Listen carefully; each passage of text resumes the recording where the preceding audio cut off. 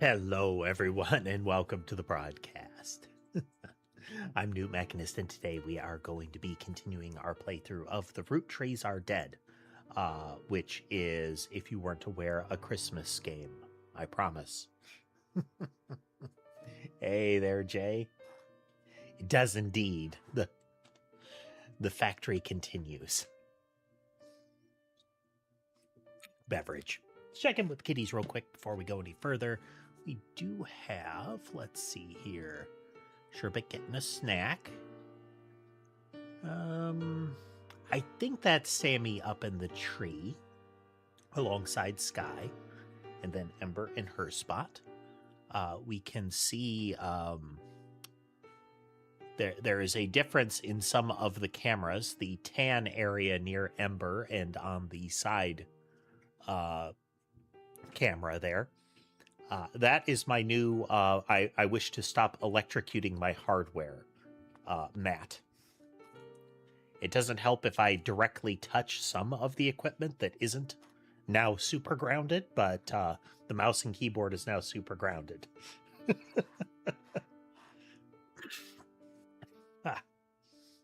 But yeah, more Roottrees are dead. Should be good times. And I like how I phrased that, actually. Oh, dear, dear.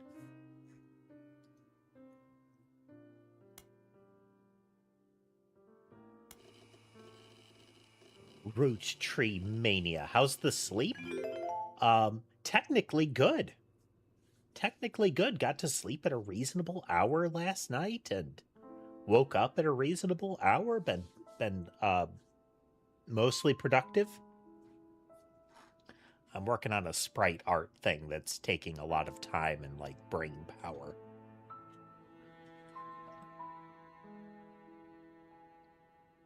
See, we have somebody over there on the tall format. I wonder, there's a thing that only happens in the tall format, and that's that I see a said hi when somebody pops in. And I feel like there's a button that does that, but it doesn't come through as actual chat. Hey there, Christina. Was it? Looks like Christino, but not quite. We're going to say Chris. Maybe Chris Tisno? Anyway, hello, Chris. Welcome. As well as person that has kind of a Cyrillic-looking alphabet name. Unclear, but welcome, everyone. Welcome. We are playing a deduction game. The Roottrees Are Dead. And our goal...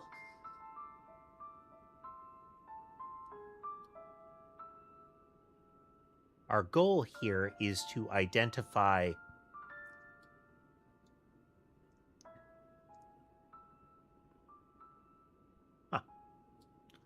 Our goal is to identify all the people. In the first part of the game, we identified the entire kind of known living lineage here. And now we are proceeding into the, let's say, the fruits of infidelity.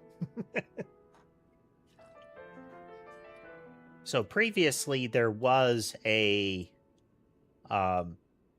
Samantha here was the child born out of wedlock. And that was like a twist/scandal heading into mid-game there.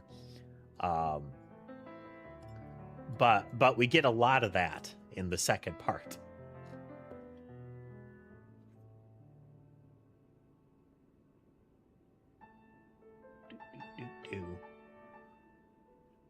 Where were we? Okay, so we know...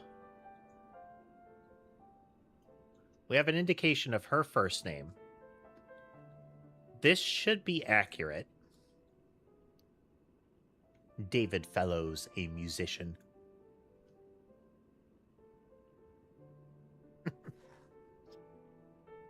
The lockpicking lawyer is a fun channel, but I kind of enjoy the sharper humor that you get out of the McNally channel. I think it was something like, this is their latest lock in this series, and if you look really closely into the keyway, you can see where they put the disappointment.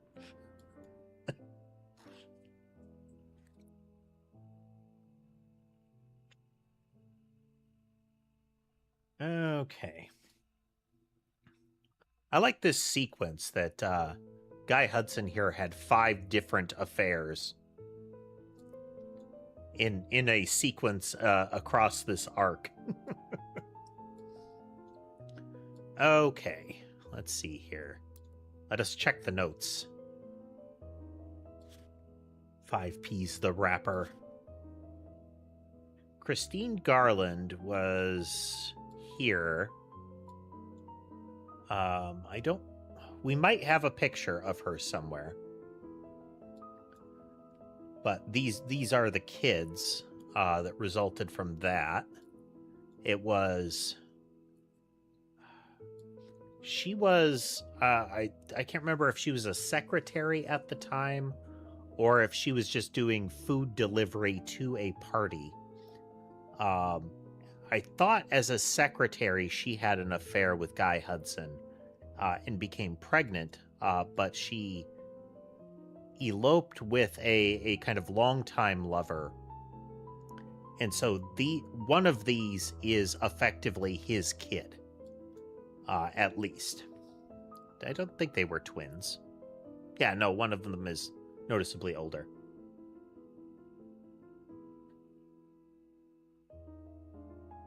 One thing, I don't know if this is what's happening there, but... Oh, okay. Never mind. Okay, let's see here. So we have some information about her. I'll have to see if we do have a picture of her, maybe?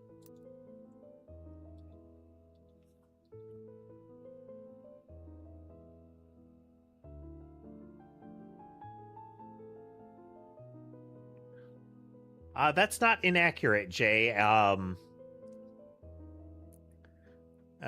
swingers party is got to be devastating as far as following lineages.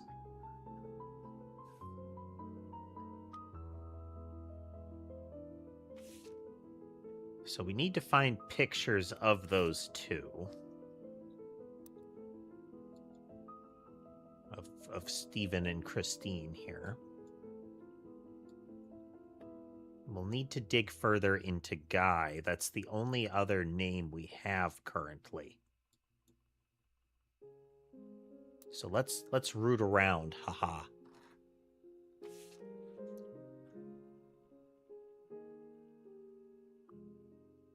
So again, Guy Hudson slept around a lot.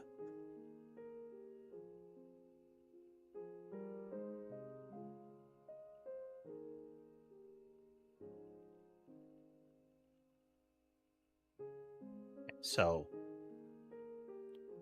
one of the farm supervisors was Elizabeth, who had a daughter who's...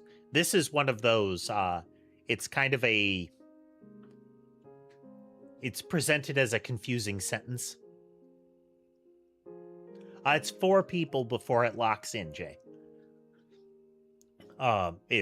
So, Elizabeth had a daughter who worked as one of Guy's secretaries. And it's the daughter that matters here.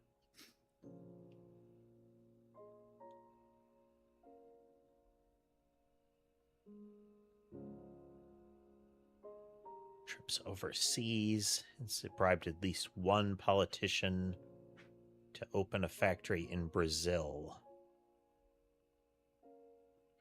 Then we have Elias potentially cheating on Gwyneth.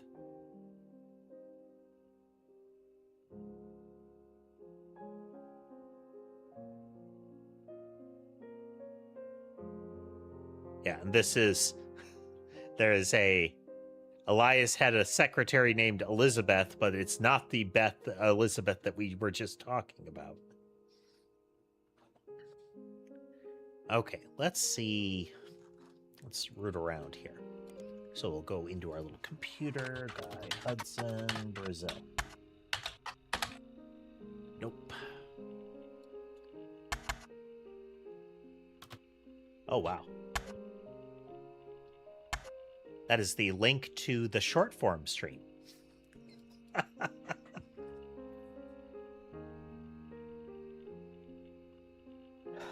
Roottree. Oh.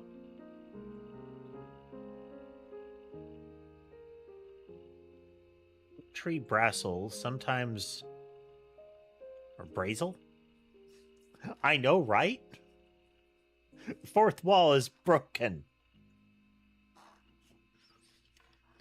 Erroneously referred to as Roottrees Brazil is one of the companies created to manufacture and distribute Roottrees candy. Okay. It was developed as part of the Roottrees Everywhere initiative. Okay. It's...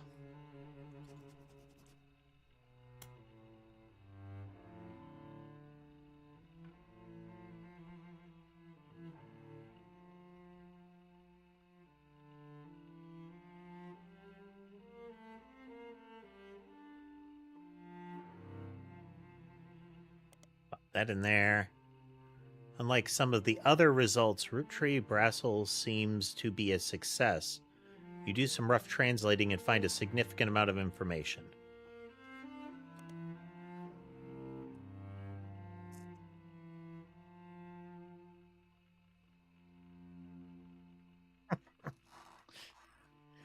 Given that there's the implication of Guy Hudson being like at least tangentially involved, I can see a typo getting into the official documents. Oh yeah. Brazil was the only region in which caviar flavored 5 pieces. 5 pieces are a maple candy. Released at the end of 1978, were a hit. Okay, this is meant to create a linkage with Guy. Because Guy, it was like fanciful flavors was the initiative, and it was presented in the most insulting way possible. It was to essentially give the poors all of the give them the opportunity to taste rich people food. The primary reason that the factory still exists to this day is to solely create that flavor.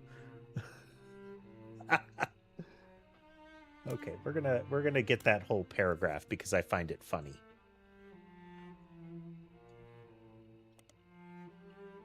It's in its own standalone bag with Portuguese writing.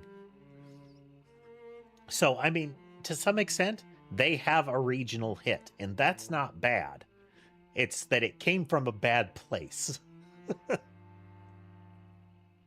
Small town named Avalagos, near the municipality of, well, is it like São Bernardo do wow, okay.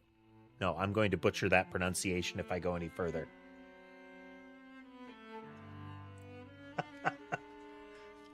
It is interesting to see how different foodstuffs, not only how they take off in different areas, but what happens with them. I mean, we are on the eve of Christmas, and you know, Kentucky Fried Chicken in Japan is a traditional family Christmas meal.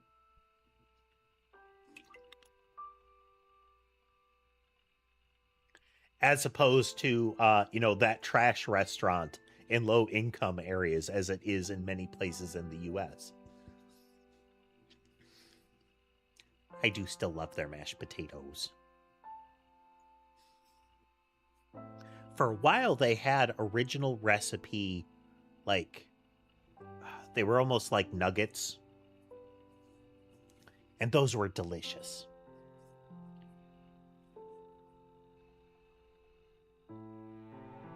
Okay. Location chosen by Roottrees Candy Company after a newly elected local politician named Edson Soares, or Soares, I'm guessing. It was like popcorn chicken, Maddock, but a little bigger.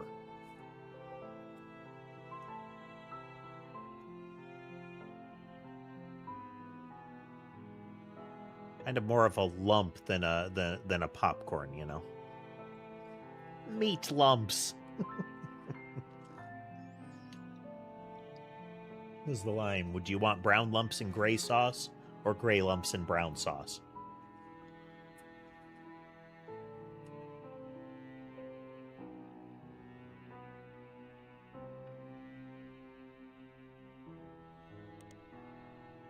The factory was controversial as the locals did not want it there.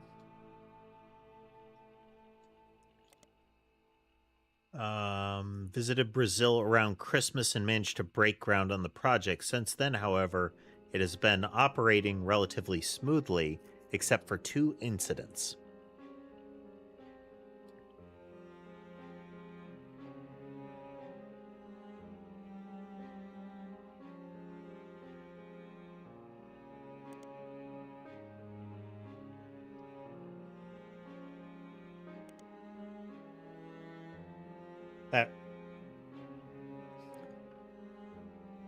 This really sounds kind of like, you know, the Great Chicago Fire. At least incendio doesn't sound... It sounds fire-related.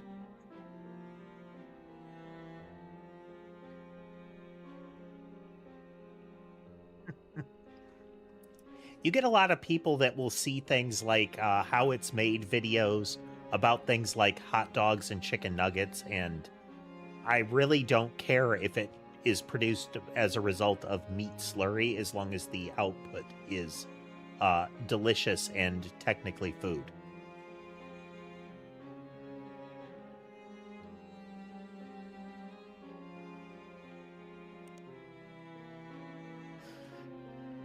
Unsuccessful strike that involved all of the factory workers being replaced. It's nice to see that the Roottrees company is very forward in labor relations, you know. Built and run by a small company called This.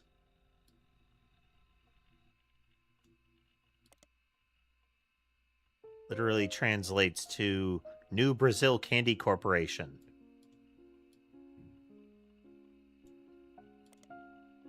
No longer exists. Not much information has ever existed. And let's see. They now run it entirely. Okay, lot in this.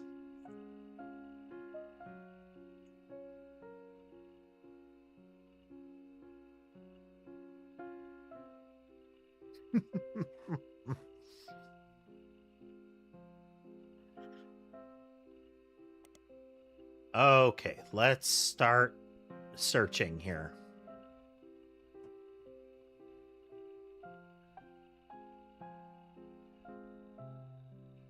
That's got to be... Like, there's got to be a... some linkages here, so let's start with this guy.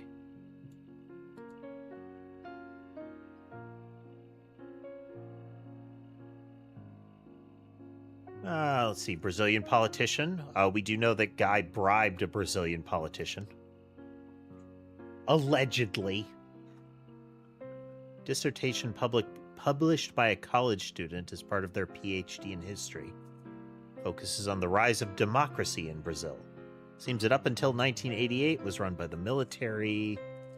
Politics during the time were often a hotbed for corruption and nepotism. Paper tells of a few politicians at the time, including Edson, which is, you know, a great introduction to history about yourself, is when it's connected to corruption and nepotism. Like all great politicians.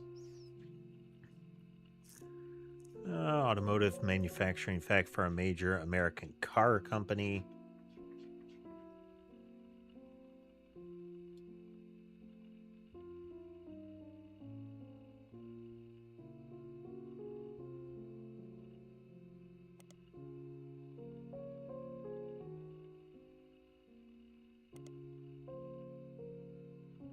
in charge by the military. Knowledge of American business to establish new factories and distribution plants.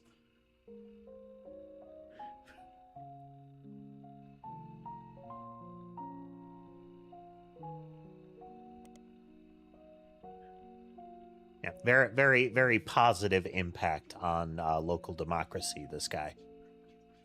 Didn't make him a popular mayor.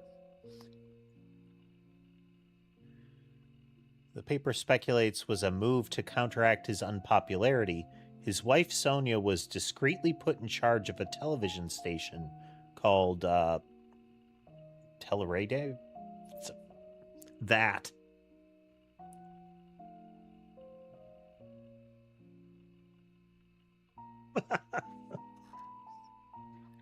It is always disconcerting, Jay, when you see people talk about Helldivers in Super Earth from Helldivers in a go team sort of way. It's like, no, they're supposed to be the bad guys.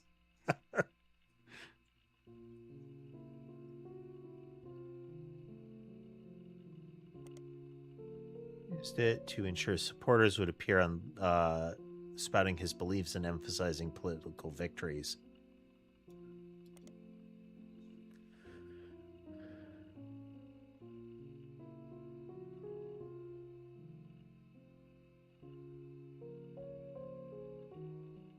Till 1988. Likely fled to stay alive.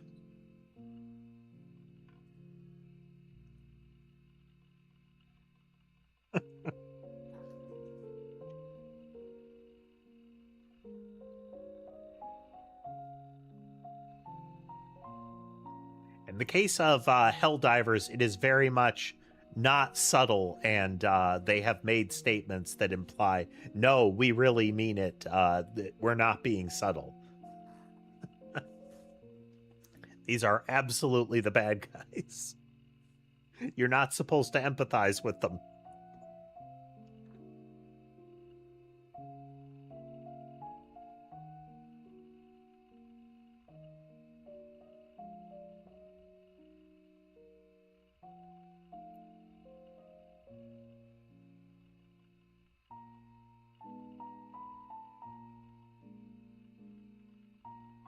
40K has had an image problem from very early on.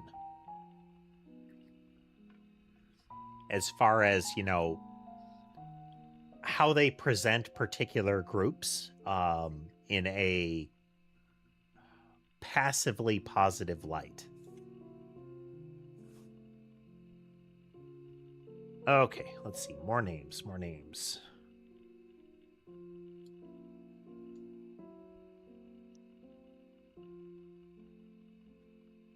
This is a real place in Brazil.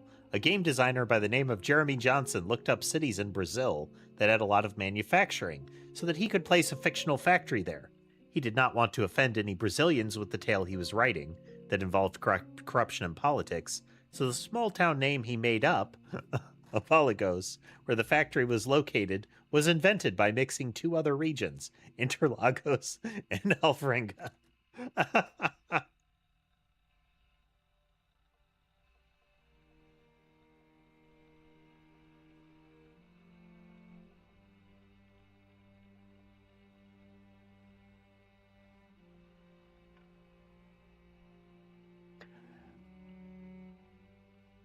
Oh, absolutely, Maddox. That's it's when it's the intent of the company, or at least their stated intent, is the other way around.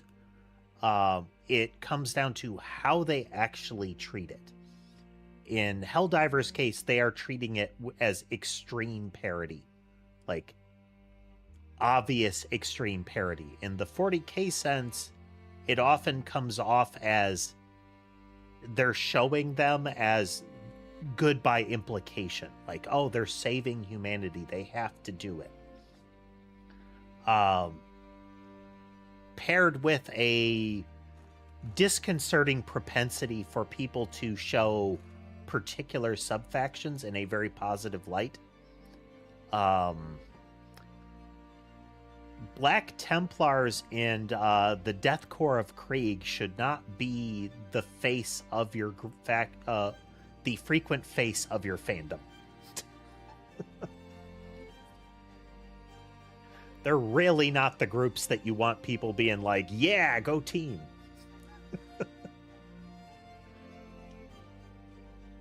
Okay, where else?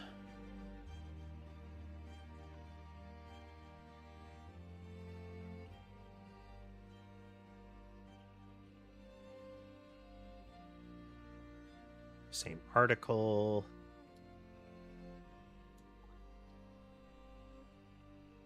It's a literal translation, not surprising. About this seems interesting.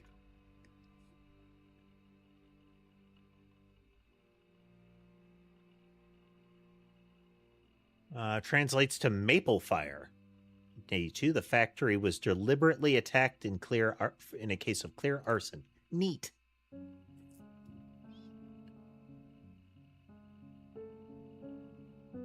Destroyed 2/3 of the production floor, and the locals claimed that the air smelled like a mix of burning plastic and maple syrup. It was rebuilt and continues production to this day. At the time, it was unknown how it happened, but last year a news special did list this incident as well as a few others in the small town as backlash to perceived corruption in the government at the time.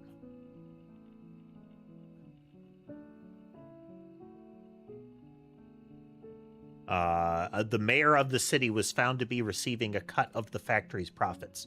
So my guess here, as far as what went down, is that it wasn't that guy was like bribing him. It was much more of like hush money. Is the politician found out something about Guy Hudson? Okay, how about this?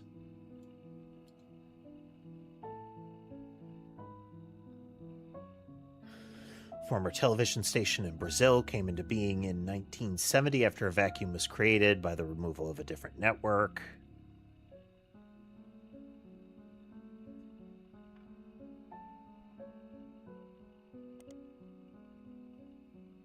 X resources online.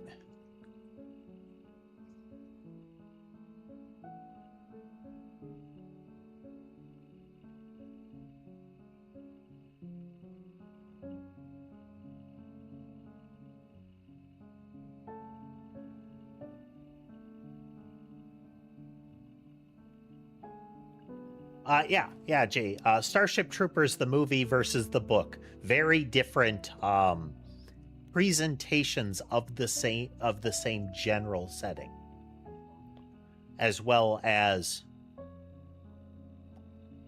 well, just same general setting, and how we present it to people. You know, same general results too, as far as the movie. A lot of people effectively outing their the political beliefs that they have if they weren't already obvious.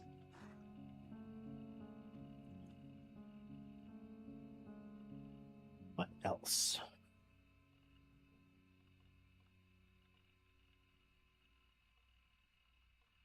So we know there was a strike, and it was primarily that it was related to I'm sorry, there was a act of arson related to corruption of this individual.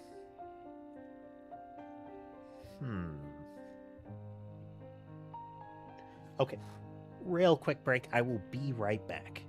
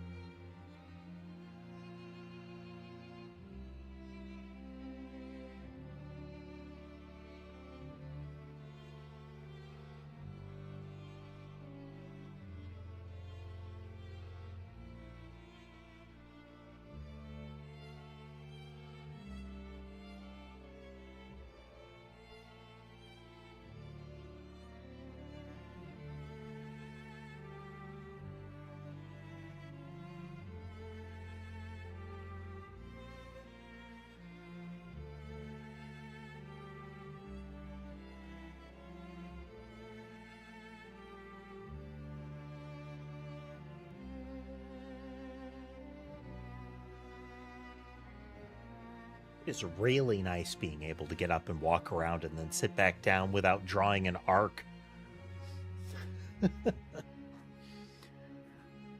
Yeah, Jay, it's starting to look like some of the root trees were a little shady. I can't quite put my finger on the reason yet, though.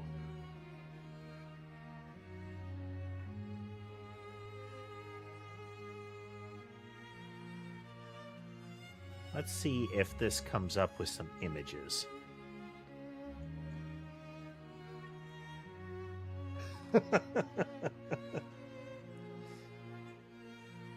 I wonder if we're going to find some actual, like, murders or something like that.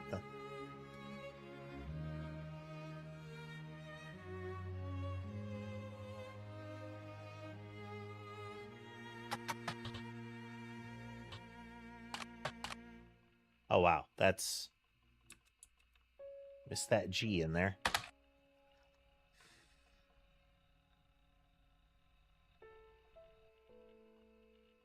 Moment.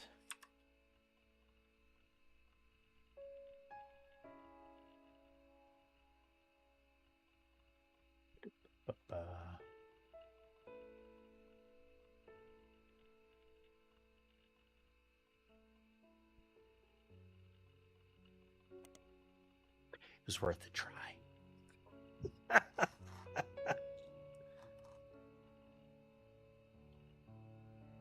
It was worth a try.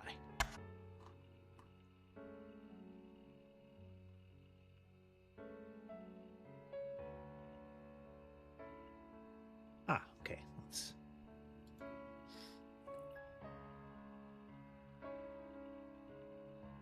had mixed success. As far as you can tell, different companies related to it were all formed in very different and sometimes haphazard ways. There's minimal organized information about the history of the expansion itself online, but you can glean the following. Tree candy had been distributed globally in certain markets approved by Elias as early as the 1940s. I wonder if there's going to be a good connection between various affairs of Guy Hudson in some of these locations. Canada and Mexico and some countries in Europe, mostly the UK. Roottrees everywhere involved Roottrees' expansion into other major markets that were assessed to be ready for Roottrees.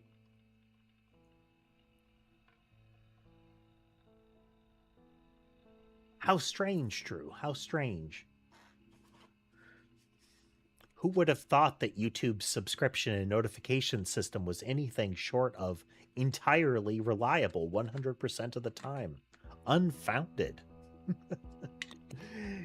Yes, Merry Christmas Eve, folks, for those of you that celebrate. Or that are in a time zone where that's still accurate.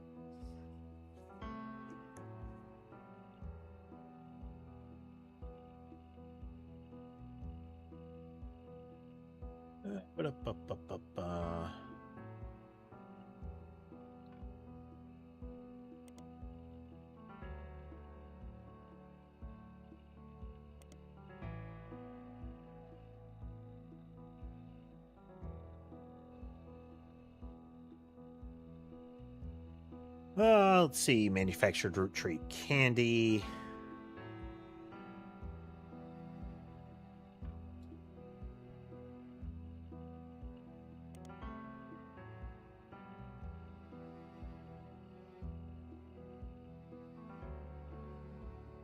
Weird. Weird, Drew. I have no idea.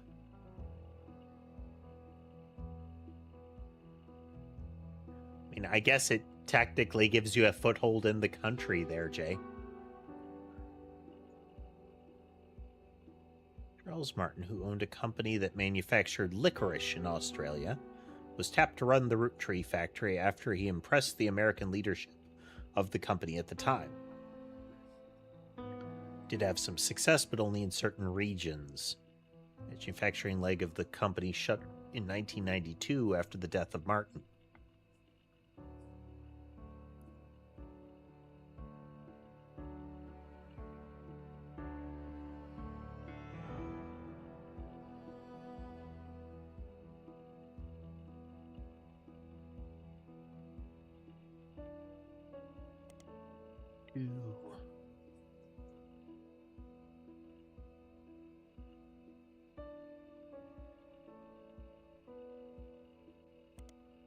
Gives us a date and time for Martin there. No Roottrees Brassel or Brazil.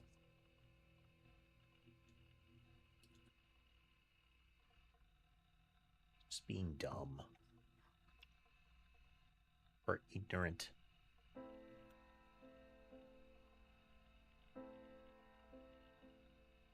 Nope. Okay. China Roottrees.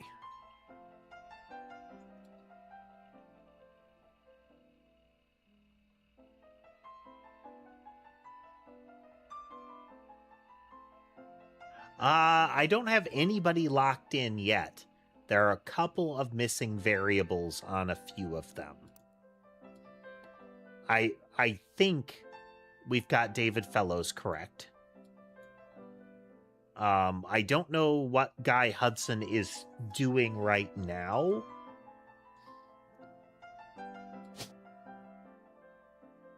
You know, are we allowed to still say third president? Are we allowed to still just say that?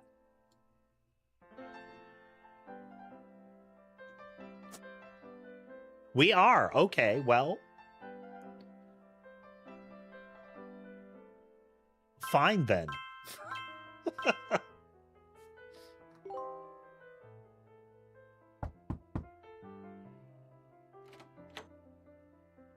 Has Clark reached out to you? Well, let me give you a short history lesson about the last few months of my life.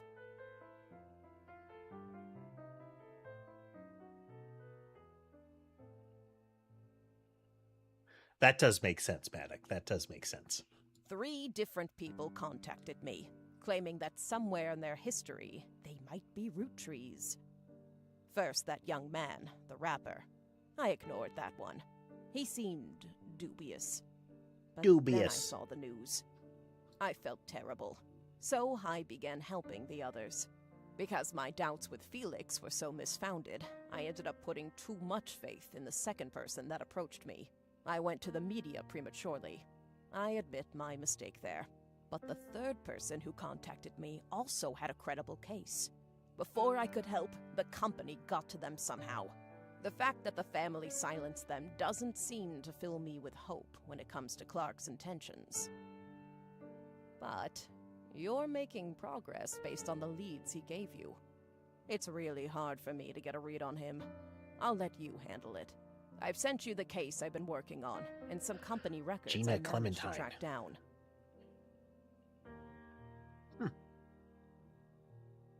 The records are quite dense, but hopefully they're useful.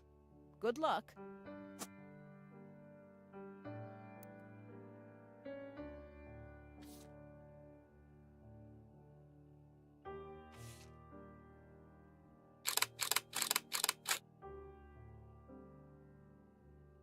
Gina Clementine came to her and claimed that her husband has confessed he thinks he's a Roottrees. Okay.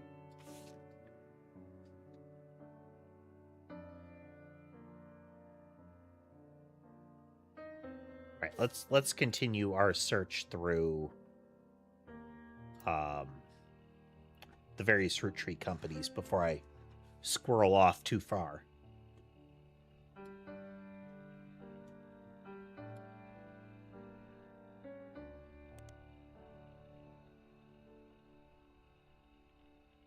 Personally went over the Roottrees family, was the owner, did not wish to import the ingredients and built.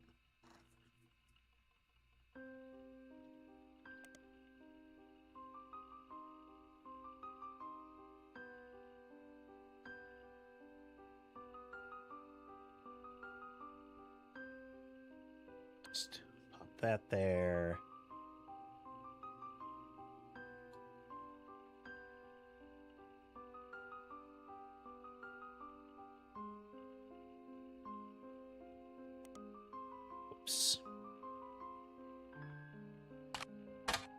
Wrong button.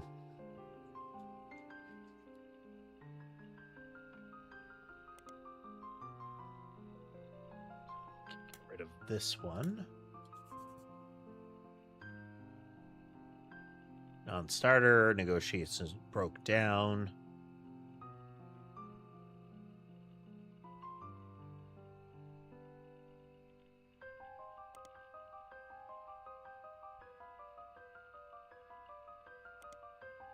Okay, we'll revisit some of that.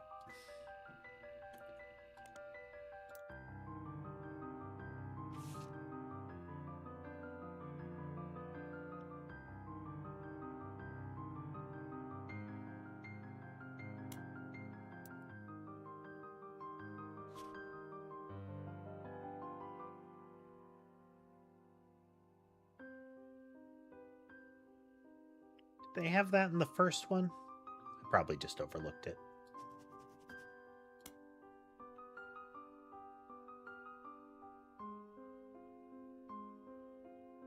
Genealogy Genie at prodigy.us. It's a useful bit of terminology having the definitions of particular ways of referring to particular family relations, like, you know, first cousin, second cousin, that kind of thing. Since it's not always a day-to-day thing for people to encounter.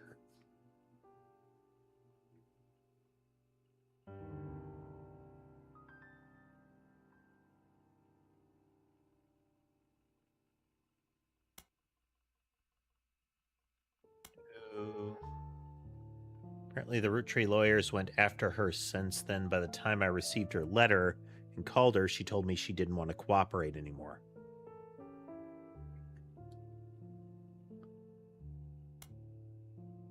Might be a Roottrees, but he's estranged from his family and didn't want to pursue it because he had no proof. She wrote behind his back.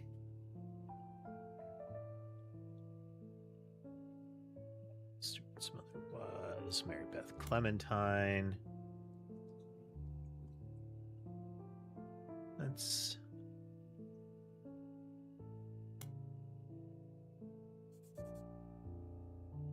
that.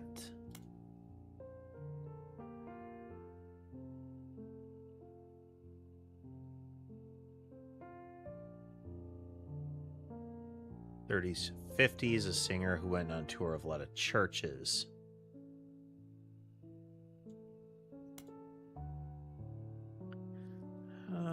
She came to Butler County a few times. She just said that Stuart told her that they always seem to spend a lot of time at the Miracle Church.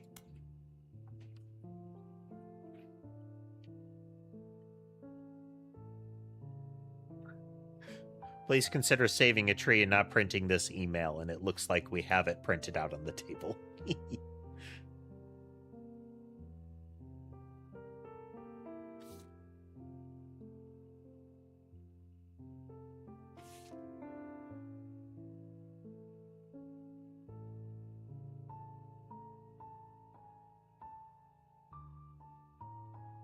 Yeah.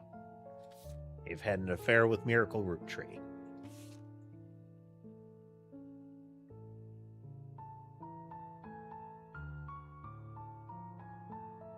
Tax and mailing information. Cross-referencing guys' secretaries and visits overseas.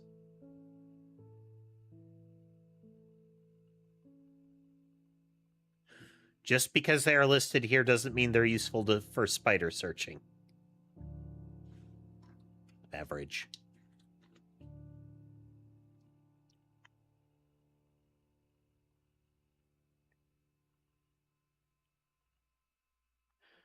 Lloyd, Carl, Elizabeth Cravensworth.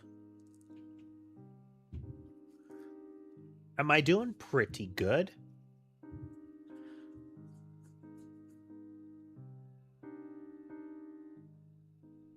Jay, I feel like anybody that gives the sort of kind of, what would it be? Holier than thou kind of interview. No matter how sleazy that 5P's guy was I don't feel like you can give that sort of like all of these sinning heathens kind of interview without having some skeletons in your closet. I just don't think it's possible. My root tree.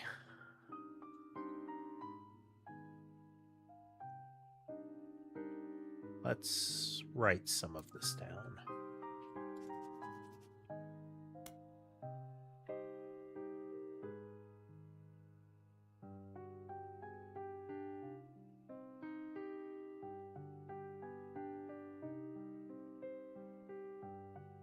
Okay, so when it was under Zach Morton, that's our interest here.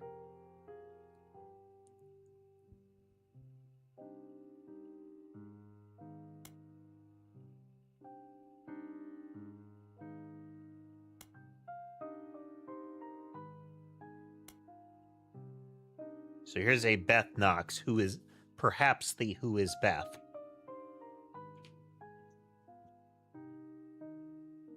But we also have an Elizabeth Farrow, just making it harder.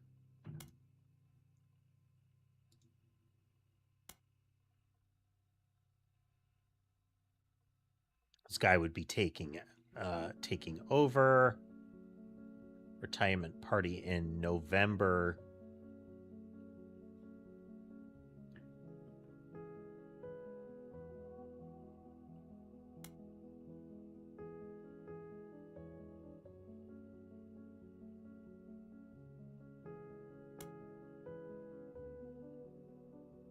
Some of these won't be immediately useful.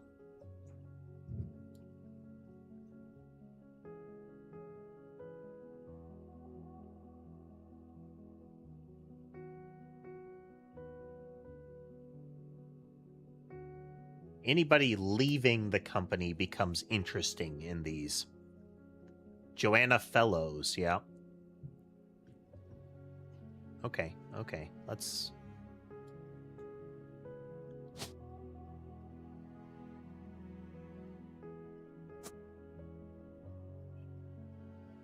Don't know if that was... If she's still a secretary, you know?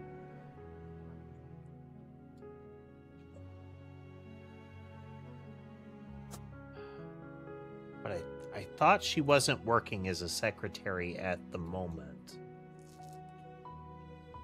Yeah. Fellows and Beth Knox are no longer employed as of 1977.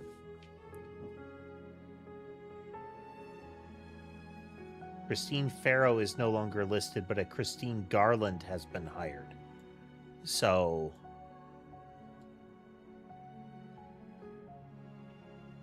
I don't think we knew that she was Flores. So we're going to put Farrow here as the... Because if it was... If she was essentially rehired, or well, relisted under a new name. So a Beth Knox is interesting here.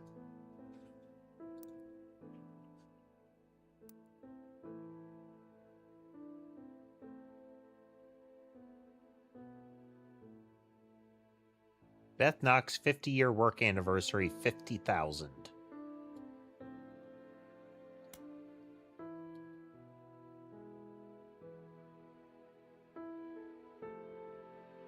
Okay, so the year before, like the end of year or a year before she leaves, or the year of her leaving, she is paid $50,000 in 1976 money.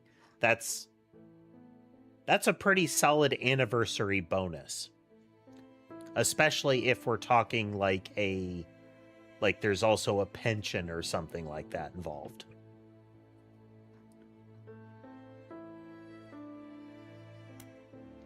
Perhaps implications.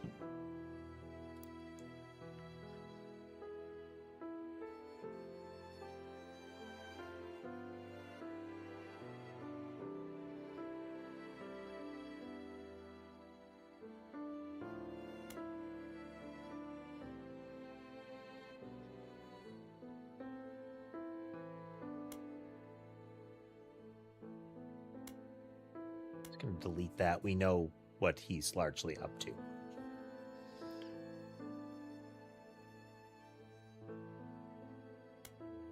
Raffertoons is now listed as office staff.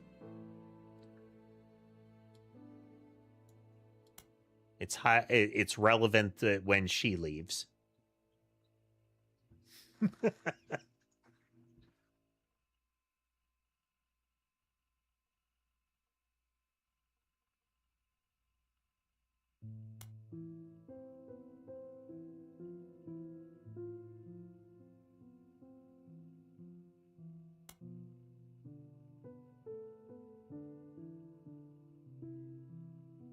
Susan Ford was hired under a special category that only existed for 1 year. Wow. Let's go through this a moment.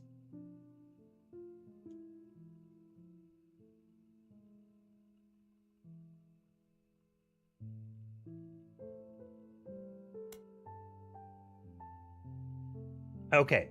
Presidential office is refurbished. 5 pieces flavor development, 10,000 per month for caviar. So a retirement party for Edward, 7.5. Christmas tree bash, 7.5. A New Year's Eve ball. So there's a lot of money being actively spent here.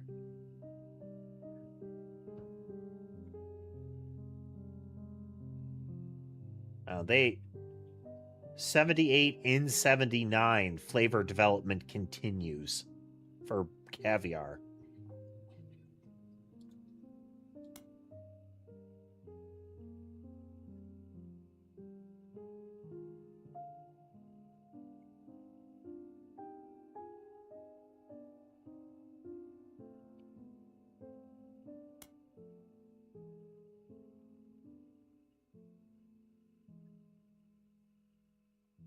I mean, you look at this and it's like, okay, they get so we have Christmas and New Year's. Okay. With retirement parties. We have July 4th, we have a New Year's Eve ball, but 7,500 very consistently used for these. Maybe that's just meant to be coincidental, but come on. What?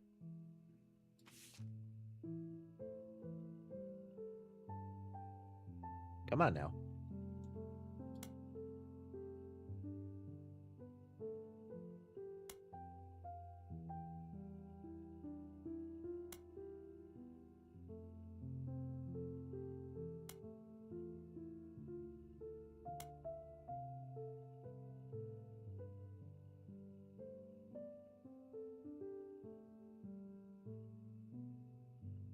Grandorf Dove donation.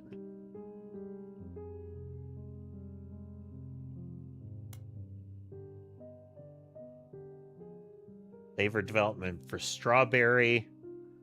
Flavor development for Zigwa. Bishigwa? Depends on what kind of X we're using. Caviar continues.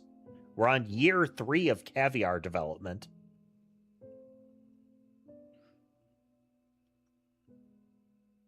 Just give up and make it fish and salt flavor. This I'm interested in, Grandorf Dove.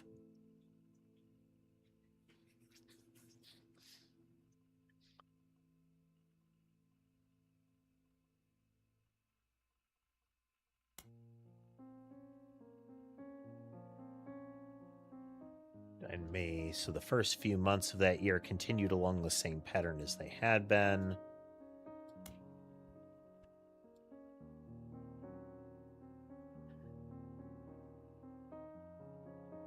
Okay. Ernie took over, and all the secretaries, most hand-picked by Guy Hudson, were let go.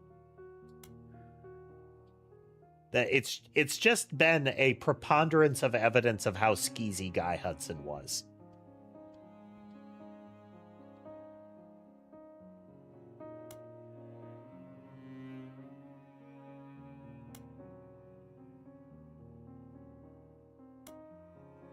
We're largely just duplicating this, so in one place we have the timeline.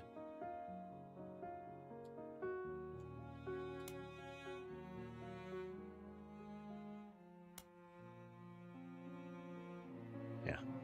So, in this year, it's from here on out, no secretaries are directly employed. Instead, uses a temp agency called Worktime Temp. Okay, that will be relevant. Well, that is potentially relevant. We will look them up. But let's see, 1, 2, 3. So these are the current 3 that were let go.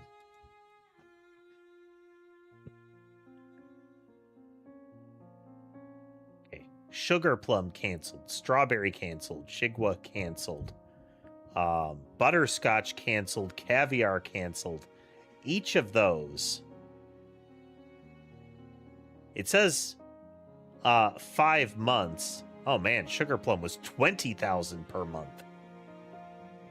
Okay, canceled after 5 months into the year. So, like, they had racked up huge costs on the flavor development.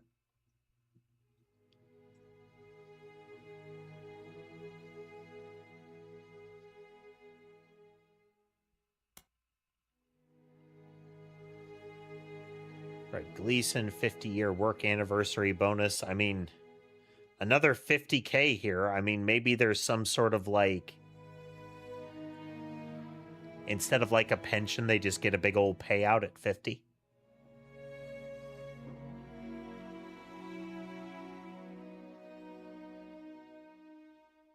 Scan for this kind of company.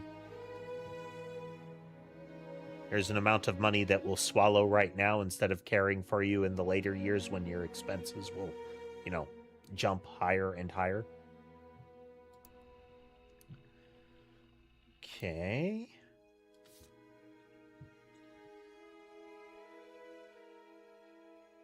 All right, let's... There's our... The reimbursement for Carl Roottrees is...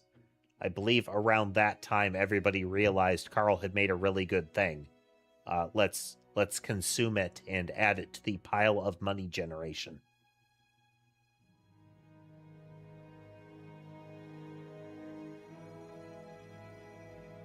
Oh, it absolutely is a 50-year anniversary. Especially after the period that is in this, is monumental. Leading up into that era, less uncommon. There are still lingering... It lingers based on generations and whatnot, but the idea of being faithful to a company was a much bigger thing earlier on in the 20th century, where you would stick with them because of things like pensions and, you know, upward mobility and the like. We don't do that no more. Okay, let's look up work time temp.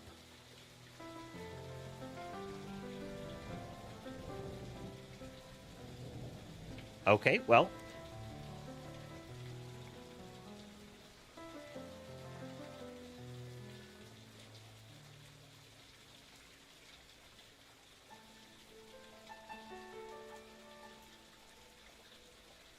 You'd think so. I mean, if you started working for a company at 18, you're at 68 by your 50-year anniversary.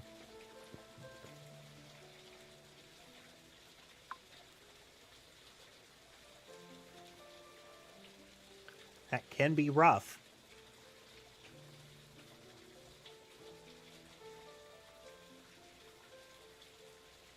Okay, let's start cycling through some of the people. Let's look for Elizabeth's first.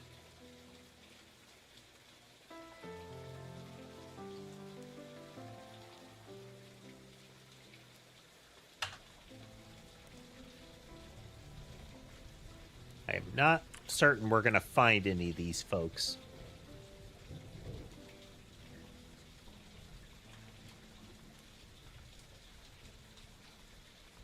But anybody that might appear...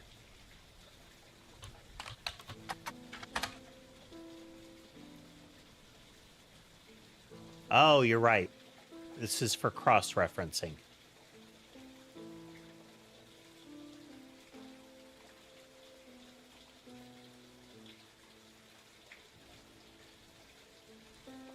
I mean, I recall them saying that it would probably take ages. Not that we wouldn't get anything.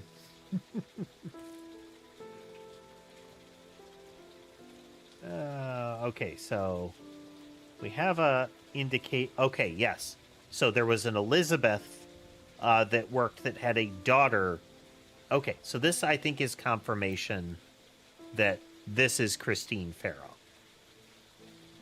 We still don't have a good picture of her, but...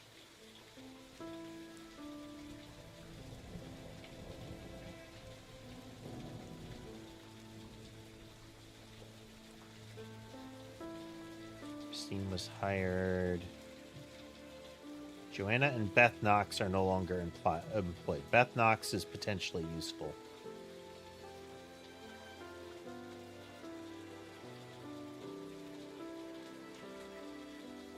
And a retirement party and a 50-year work anniversary. Those are vague enough terms here.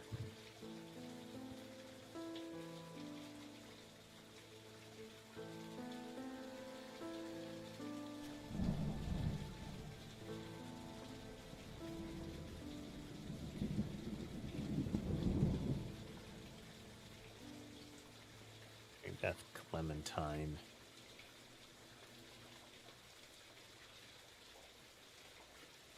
Oh yeah, this was the singer. Okay, okay.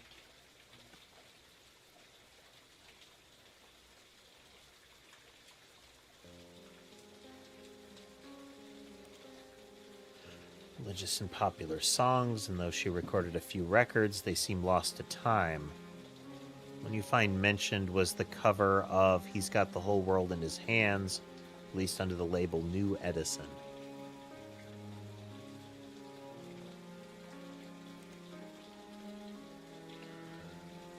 She's known for her adoptions. Okay, so this is the wrinkle in this path, is are they actually a blood relative, or is it an adoption that we're dealing with?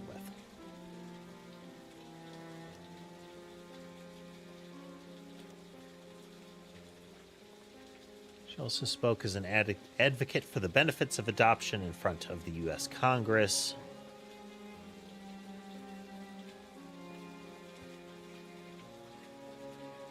Okay.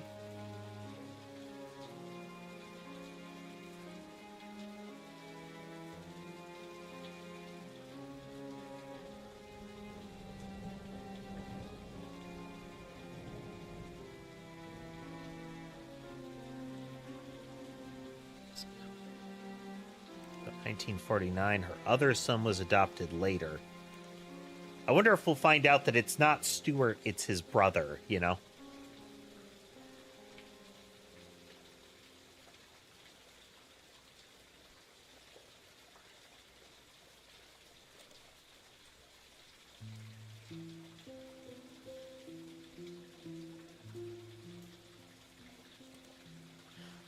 She is dead, and I will promptly forget that she is and reference her later.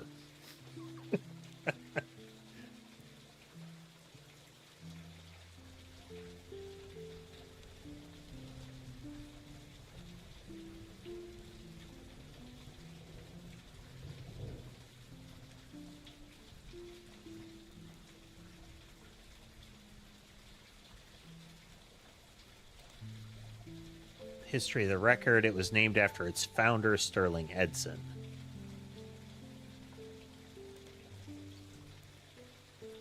Its biggest claim to fame was being sued by the estate of Thomas Edison in Edison Records versus Edsel.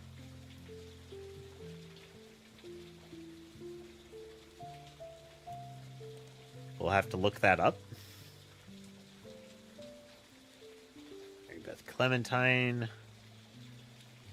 The Holy Grail is a re-release of the old rugged cross. It says that the first edition was originally published before she legally changed her name. The police had to be called to New Edison Records after its owner, Sterling Edison, got in a physical altercation in public, leading to a divorce.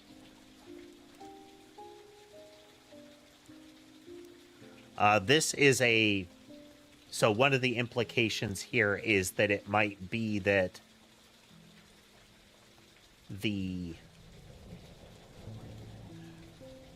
that it wasn't an adoption.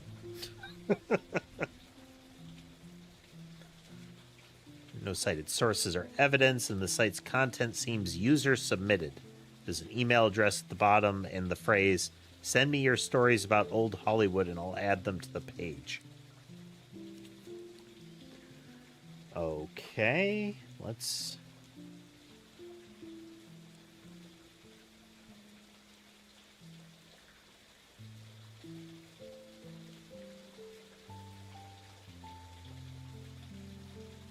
see here.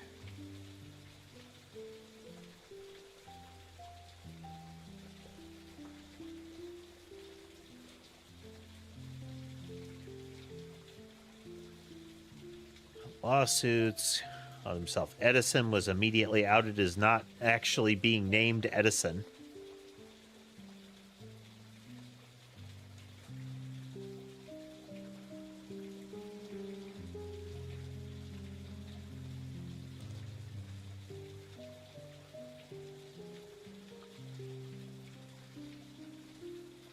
Okay, so it wasn't Edsel. It wasn't Edison.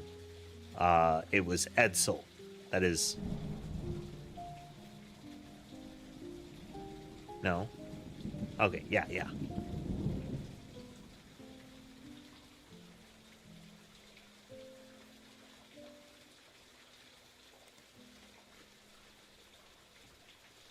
And that kind of scenario does actually scan.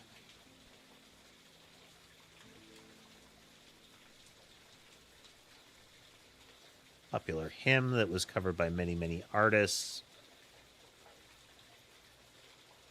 Let's try, but with Mary Beth.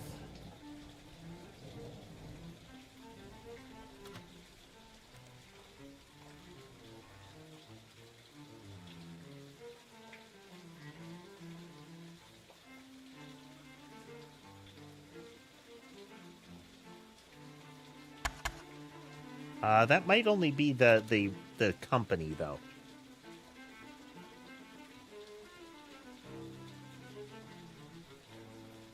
Yeah.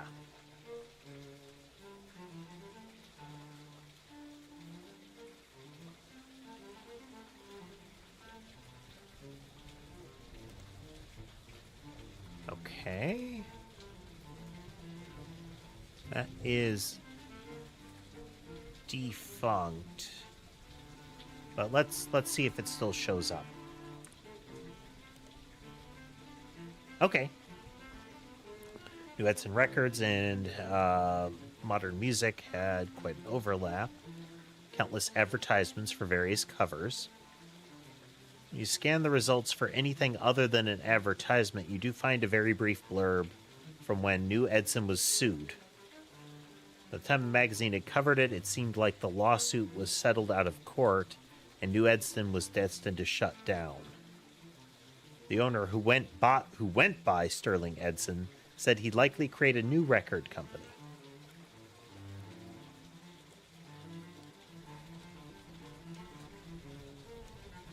Could be interesting.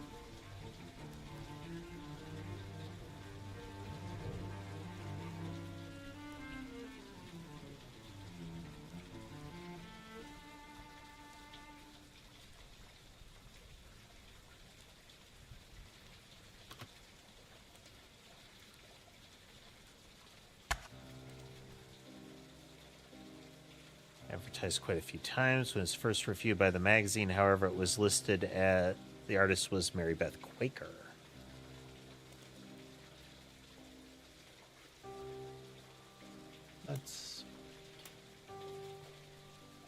whole line.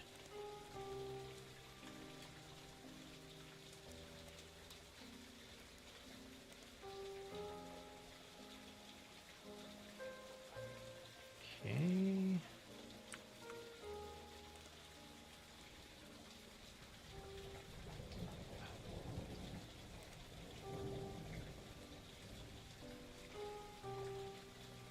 We know that she went to Butler County before.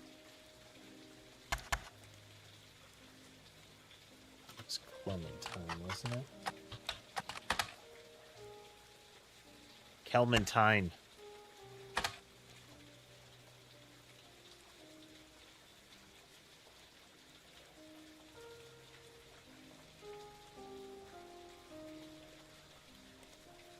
Miracle Congregation welcomes her with open arms, mentions that the church's leader was moved when he heard Mary Beth's recording of one of his favorite hymns.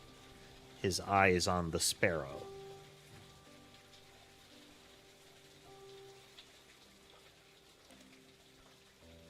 You know, I've had a very difficult upbringing. It's no secret that my own eyes have always been a source of struggle.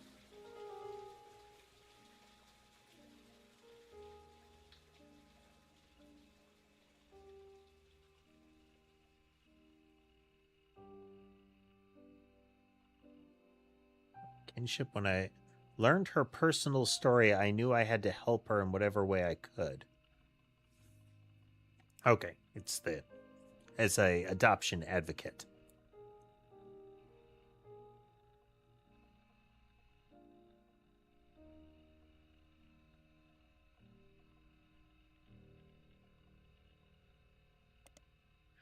Okay, so it was during her first visit to Butler County, we have this line where it's she and her son are welcome to stay in our guest home. So there is a period, it is implied a period of time after her first son that she was in their proximity, in the proximity of Miracle for some time. And then the second son that was adopted under unusual circumstances. Her first visit was a massive success at the insistence of Miracle's congregation. She's returned for an encore. Also mentions that the unusual circumstances of her second son's adoption has prevented her from touring recently, but it doesn't clarify.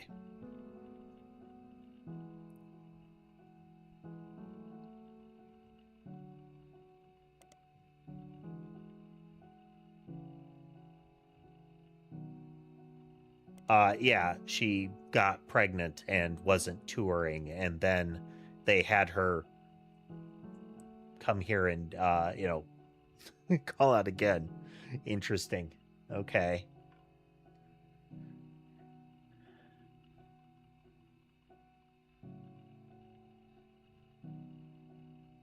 So Thomas Edison isn't going to get us anywhere, but I wonder if...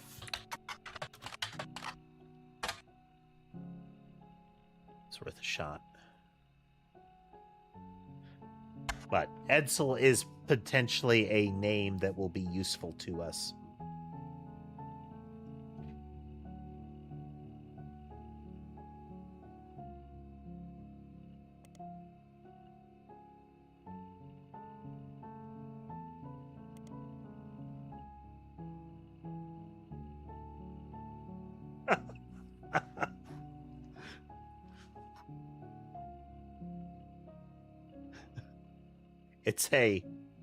It's a little discussed side effect, Matic.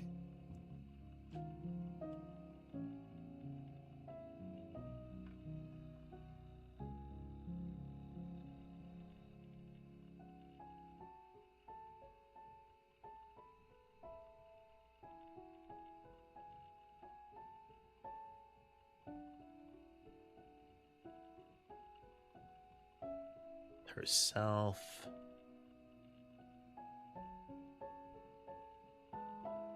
So they never reviewed the old rugged cross. We want to find that because there's the possibility that we get her picture out of it.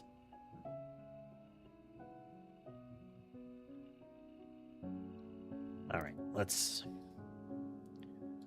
All right, so there are potentially 2 children that came of it. So this one's a possibility. Okay, so the implication is this is the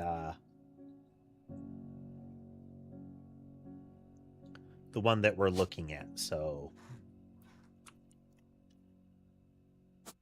Miracle Root Tree, who was, I think he is a preacher. Yeah.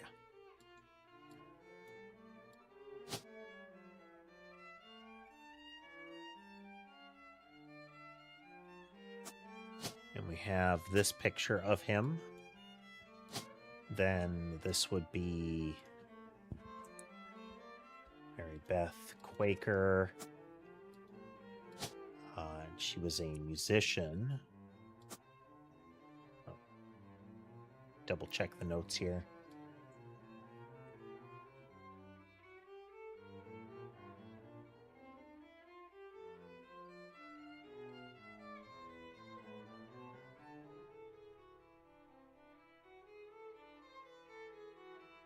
Okay, we don't have any indication that she stopped being a musician. And this would have been Thomas Edsel.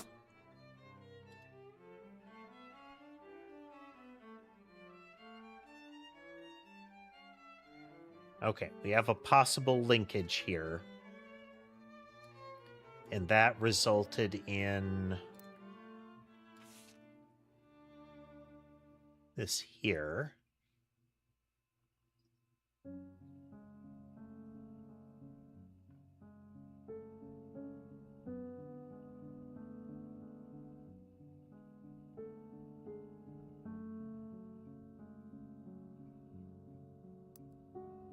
Yep. Okay, so this is...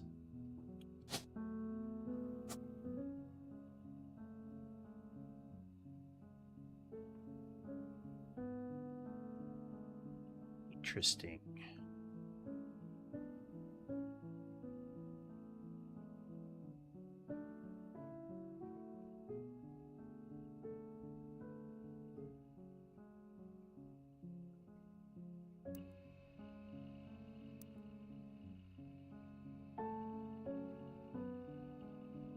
Officer.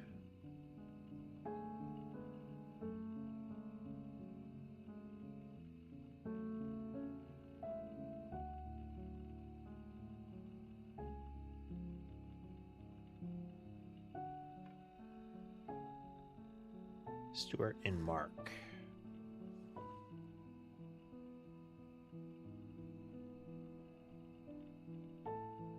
So Stuart is the older child.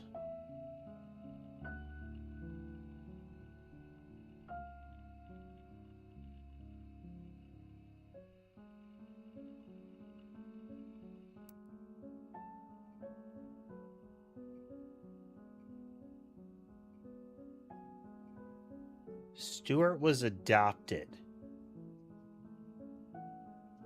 So the bloodline doesn't matter if Stuart was adopted.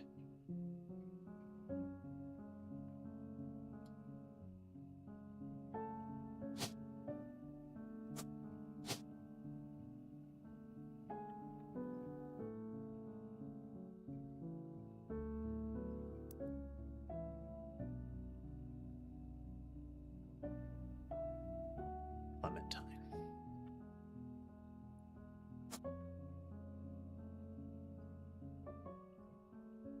Police officer.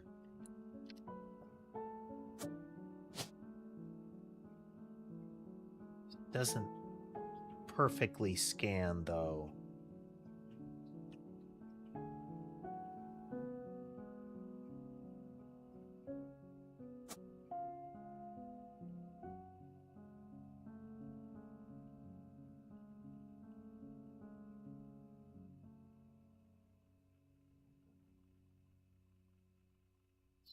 Potentially not her.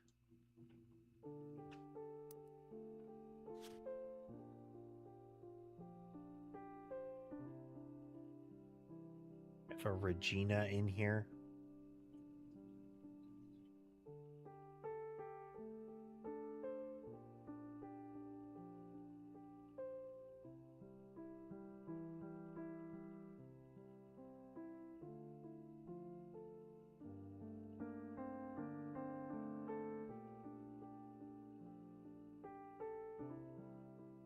Screen.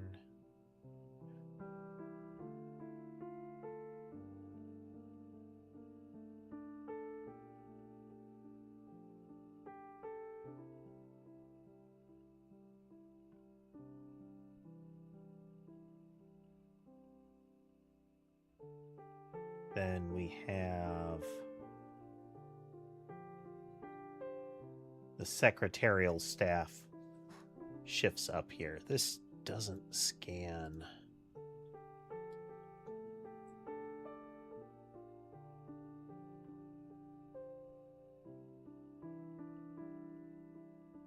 When did she legally change her name?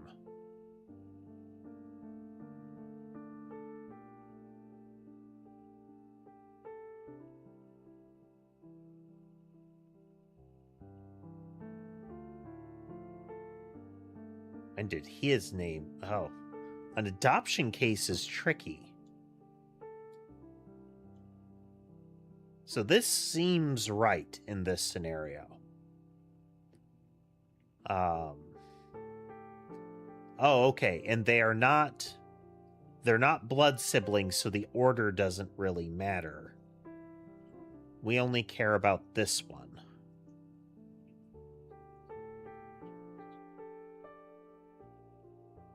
Knowing the blood name is going to be tricky here.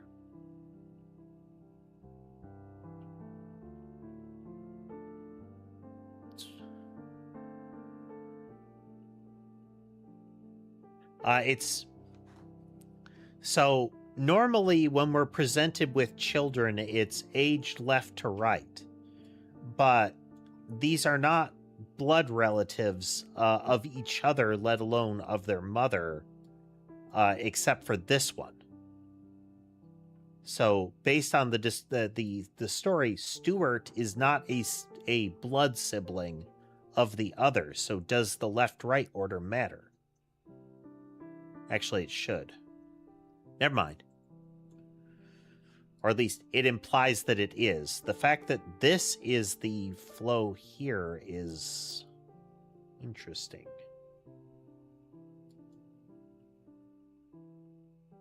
Okay, maybe I'm misreading this piece of evidence. Let's see here.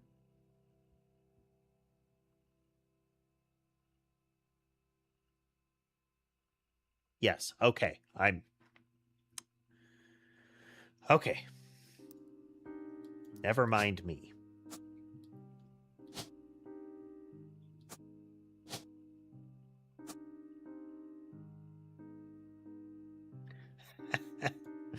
Oh, dear, dear, dear.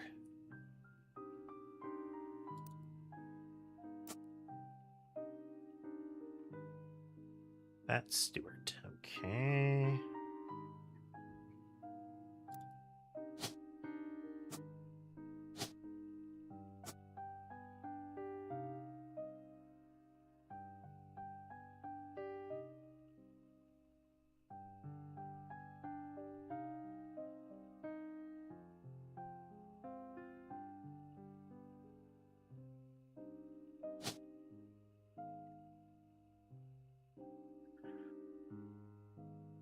All right, we're going to put Clementine here, but there is a further there will be further implication here.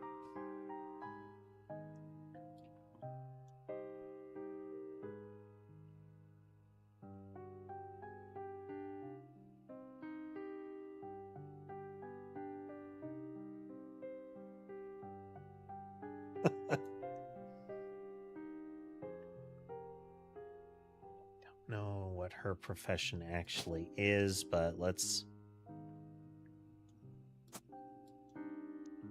I could have sworn there was something else here that I saw that implied to me cashier, but I think this part is accurate.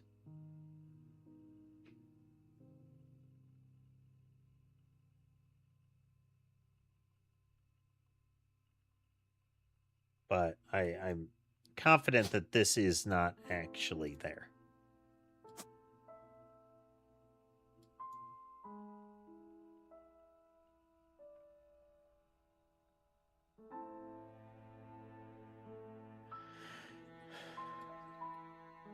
Hey there, Silent Night. Merry Christmas to you as well.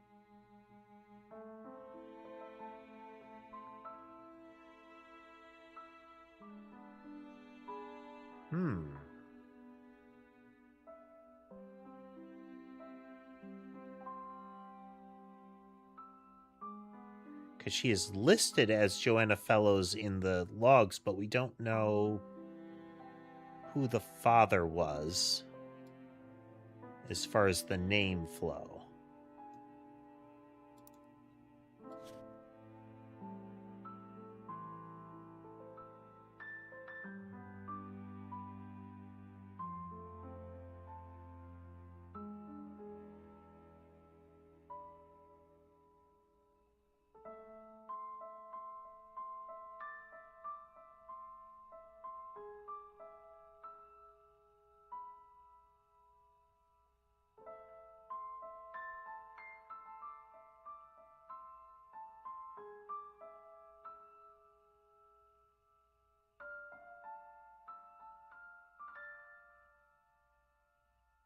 Because we know his actual birth name is David Fellows, so the Davy part seems to be the first name.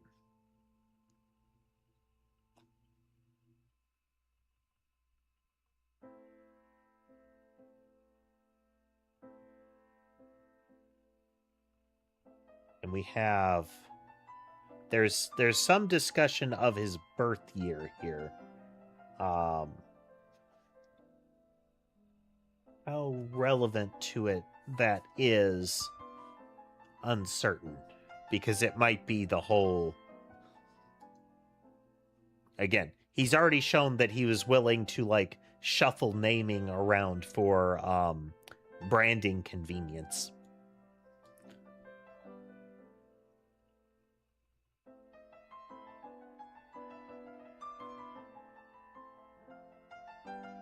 It's generally it's the name at the time of birth.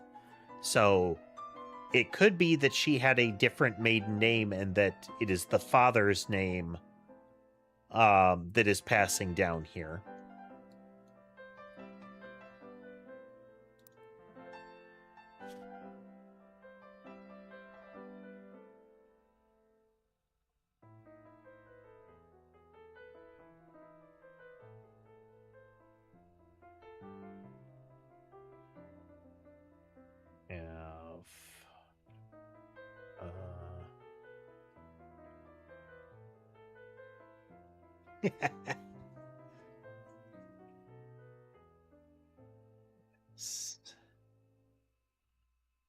Would have been 70s, right?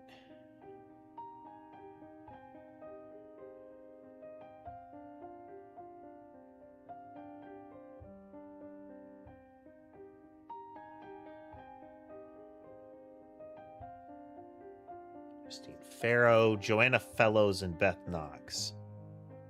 Do we actually? Okay.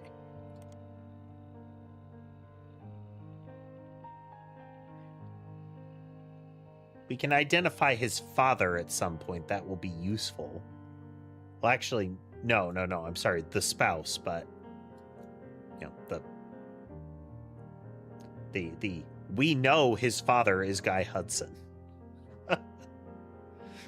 Who she was actually married to is the question. And that is her last known profession is secretary at the moment, I think.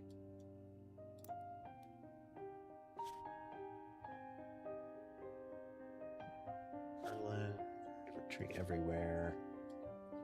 Skim.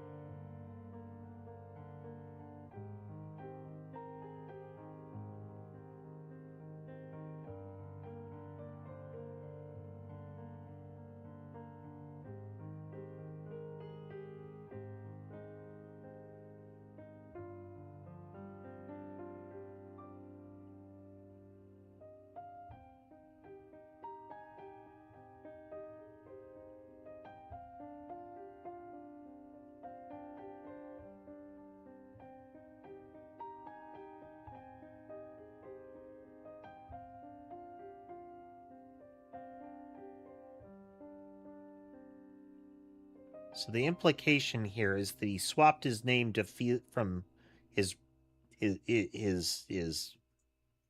pen name or his persona name here from Dirty Davy here to Felix Fellows, with the author here saying that it was because of her death when she overdosed.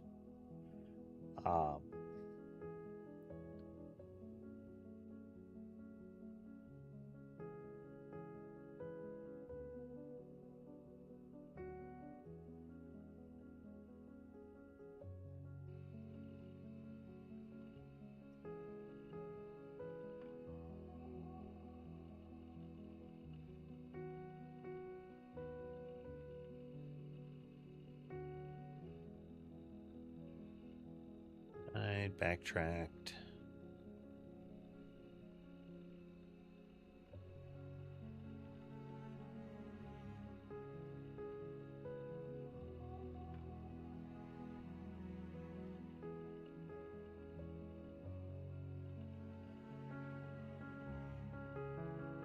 '17th birthday and involved a fictional but glorified sequence.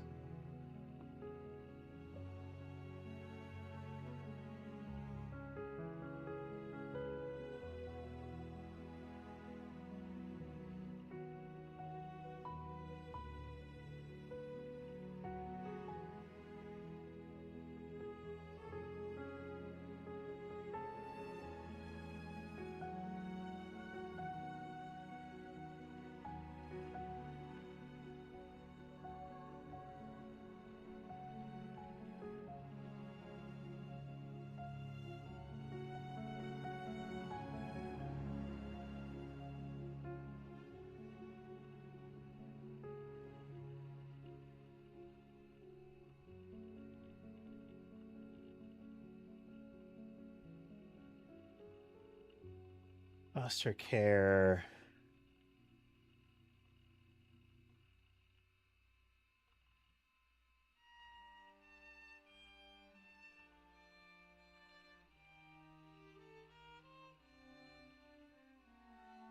Make him.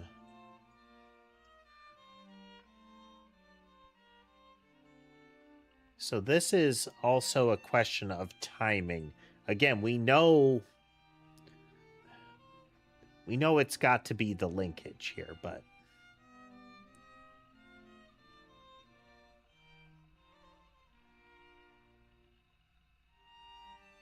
all right.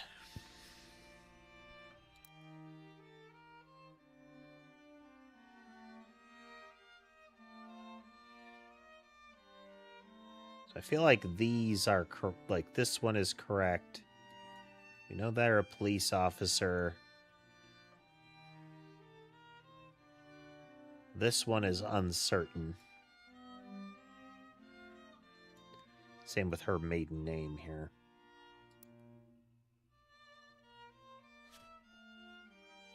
Oh, was Salazar.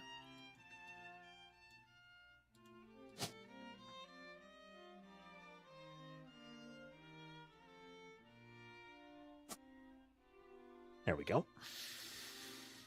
Okay, we don't know anything about Mark Clementine yet. And whether that is the name that they were born with or just took on.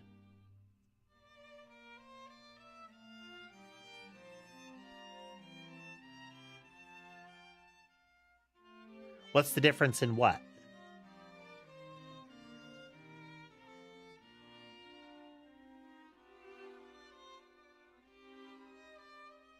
I think this is right, and this is right. This is not yet correct.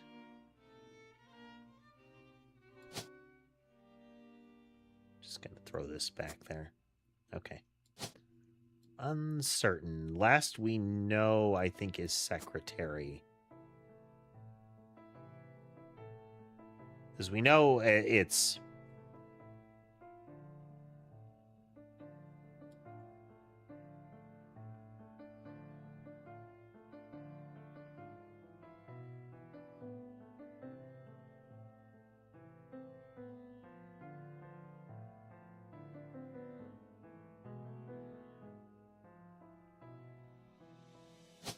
I thought that we did.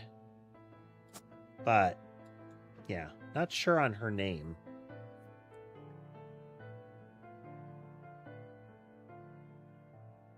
It would make sense that he would carry her name, and that they were split up might mean that she reverted.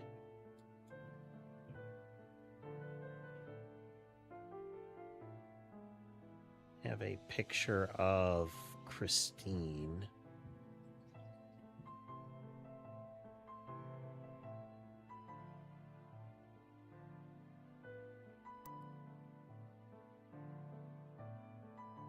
Used all of those. There's supposed to be a picture of Joanna there.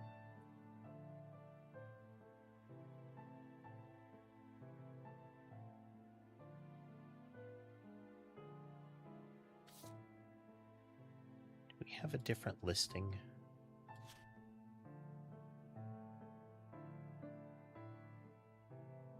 Joanna Robertson.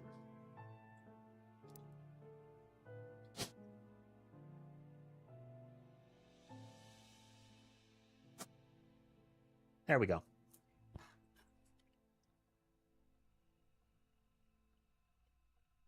Beverage.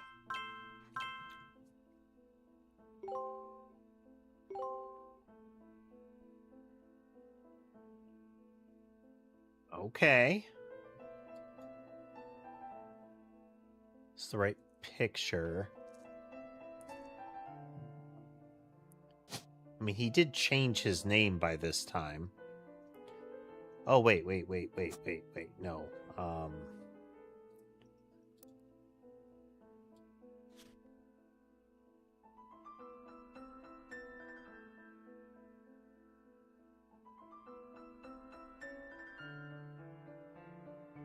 Adoption. Sterling.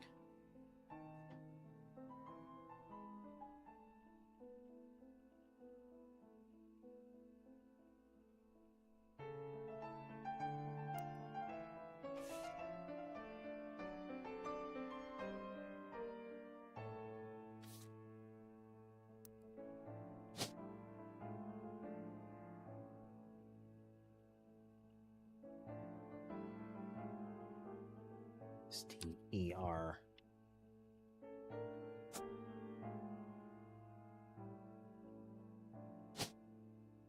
Edsel is the person that ran the label.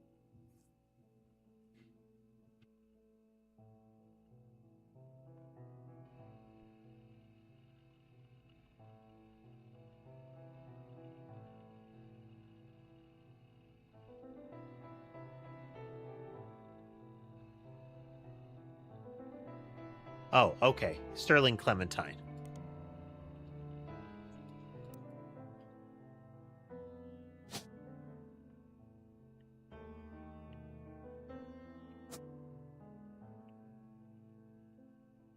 She legally changed her name. It is possible that it is unrelated to marriage, but... Okay. Can we get a hit on... Ta-da! Crocodile Clementine.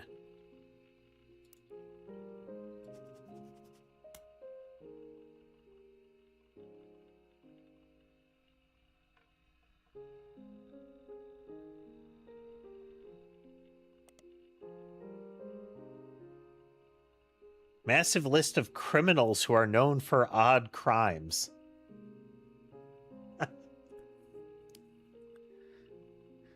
Although Mark's nickname would imply he hails from Florida, a lot of others on the list come from there. Or Australia. Mark is listed as being from Los Angeles. He has a pretty big entry. He seems like a real piece of work. Now, it is possible that this is a red herring.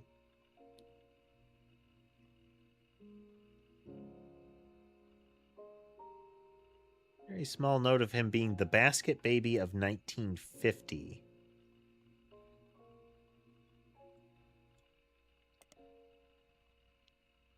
Okay.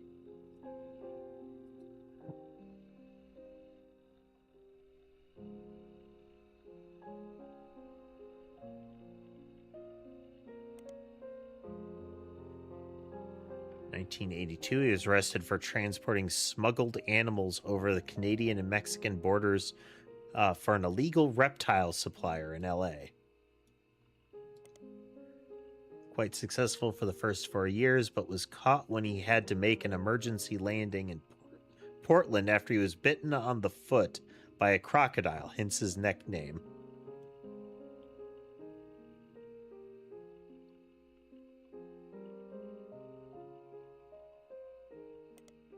Portland Telegraph is one that we'll look up in a moment. So I think Portland shows up. Wasn't that in 5-piece? Portland, yes, that will be potentially useful. Released on parole in 93, arrested in 94 for violating it in an attempt to visit his daughter's graduation. Famously punched the principal, a man named Billy Sims.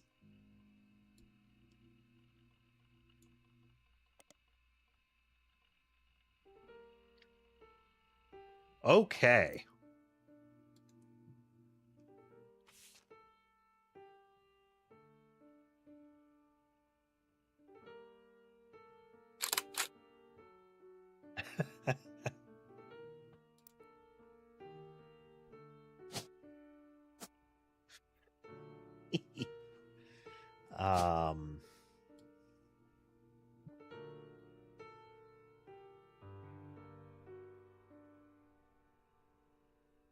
I mean, pilot was his last profession, though he was fired from it.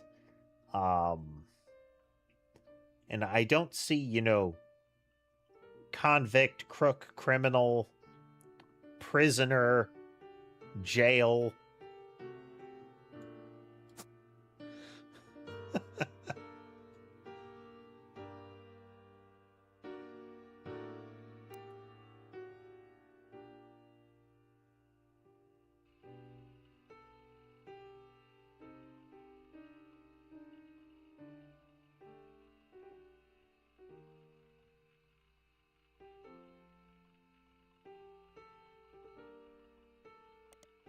Every news organization, from trustworthy to tabloid, seemed to have their own take on the altercation. It wasn't the punch that captured the nation's attention, however. Instead, it was Billy Sims' matter-of-fact response to the threat and his comment afterwards, as heard in a now famous audio clip from someone who was recording the ceremony.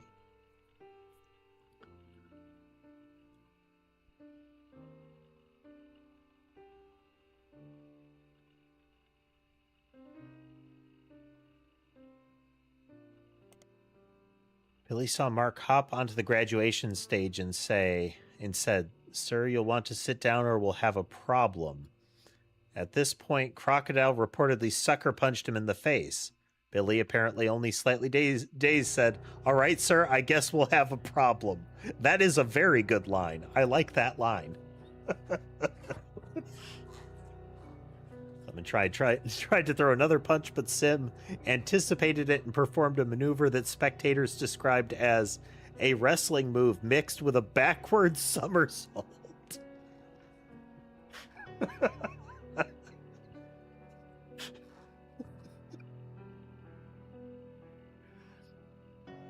Little did he know, Sims is Zangief after all of the steroids and fame wore off.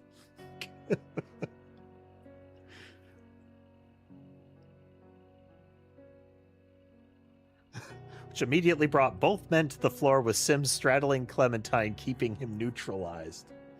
As security arrived, the recording captured someone asking, "How did you do that?" And Sims' response was famously, "Trust me, I'm as surprised as anyone."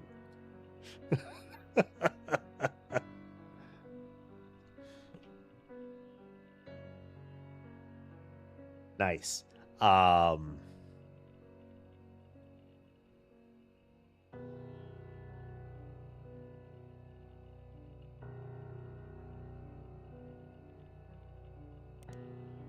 So this is relevant because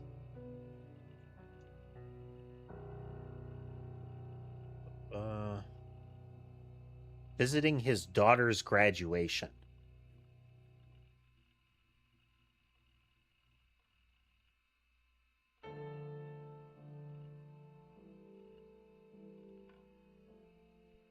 Hello, Maddie. Welcome.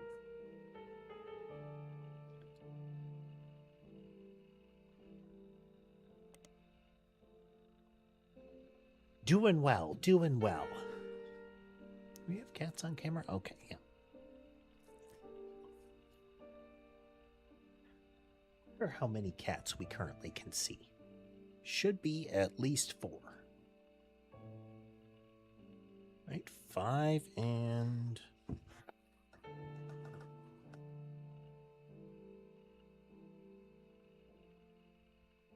all 6 are accounted for. Sherbet is in the footrest.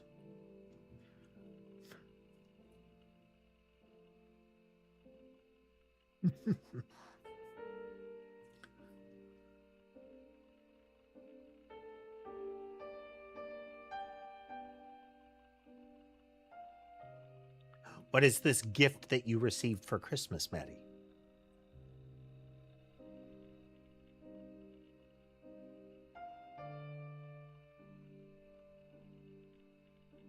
We don't need that.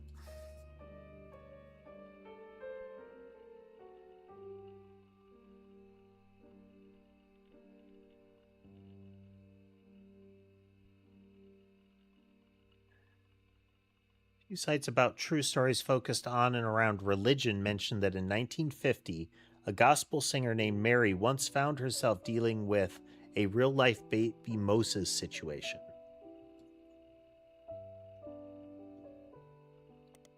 Apparently, she was a rather prominent supporter of the concept of adoption, and someone decided to test how much. They left a baby on her doorstep in a basket. According to the site, she adopted him without question and raised him as her own son.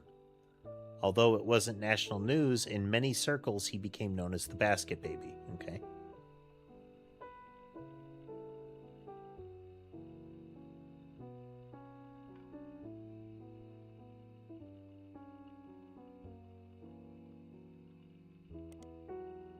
State who the weapon or the baby were. Likely to prevent people from looking into either of the people too closely from context, you know that it's Mary Beth Clementine, who would later be shunned due to her personal life, and her son Mark, who would later be known as Crocodile Clementine.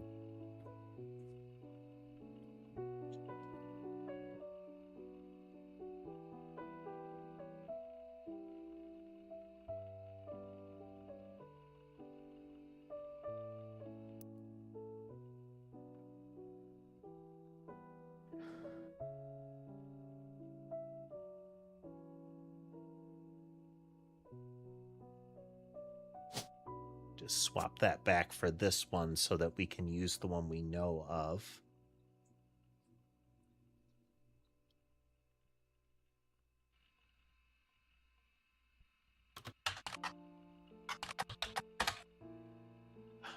Kelmentine.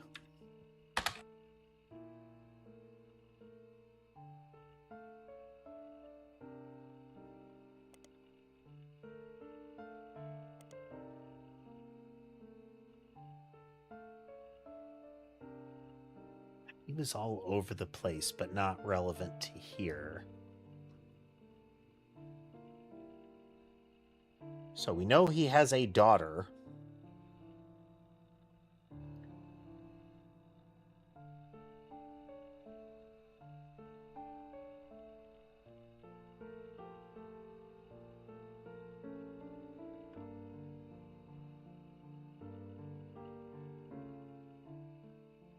I was hoping, but that was the site that we found it on.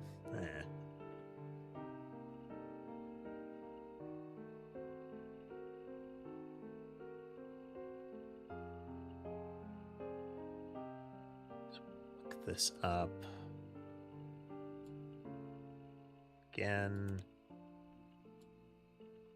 Not highlight.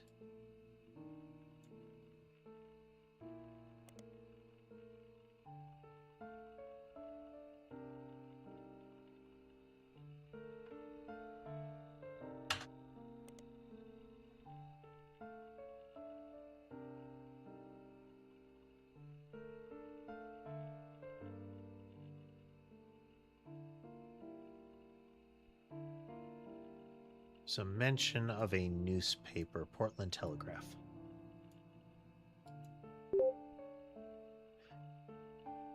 Portland, Oregon. They have a website with a lot of dry statistics about how many subscribers they have, how many issues there have been, and awards they have won.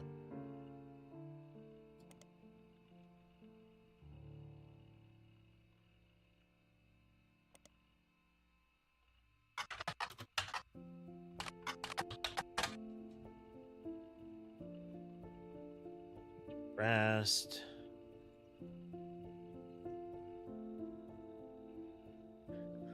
Only caught because he was bit by a crocodile in the leg and had to call in a mayday because he was losing blood.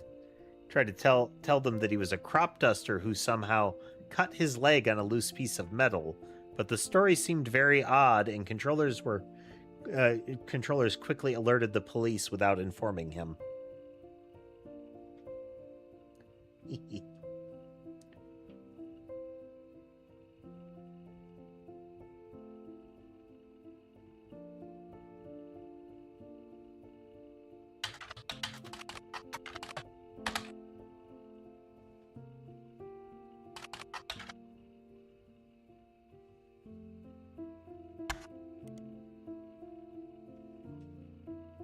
Myriad of articles. Newspaper's music critic did review his latest album. They gave it a 3 out of 5.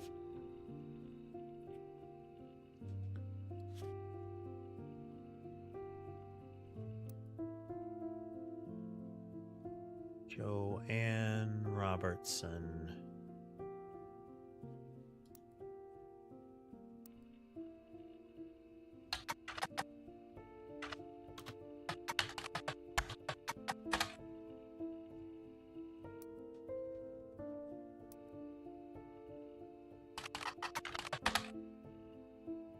Mentioned briefly a few times around the time of her death. The first time was about the discovery of her body. The second time had some details about the night she disappeared. Worked at a video rental store. Drug overdose.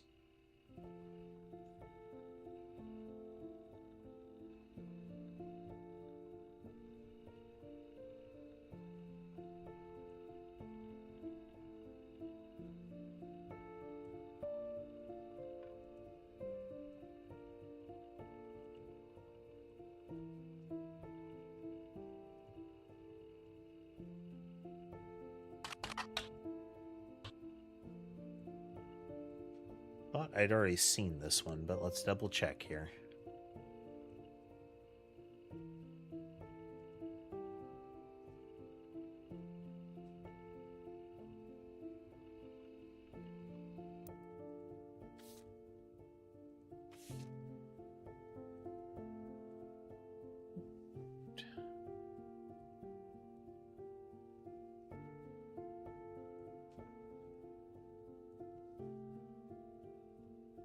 Parents divorced when his father learned of the affair.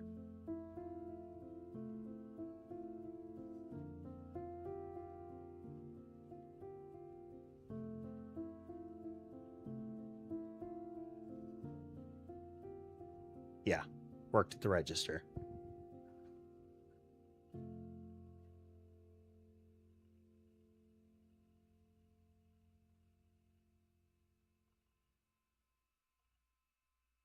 She always used some photos and a stuffed animal from her childhood, but then he found it.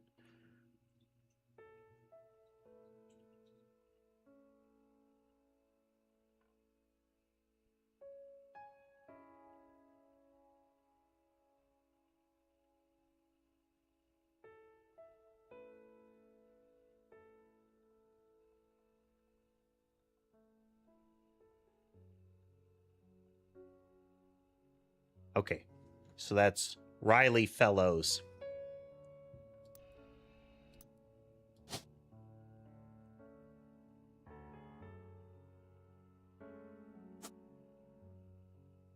Okay.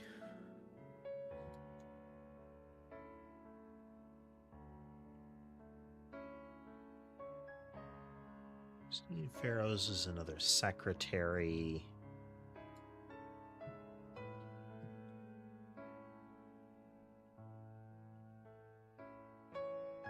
We know he has at least one daughter.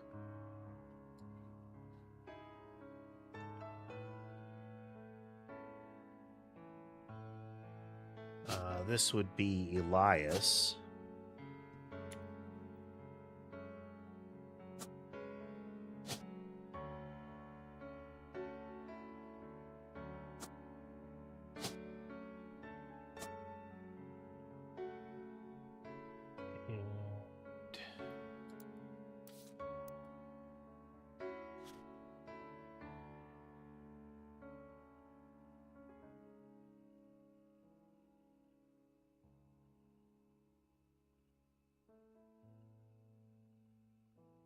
Way too late.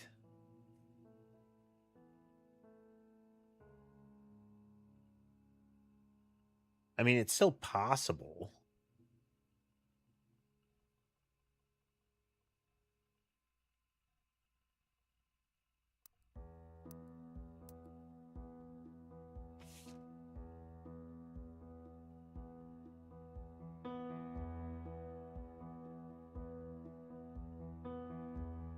Years ago.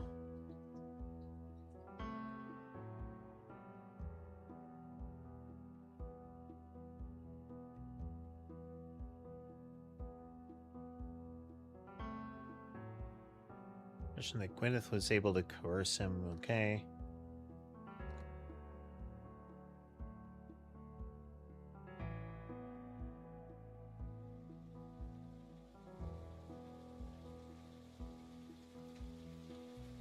That is viable.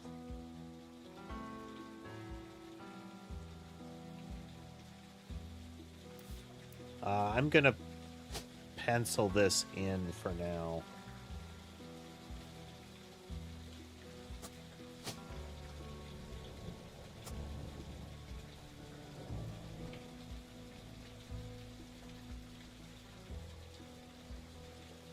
We'll have to see if we can come up with some other information here.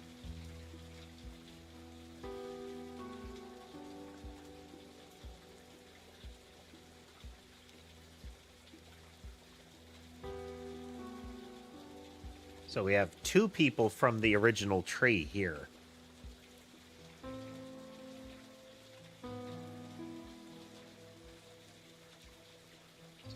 Pharaoh.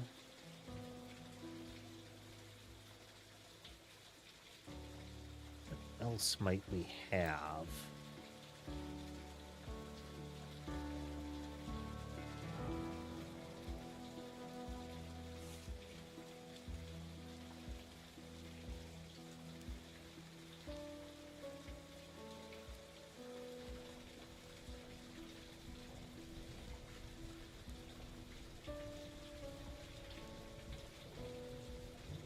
So there is a version of this particular Piketty magazine that contains Siley's article.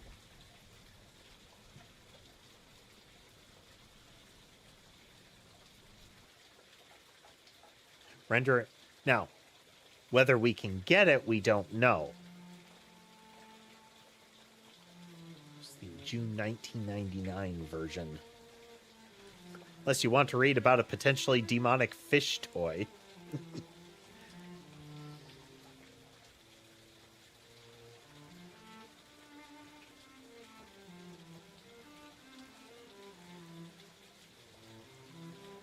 Did we know about her?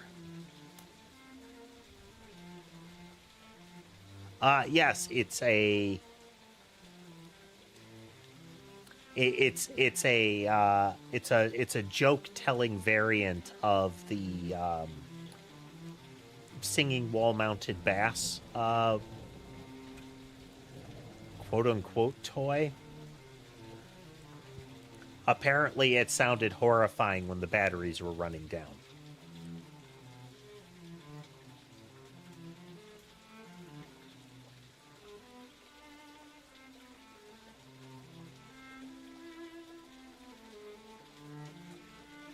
Nonfiction, focused on exploring the darkness in the human psyche.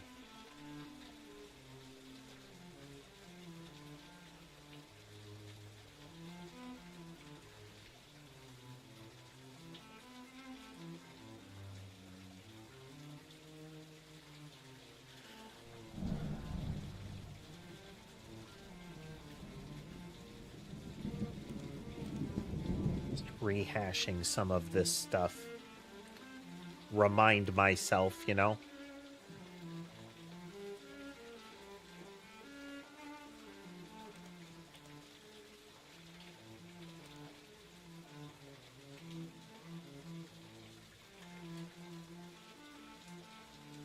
'79, 1984, yeah.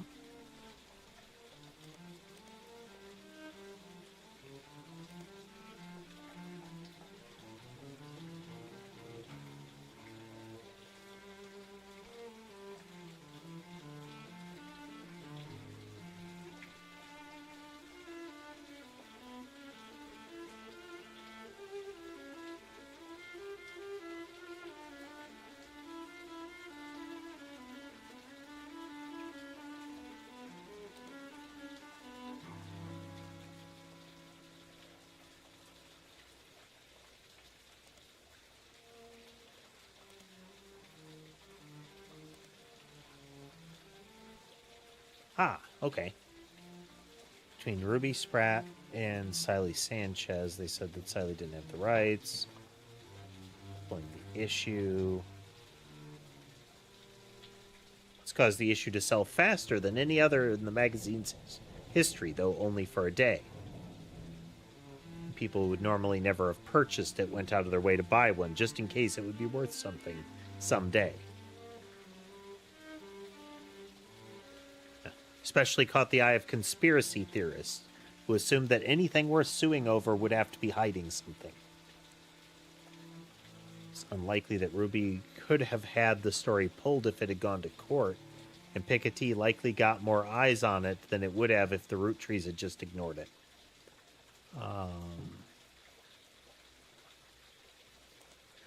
Believe we already looked up Ruby for this. Yeah.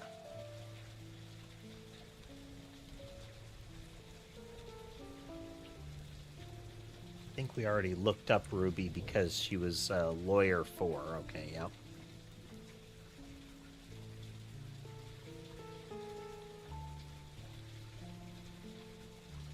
A local gas station chain. That could be fun.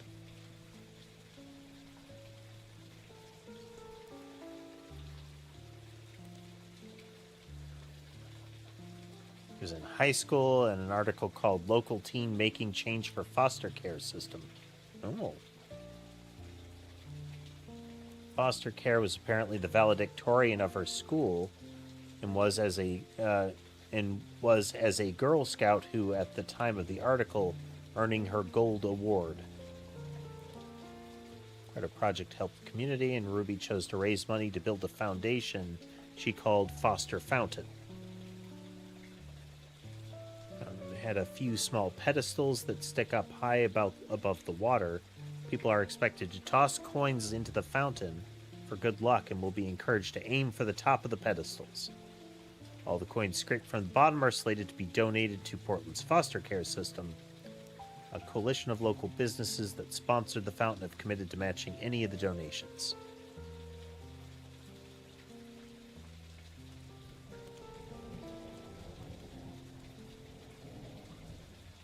Use all proceeds. Portland's Park and Recreation mentions under a trivia section the Fountain of Youth was originally Youth's. Conceived by Ruby Spratt in the foster care system. There's a non-trivial implication that Ruby is one of the children of these relationships.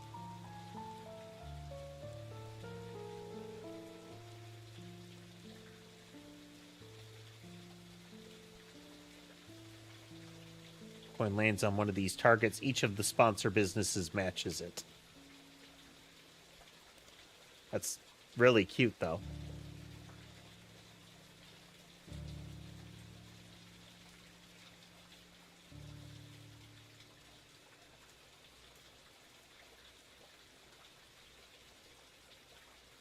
Whether it is ultimately relevant or not.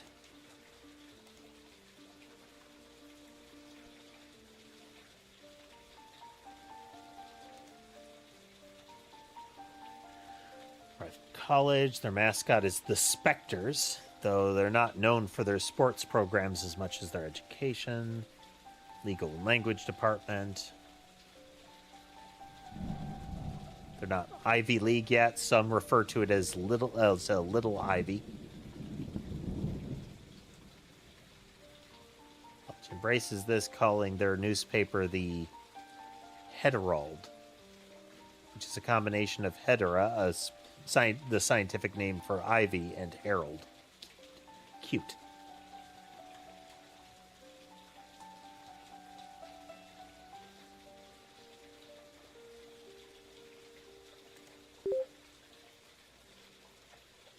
All right.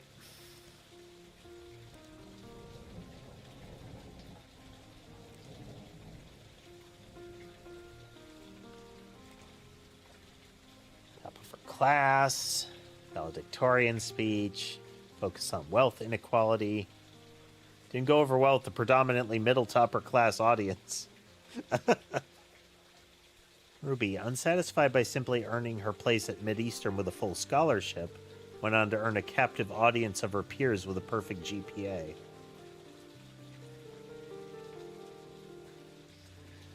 It felt like the ideal occasion for the celebration of an undoubtedly incredible individual. However, by the end of her speech, there were many in the audience that wished that neither of those events had transpired.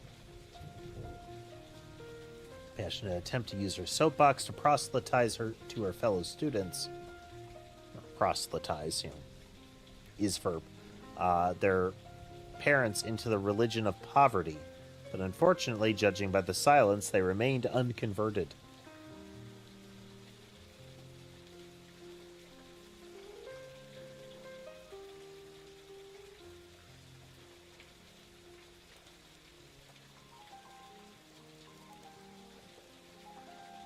Yeah.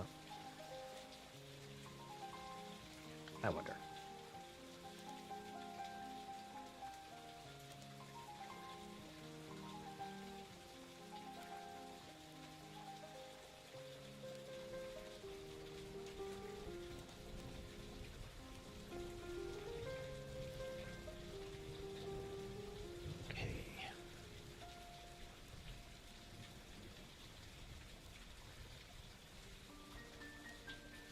Fiasco of the Six Pieces and the revelation that the group was complicit in such a cover-up they hired outside counsel.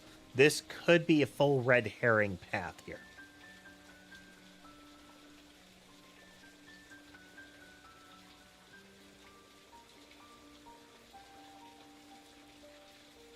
I wonder. Sprat, the Sanchez. Eh.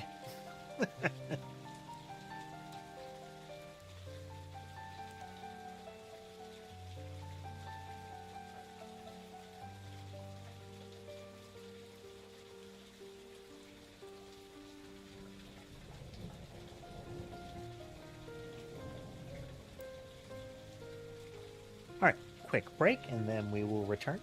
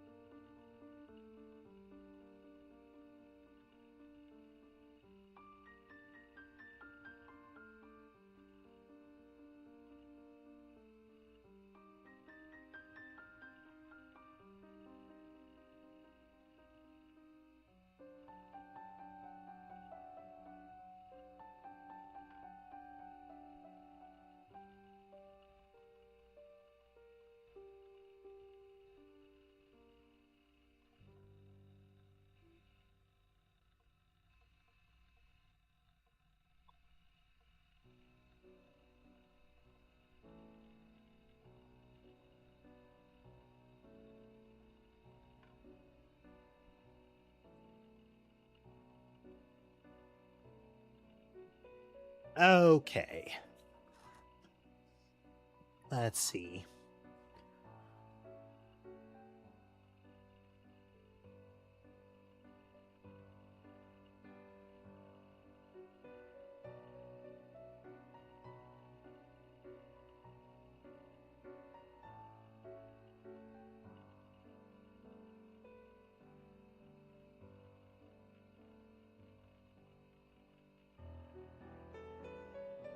Died.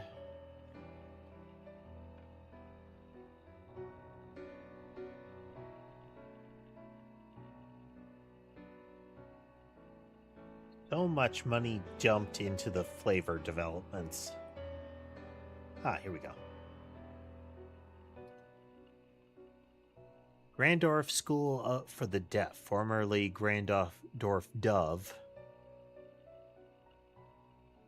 It's located about an hour from where the Roottrees offices used to be in Butler County, but it serves much of that part of Pennsylvania and nearby Ohio.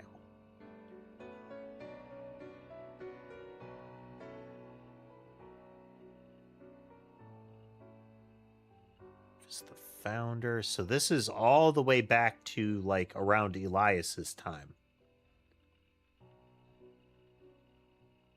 Founder had issues with government translators, leading to an odd transcription issue.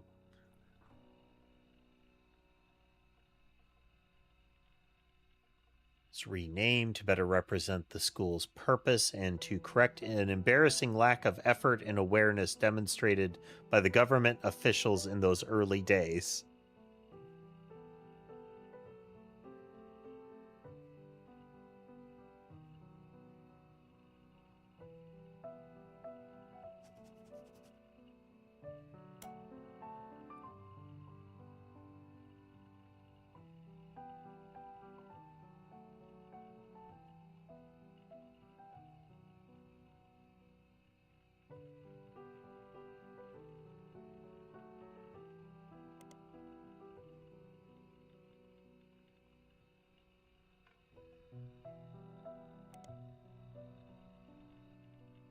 Let's see.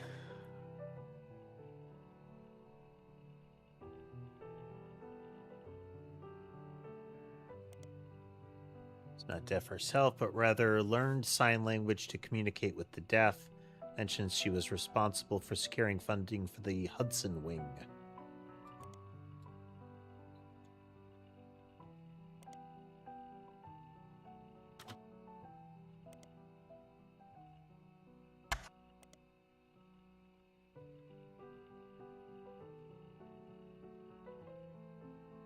Building half a block from the main campus and operates as a smaller independent school that offers free ASL courses for family, friends, and caretakers of deaf children.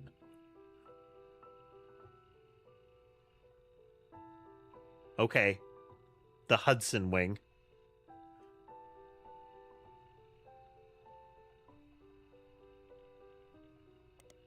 Very vague, something very vague in the history section that you can somewhat fill in with the details from other information you've seen about the school. Donation came at the insistence of a employee of Roottrees at the time.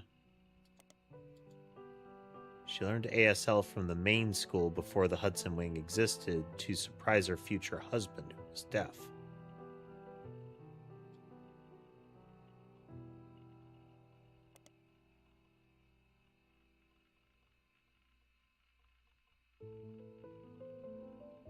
School could be to non-deaf people that wish to better serve those with hearing issues.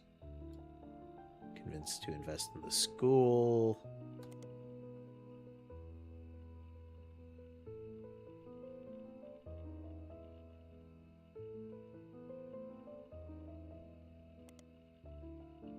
Okay, this was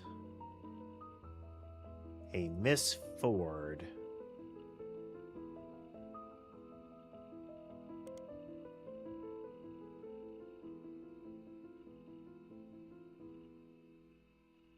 So as far back as 75. So let's take a look here.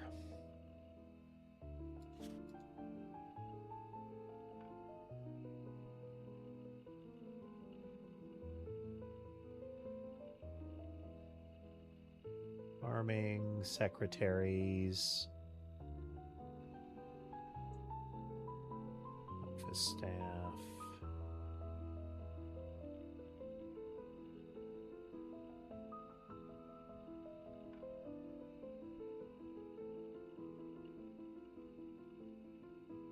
Working at school for 15 years, though.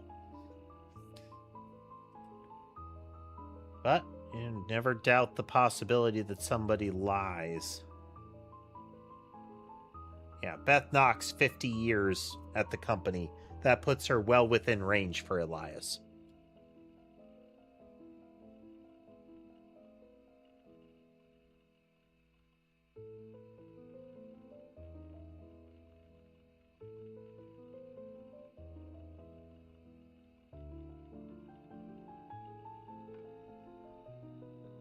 Right there.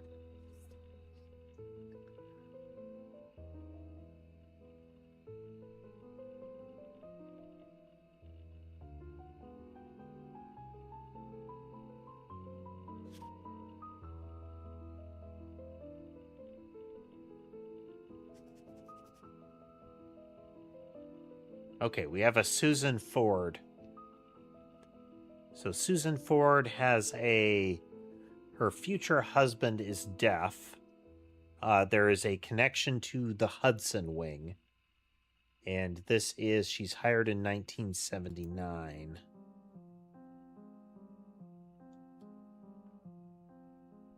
And she is married, so it's going to be one of these two.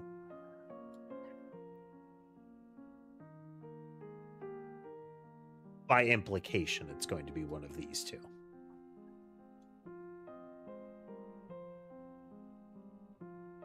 Ow. Come here, you. Come here. Come here. Yep. Yeah, I know. One moment.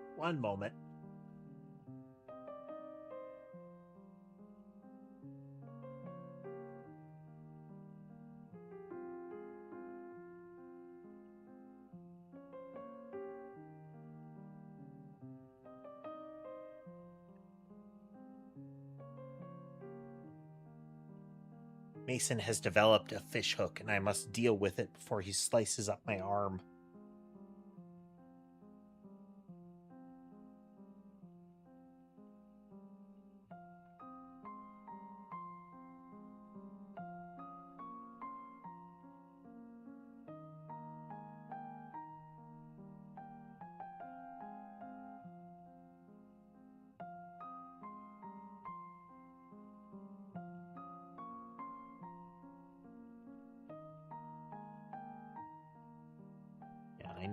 I know, it's terrible.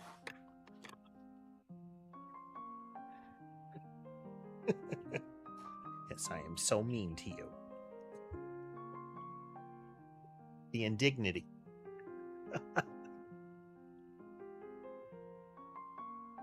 Okay, so Susan Ford is somewhere in here.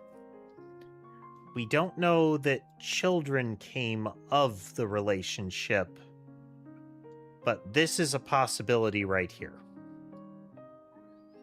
This one and this one.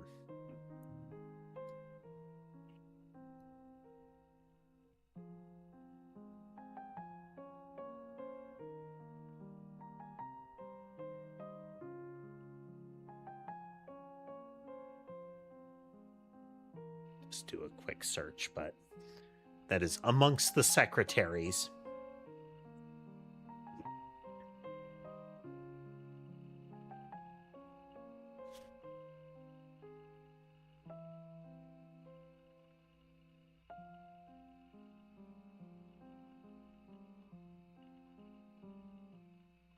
It's right there, 1981. So that's got to be the last one.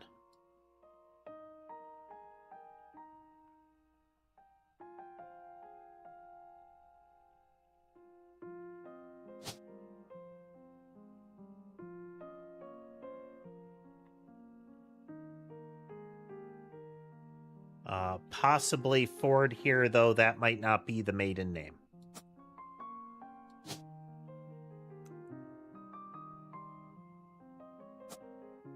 it's 82, it's much more likely that we don't. We are in the territory that would preclude that. I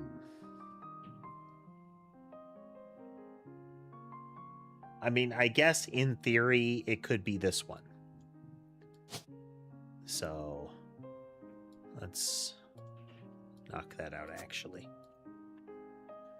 I mean, so he dies in 82 and we have in 81, we have the donation, but that can put the affair back several years, you know? So in 79, she is hired. I'm sorry, in 80, she is hired. I'm sorry. In 79, she is hired under a special category that only existed for 1 year.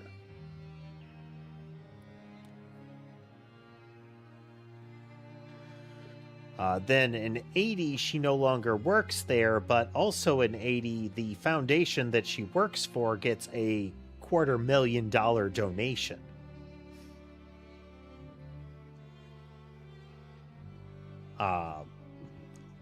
So there is room for another affair.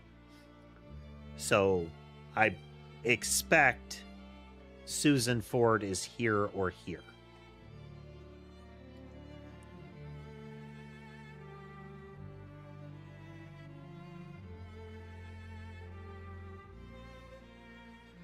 Can we tether that further?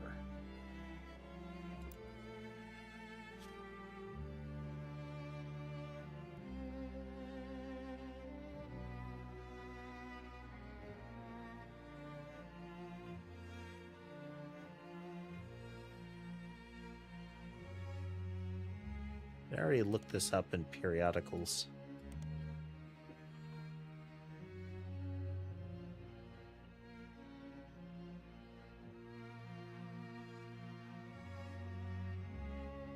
The County Times archives include what seems like an endless list of snow cancellations. One useful article. Center of a crime article in 1982 seems someone defaced the school in vehicles outside of the brand new Hudson wing of the school.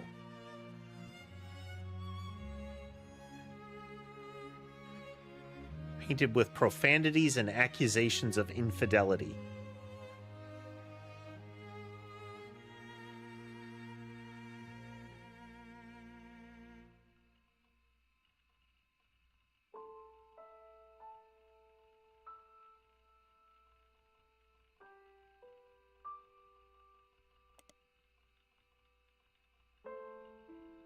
Mr. Hughes was convinced that he was not the father of Mrs. Hughes' current pregnancy.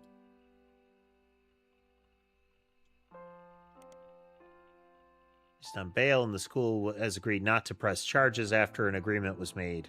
Okay. Thomas Hughes, Miss Hughes, and the Hudson Wing have all avoided further appearances in the Times. Okay.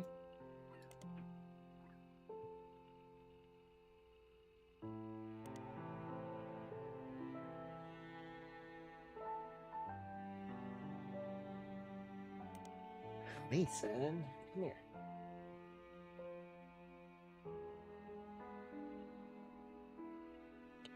Mason is, like Ember, is very, well, cats in general are prone to, even if you trim their claws, even if they scratch them a lot, under kind of the optimal circumstances for them, the root of the claw, the central part of the claw, will kind of grow free of the current state of it, and you'll get like a barb in the middle. And often other elements of the claw will begin to shed away from that new spike. And they are super sharp and super painful, especially when they sink into the back of your bicep or your collarbone or similar squishy, painful places.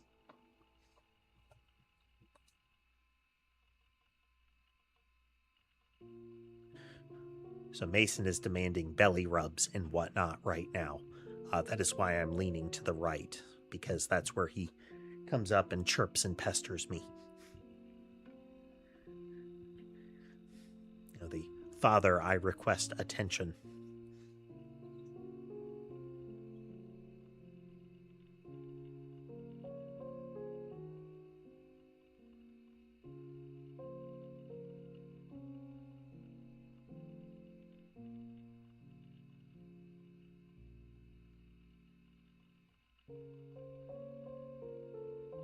But Mason is a belly rub cat. Molly is kind of in between. Primarily, she's okay with belly rubs. She will kind of half bear trap still, but it's mostly to grab and, like, groom your arm. I know you're very squirmy, though, sir.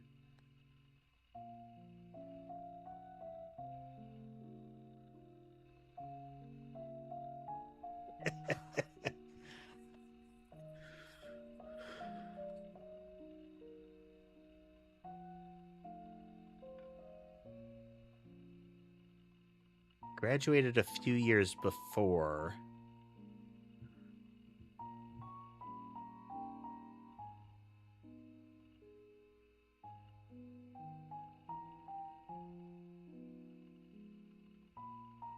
It's 1982.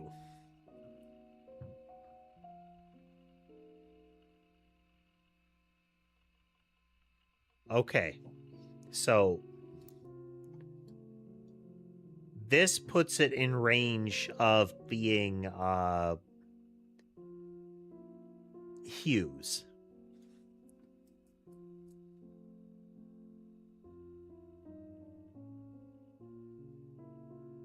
So let's look back at our Roottrees records here.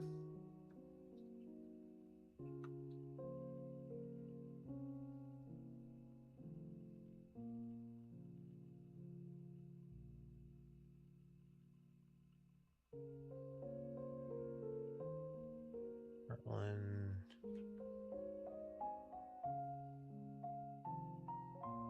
There's Susan Ford.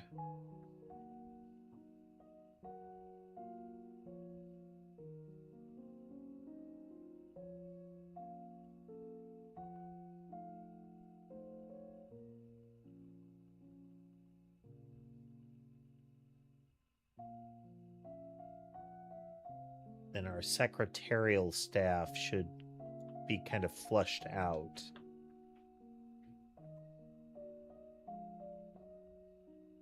Sure. With you, sir.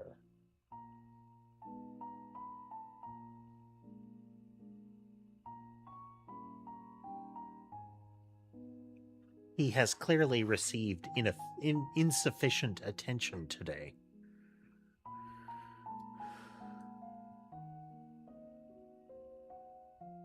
Okay, wasn't in web search. They have avoided showing up in Butler County Times.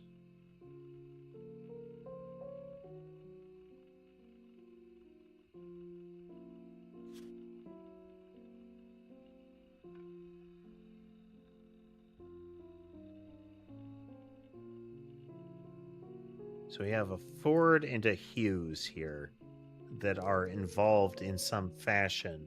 Now, part of this in 82, we could be seeing like an aftermath, but it's that the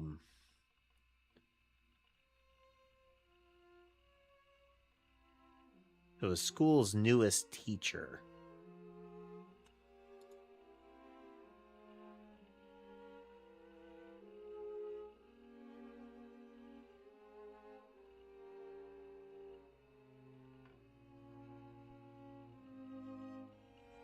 So, Miss Ford is a principal here.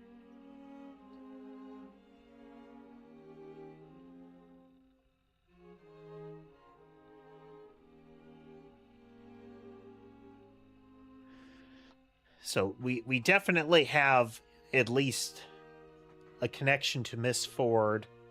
the Hudson Wing, in the Hudson Wing. And then we also have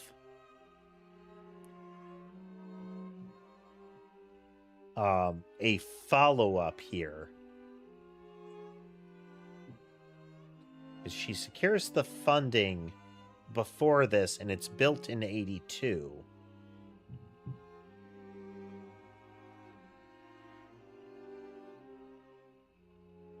And then in 82, we get some defacing of it.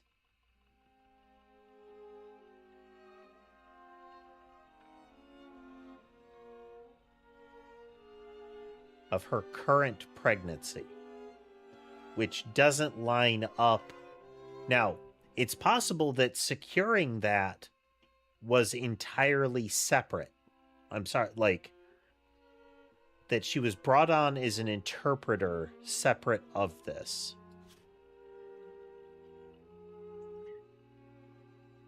So we have...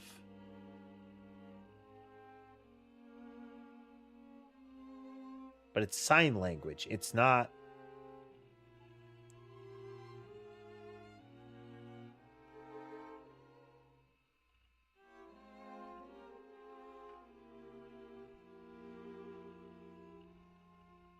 Yeah, we have Chinese and French and whatnot, but nothing there.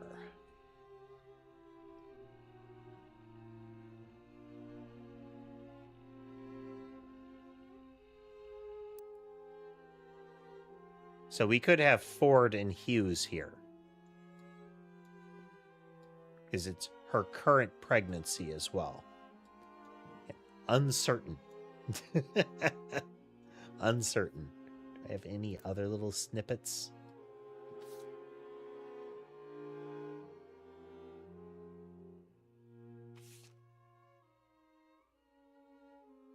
I think we've confirmed all of this.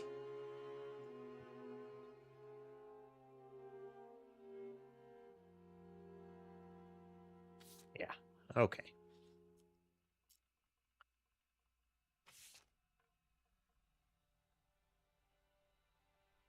And this would be our connection to Crocodile here.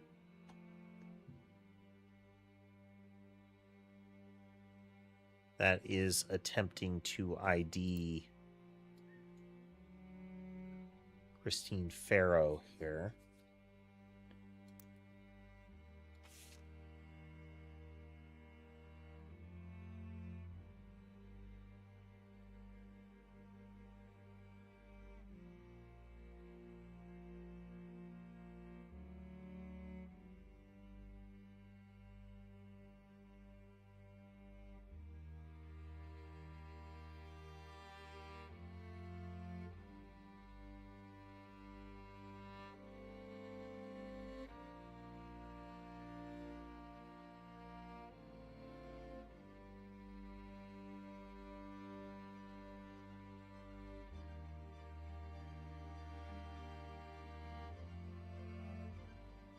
We didn't have any other photos here.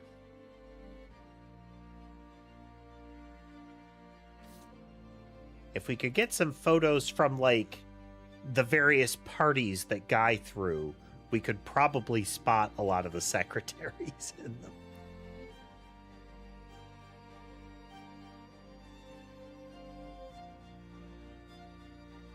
Have much more on them yet, I think.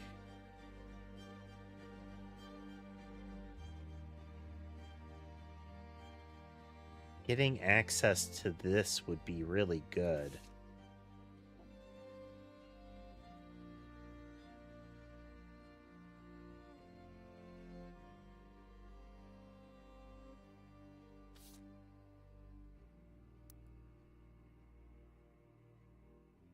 So I think we've ID'd Mark Clementine there. We don't have a picture here yet. That's the only one that I think we've currently got.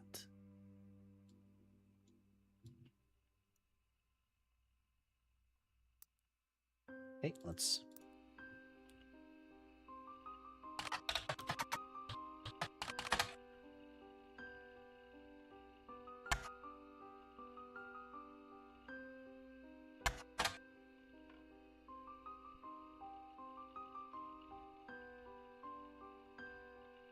if they show up here. They might be too close or too far away from the camera to be spotted here.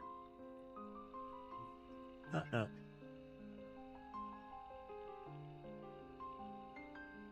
We have a sibling scuffle going on here.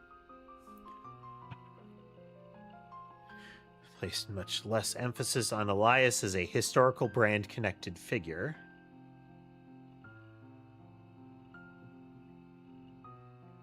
There has also been those who have argued that it was his right to decide how to split his inheritance, that he did nothing wrong.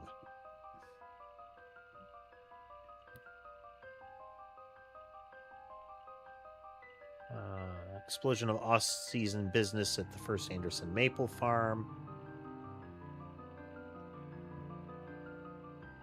Okay, political groups visiting to show support for Elias and Gwyneth's traditional values and financial rights. This rise in support was in turn followed by pickets from gay rights activists, and some particularly inflammatory organizations made their pilgrimages. Amongst all this conflict, the farm has since shut down, seemingly indefinitely. Quotes from Bess Williams' book appear to have been taken down. Okay, let's see if we can get anything relayed here.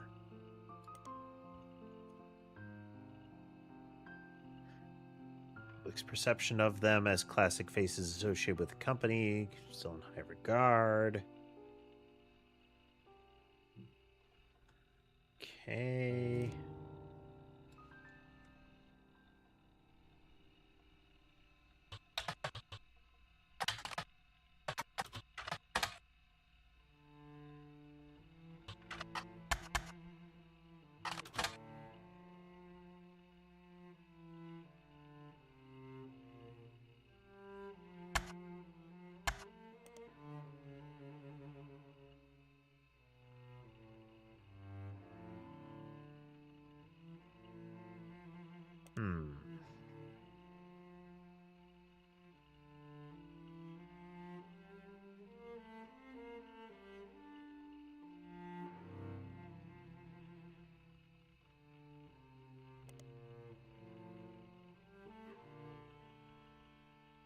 Same thing.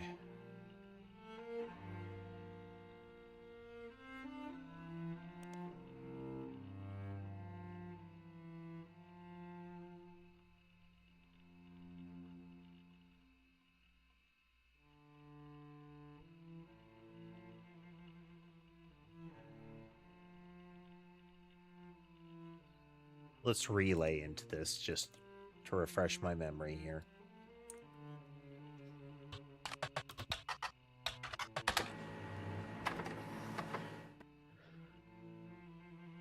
I don't think we actually got a print of it last time. Maybe we did.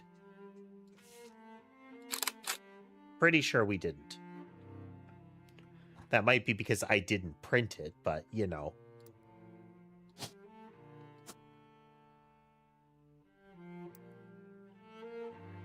Dictionary defines propaganda as information, especially of a biased or misleading nature, used to promote or publicize a particular political cause or point of view. But if they were to replace that definition with a picture, it would be a picture of this book. Tells us nothing new about Elias, and from what you know about his true feelings towards some of his extended family. Ah, okay. Good catch. Good catch. Hello, Sammy. So there's a little like raised platform that my that my tracking camera is attached to, and so here let's show the across camera here. So from that tree, there are two pathways to the desk. It's kind of the low road and the high road. This resting spot blocks the easy access from the high road. So most of them don't go that way because there will be another cat that they would have to step over. Most of, not all. Sammy, in particular, avoids that kind of thing, so she went the low road and squirmed her way across and walked across that raised platform, obscuring 3/4 of the screen in a slow tightrope walk.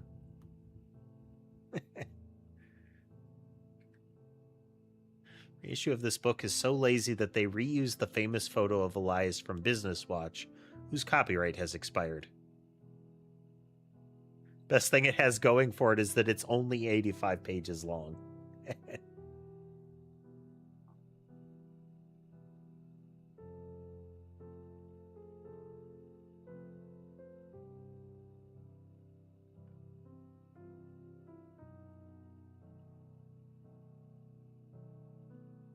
There are 2 things associated with this.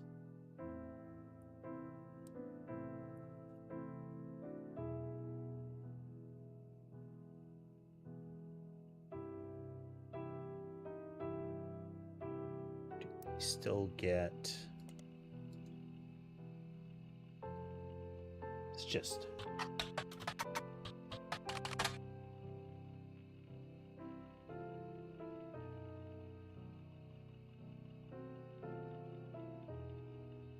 Okay.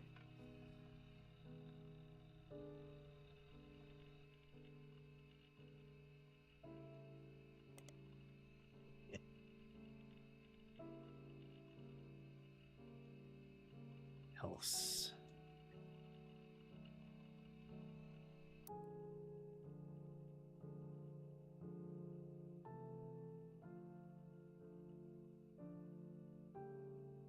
Let's see.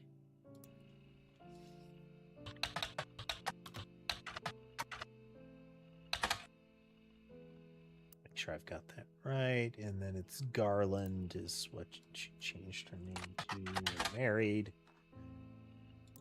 And then also Stephen or Steve.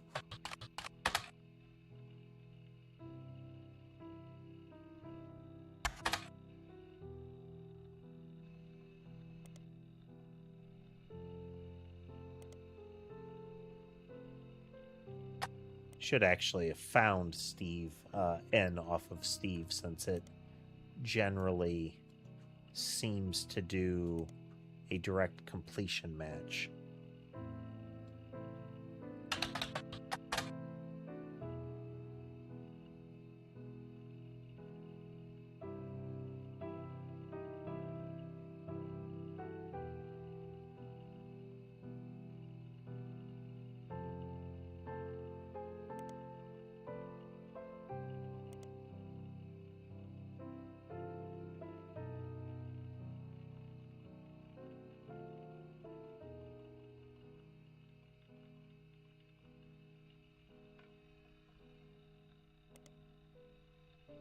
Just looking for photos. We're looking for photos.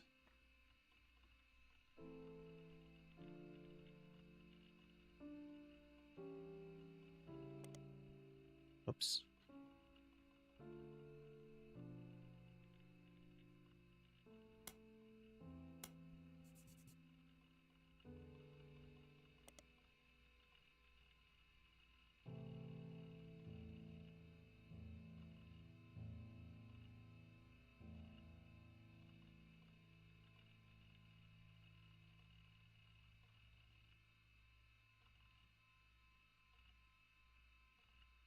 That's large scale business. Events.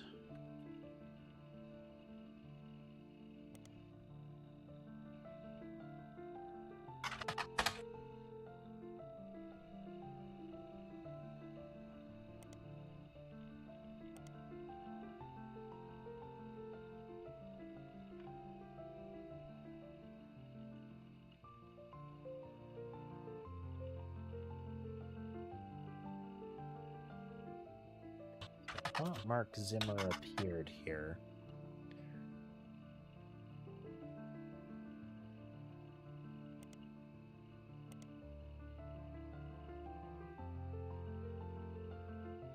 And Kitchen Tales, or at least through this path, we got the little plated bread one.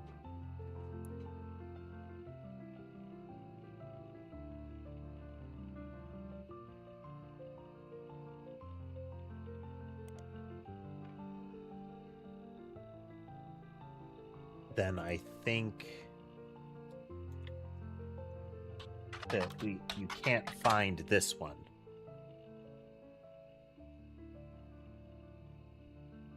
But it was like mission in truth, and it is Steve Owen.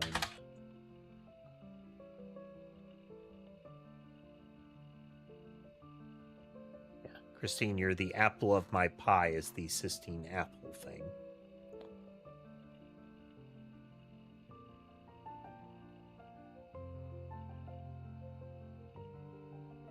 We need a picture of her. And it would, again, really be useful if we could get something from those parties.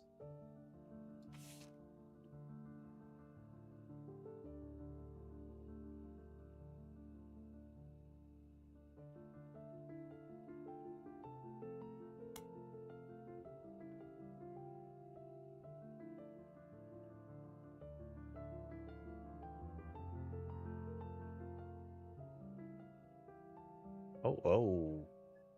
She's no longer an interpreter. She's an office staff now.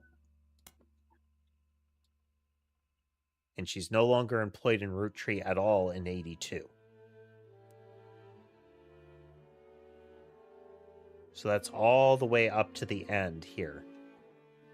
Which there is an implied purge of everybody that Guy had kept around him. And in some of these cases, it really seems like kept around him either for the purposes of or in order to keep quiet infidelity.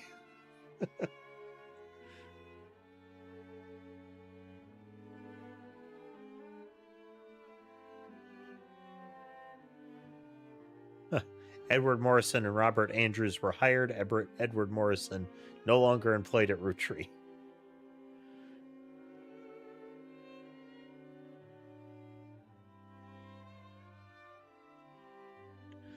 Look at those expenses again.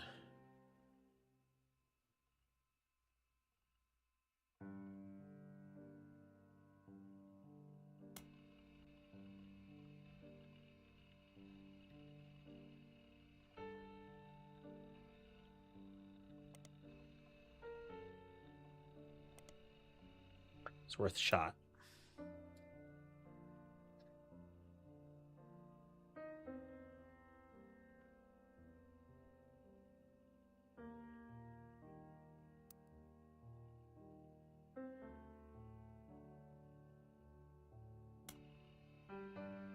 All of these have very generic names. What could we do to get more of these pictures?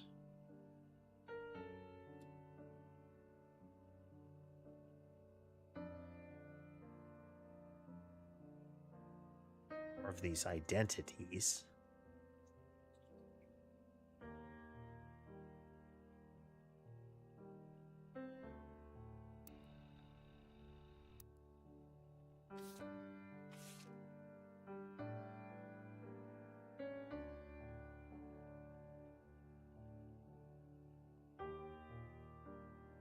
Okay.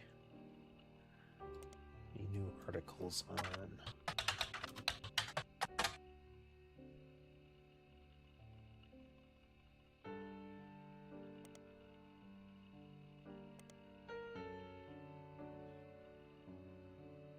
Car accident.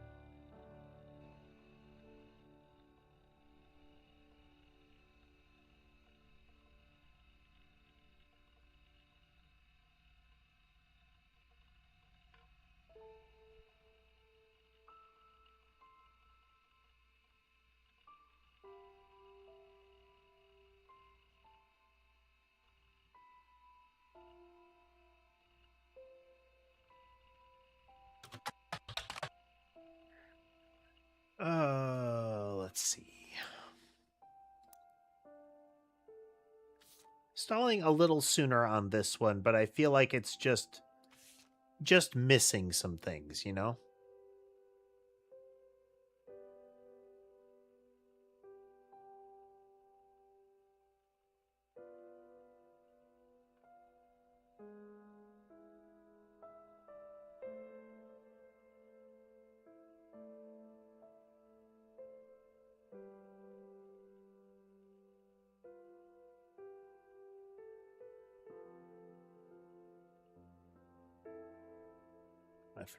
LaRue, Sam Manson.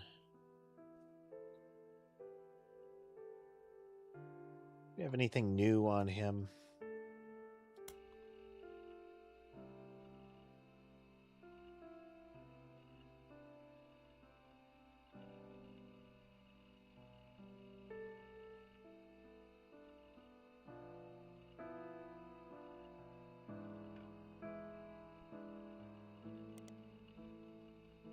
President. Drop the title. Okay, Ron Roottrees and Business Watch might, if there's a new article in Business Watch.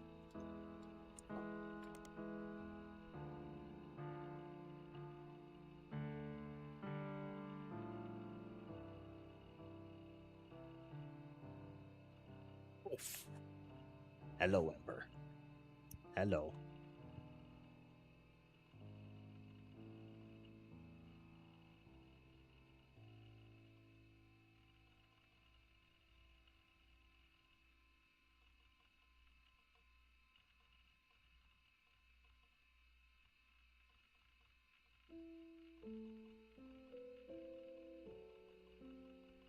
Okay. I know we saw that one previously. Hello, Sammy. Ember strafed me, so Sammy was like, oh, it's my turn now, huh?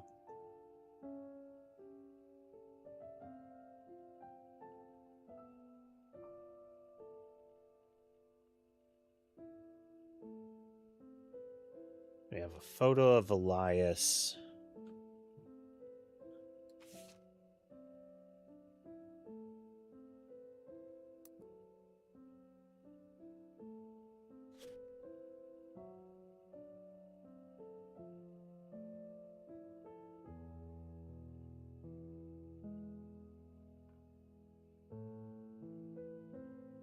Right, sharpshooter, guess that kitty.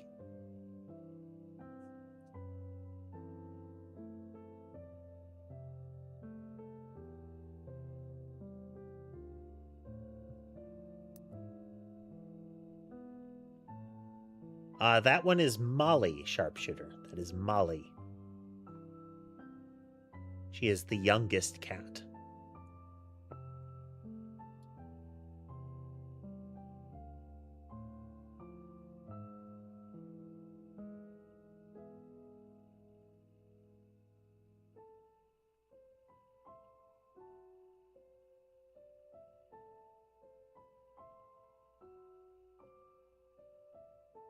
That's nice. They have explicitly put in, this person is unknown.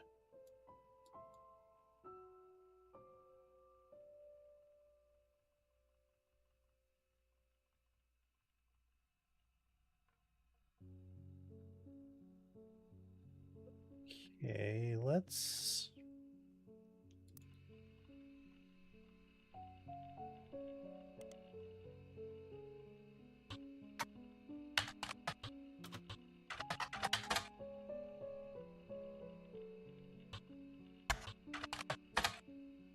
Okay. Let's jump back to this one, which will probably get the same one.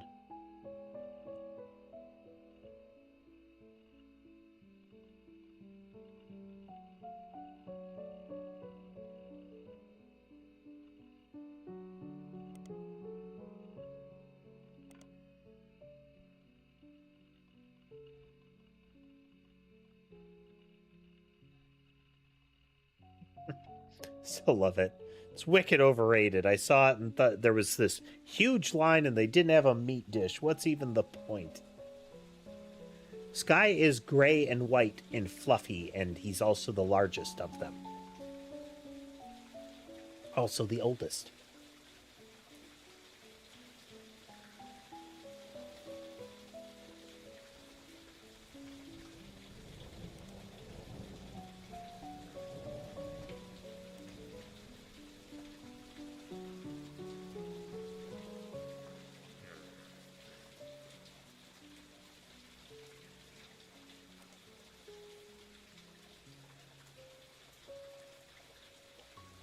This is also, you know, getting the first name, that kind of thing. Periodicals do we have that we could be using here?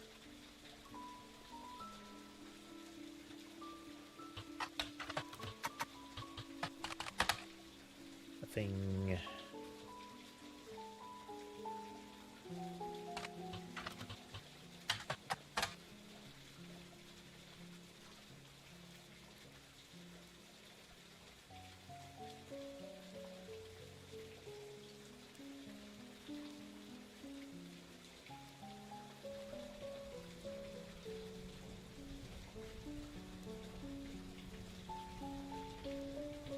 Have the cover of that.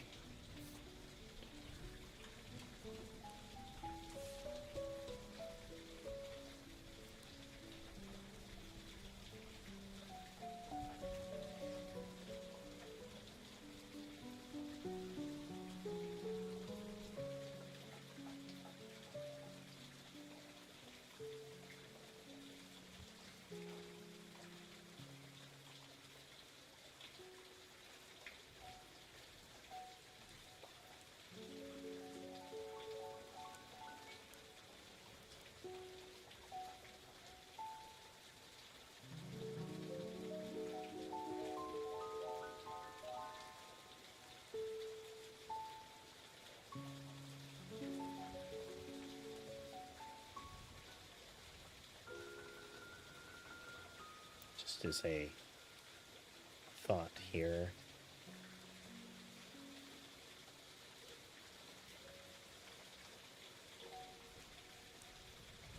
Elizabeth Farrow. Yep, okay.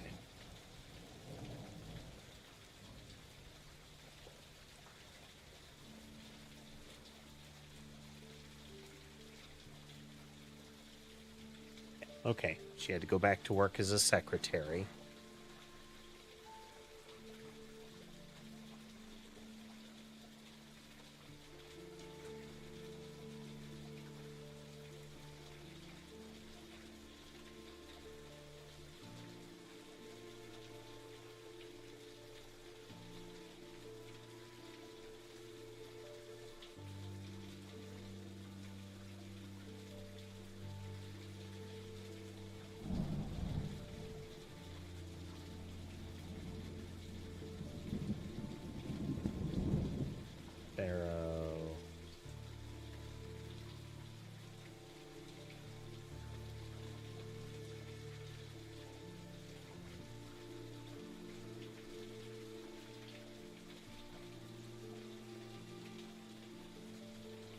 Okay, Emily Seinfeld and Emily Barnes are...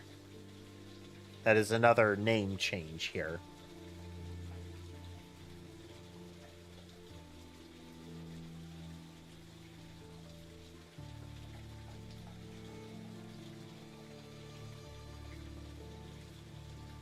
Everybody that vanishes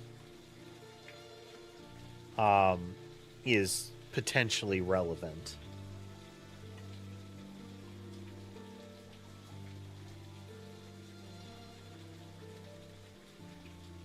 Tired.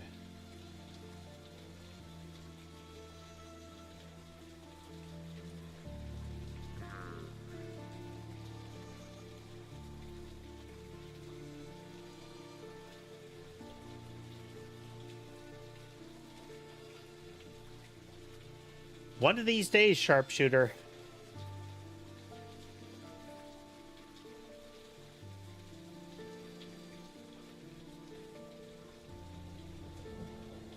It's like, what, about 16%?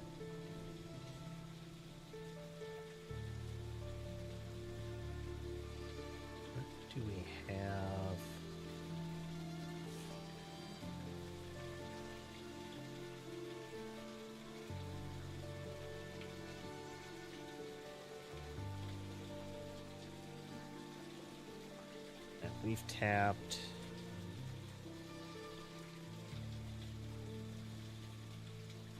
That is a lead into the factory in Brazil.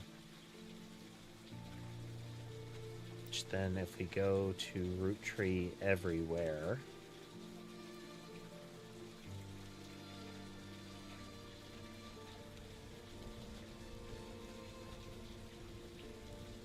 Real place, fake place. I like that.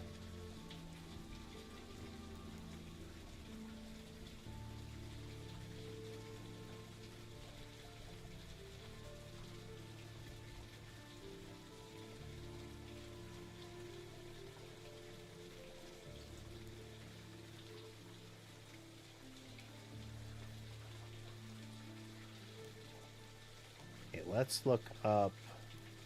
It would be Sonia Soares. This and then.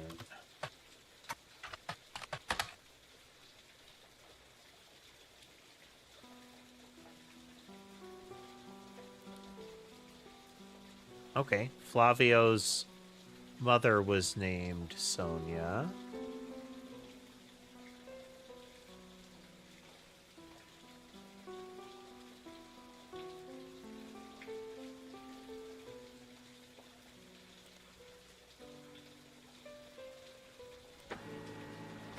A Brazilian newscaster with a bit of a cult following. The discourse surrounding him is, to put it in polite terms, lewd.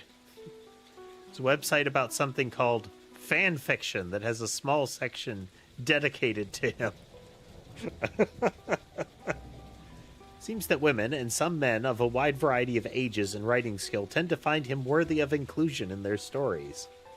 You skim some of the tales and learn that a common thread is that he's currently dating a supermodel named Ashley York.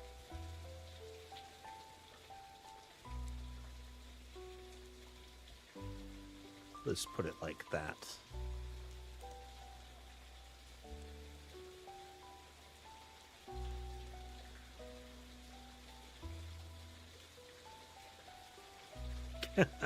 Named Ashley York. Many of the stories either seem to ignore her existence or get her out of the picture rather quickly.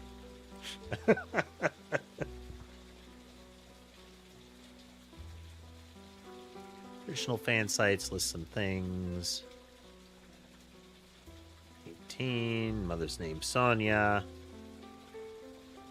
Flavio translates to golden hairs. One website has a signed photo of Flavio.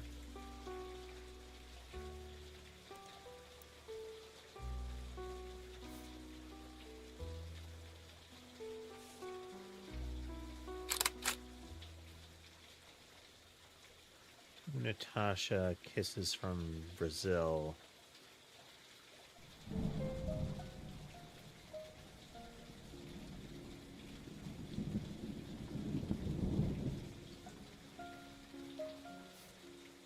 Okay. So then this was around when?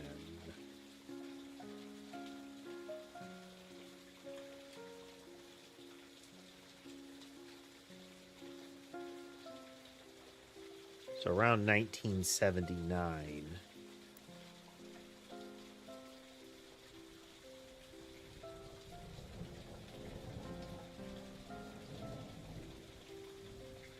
So we still have some markers here. I'm not 100% certain on some of these.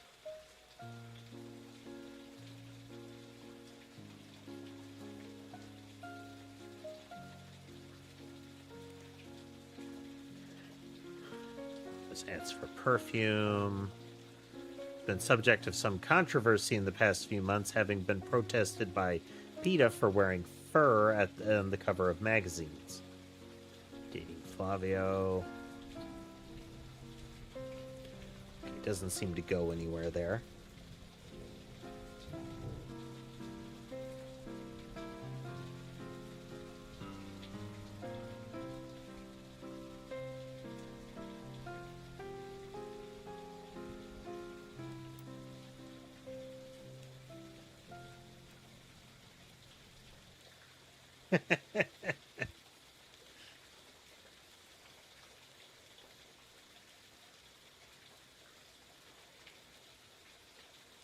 So Flavio is one of these.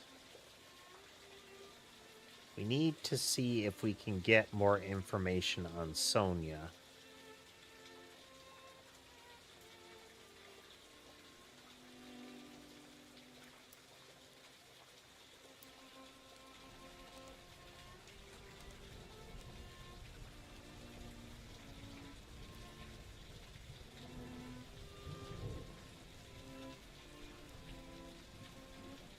Then when we looked at Flavio...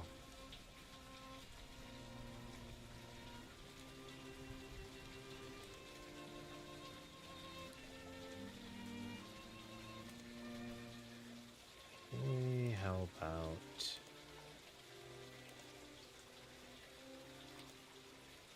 I mean, we got a trash tabloid. We should use it.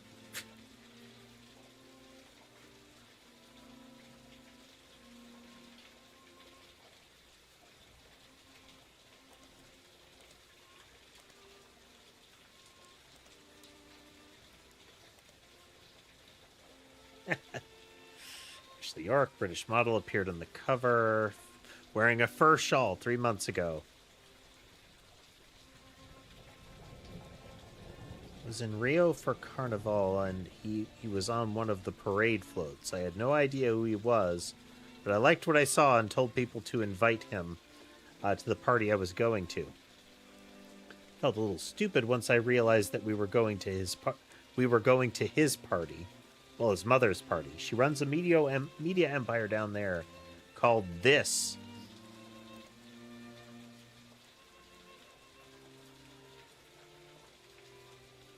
Mysterious woman named Sonia Alves.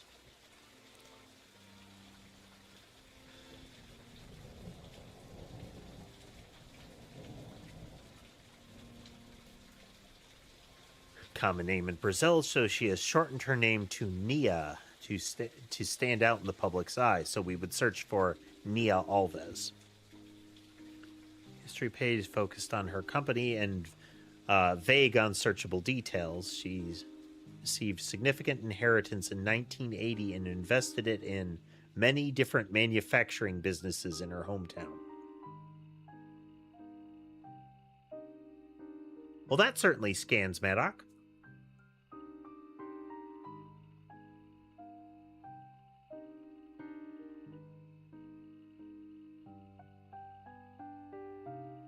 '88 began its period of reform.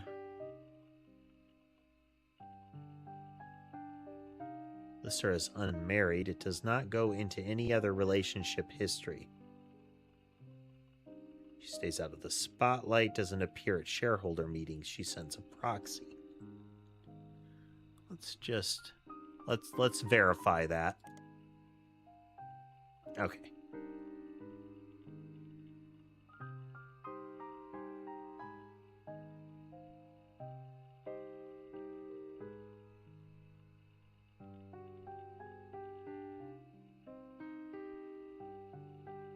Lister is unmarried. That means they broke up. Okay. So it is Sonia Alves.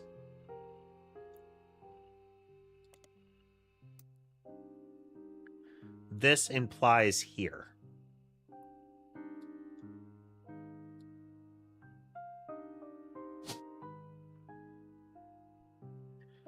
If I had to guess, she is going by a different name. She runs a company. This would be...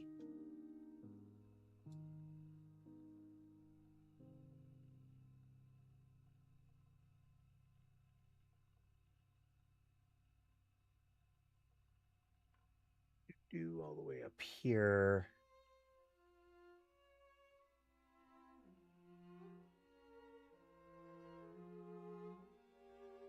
B. Edson. That. This would be Flavio. I feel like that is a name that is spoken with an intense accent. Like, he's the kind of person, based on the look of it, that would have his name said in a way very specific to him. And there would have to be some sort of like musical stinger.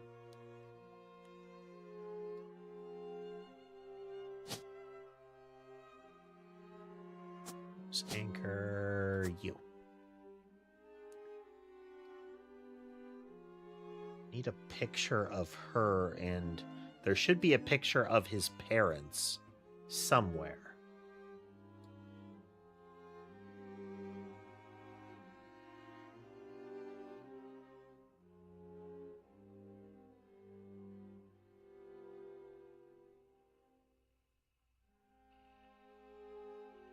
It's a real place.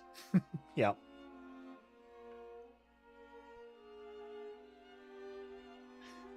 It is cute when it says these kind of things, like, this is a real thing.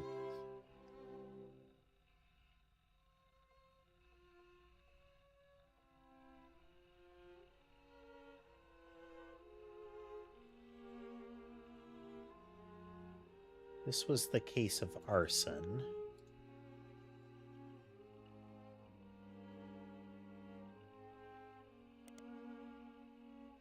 Shot.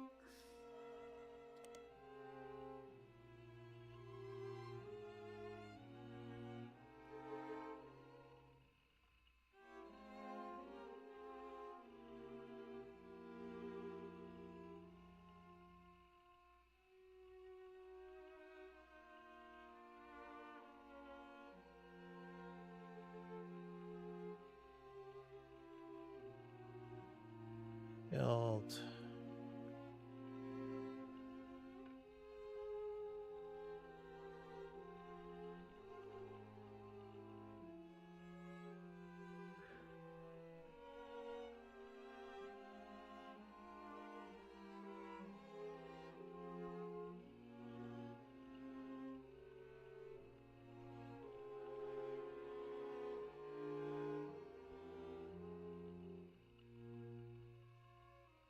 It's got to be photos of him somewhere.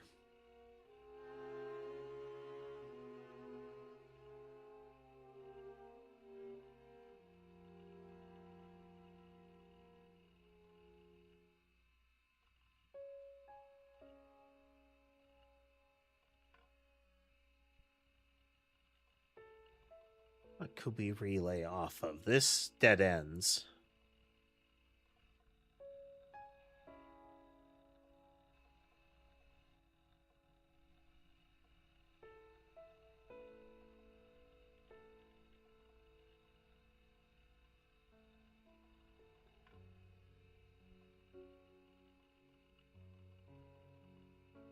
This will probably relay into, yep.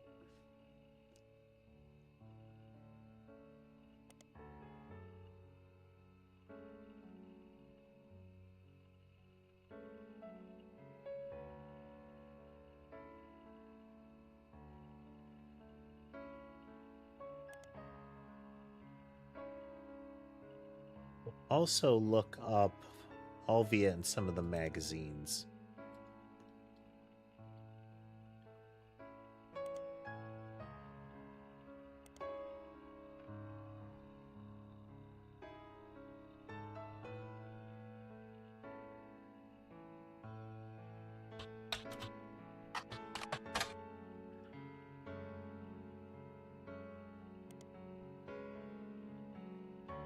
Rilla mentioned her a few times. Most going to be an article about the struggles of American media companies to do their business with their foreign counterparts.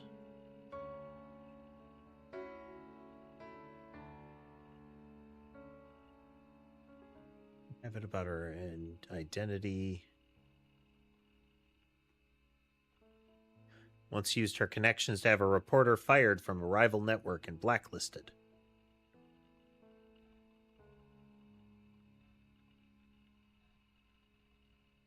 Shut down a story he was doing about her personal life, including that her marriage in 1973 was not of her own choice. His research claimed that she essentially had her husband forced upon her as a child bride at the age of 15. Claims that past appearances with her husband have been for show. They do not live together, and that she resents her own parents for the arrangement.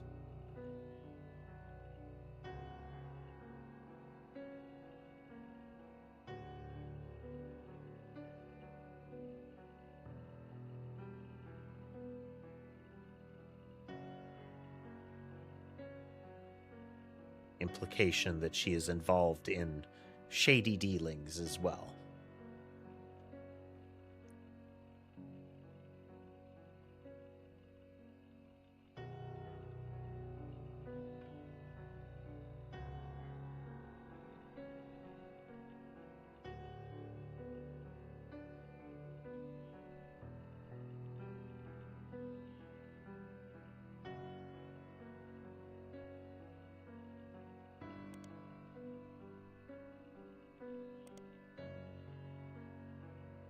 It's one of the wealthiest media companies. Too many results.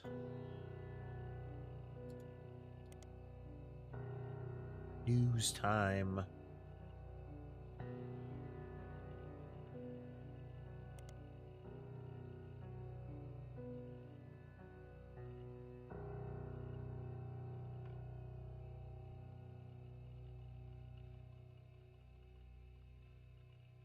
Sure.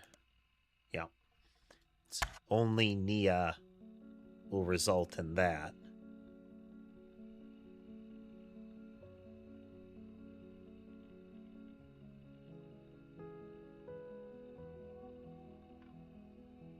So we do have the implication of there are public appearances of her.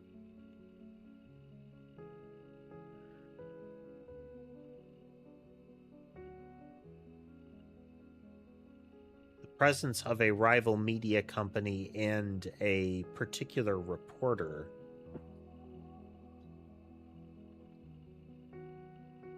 I think there would be conspiracy sites regarding this.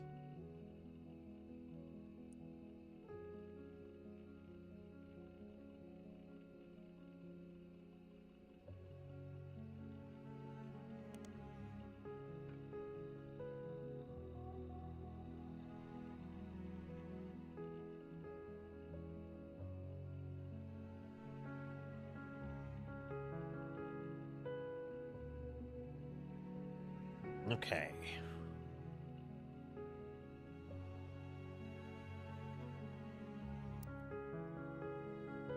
So this is a strong tether, though it is distinctly possible that this is the case.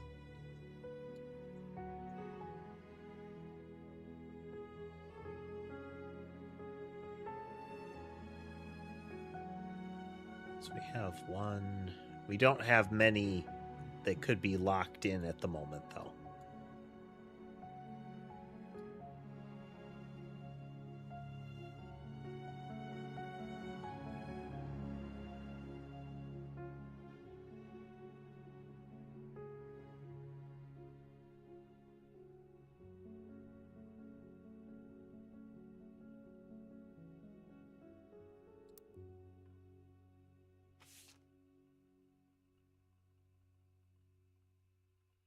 It's just the name of a fan.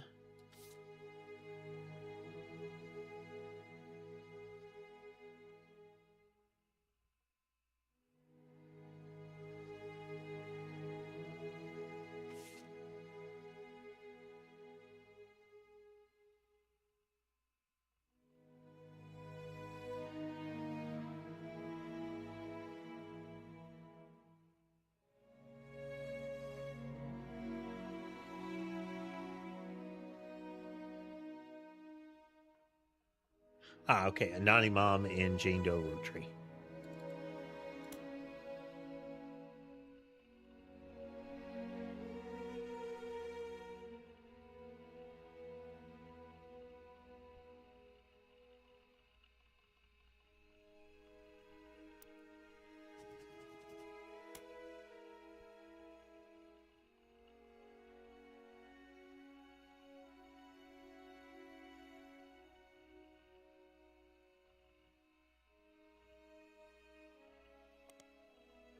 came during the height of Roottrees mania and began with a brief TV interview. She appears in the shadows with a disguised voice, and promoted an article about herself in the Times.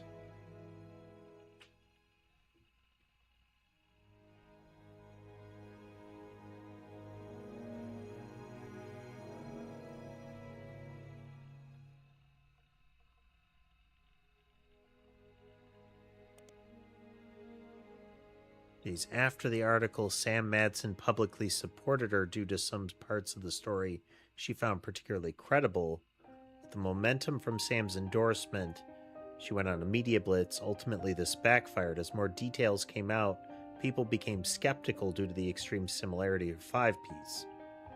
Her accusations even include many of the same details as his mother's story, including her job in the time period.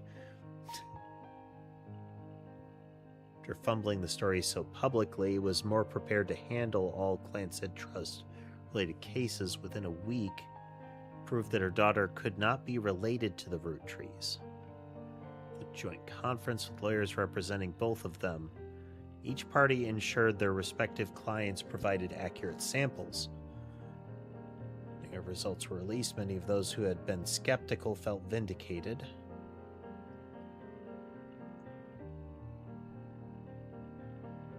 Suspected the whole affair had been a hoax to gain fame and money. Many demanded that Anonymon be held accountable, and some even began to attempt to track down her true identity. Though it was scientifically proven that Jane Doe Roottree is not a Roottree, that doesn't mean that her mother and Guy Hudson were not involved in an affair. She had every right to make claim, as it has been verified that her stories about Guy Hudson were not exaggerated. Please leave their family alone.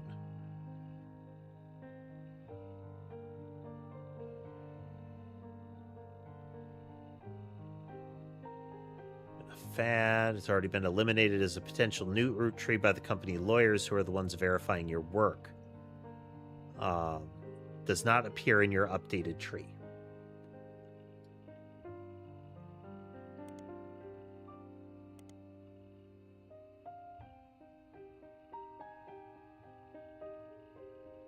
She doesn't, in this case, doesn't. Let's see here.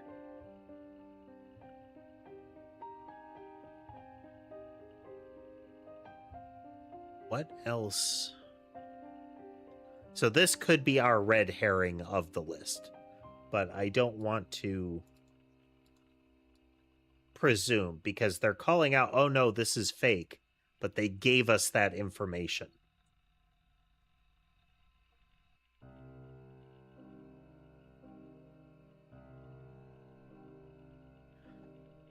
Like, this wasn't, you need to look into these. This was them coming out and saying, oh no, it dead-ended, and they proved it was false. That is a weird piece of information to give, but it's also world plausible, you know?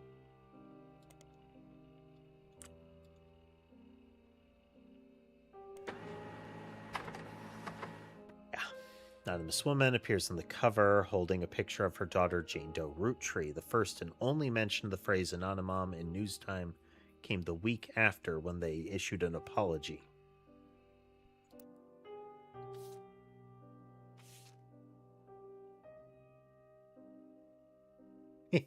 Both blurred out.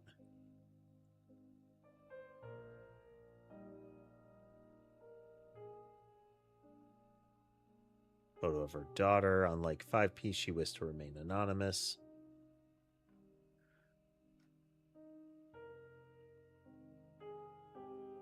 She and another woman were hired at the same time during a transition period, while many of the secretaries that had worked under Zach were already gone. Both underqualified, and neither had typewriter experience. According to other staff members interviewed, Guy had his own requirements for... Okay.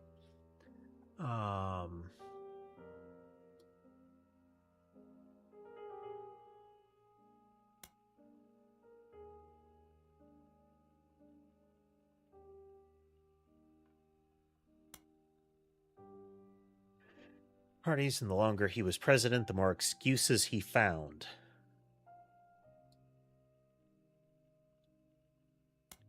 As that these parties were mostly seemed to be excuses to have after parties at guys' home featuring much more alcohol and other substances.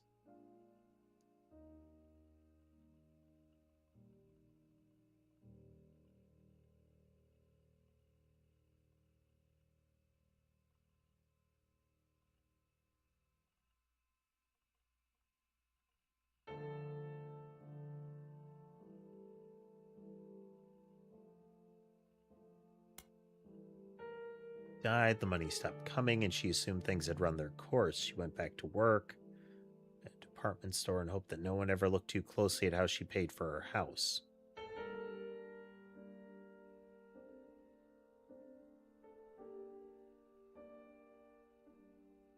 See, they said they weren't, that they did a DNA test, and I'm wondering if it's that they found, like, oh no, this wasn't Guy's child.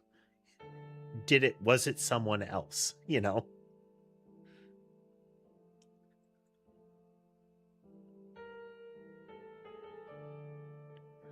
She never worked at the time of Five Pieces' mother, Joanna. Their stories seem similar. Okay, this has given us a window here. So this is many of the secretaries under Zach were already gone. But she never worked during Joanna Robertson's period. Robertson / Fellows. No tangible evidence. To the other woman hired at the time, who also remains anonymous.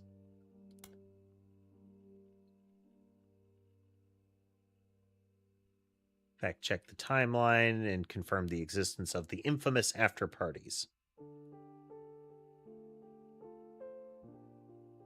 Okay, so there is another person. Identifying Anonymom would be useful, at least from a narrative flow perspective.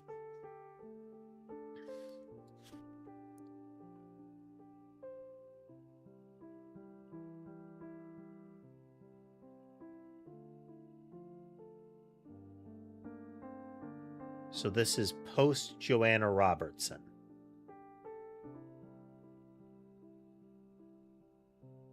So we have McCullen, Robertson, Mays, Knox.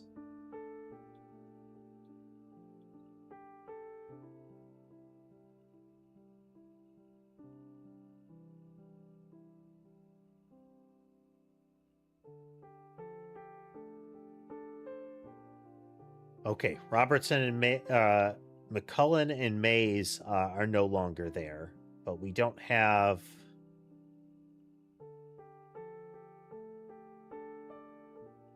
Farrow is hired, no longer listed, but Joanna Fellows, she's still there. And then she leaves. Okay, so next wave, so after 1977, we should have two people that join.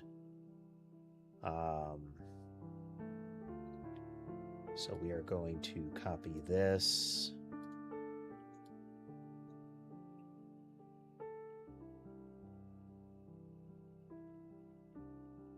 So we have two different sets here that could be tied into it.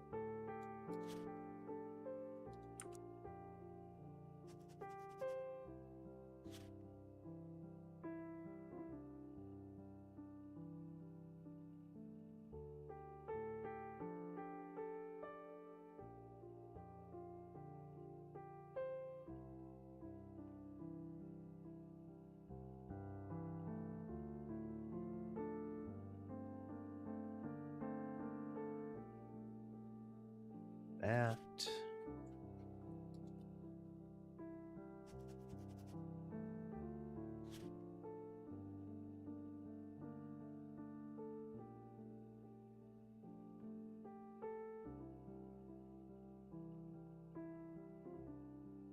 Okay, so those are the two pairs that could be tied in here.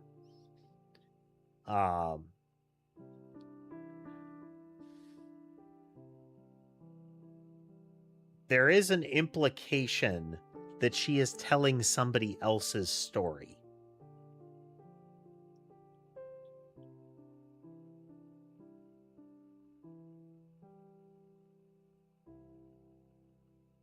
Or it could just be additional markers, but there's a lot of details called out here.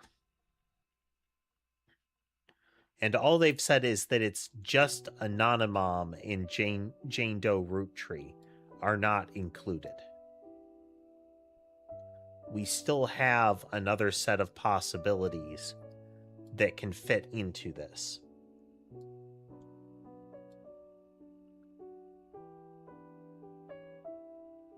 Still need Christine Farrow.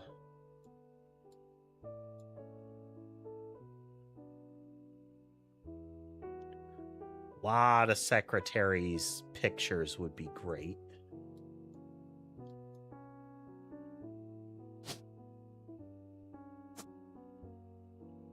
Have a lot of pictures in place, but not locked in yet.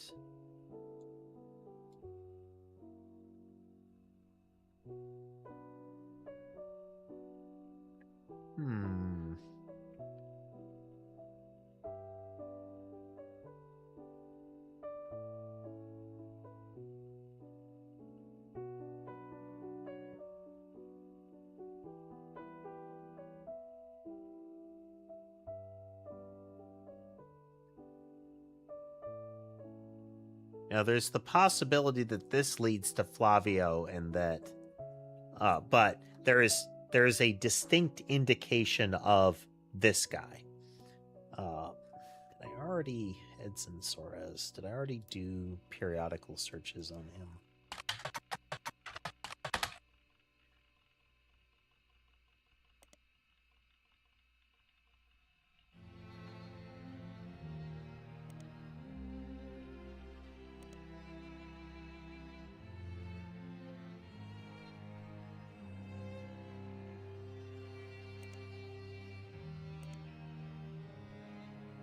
Petition.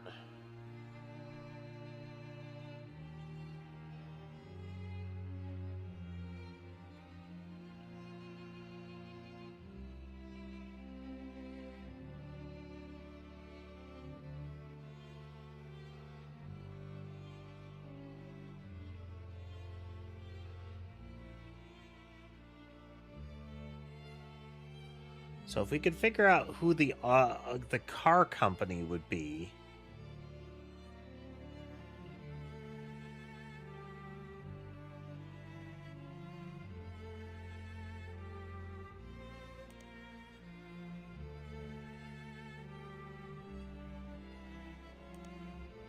So it doesn't chain in anywhere there.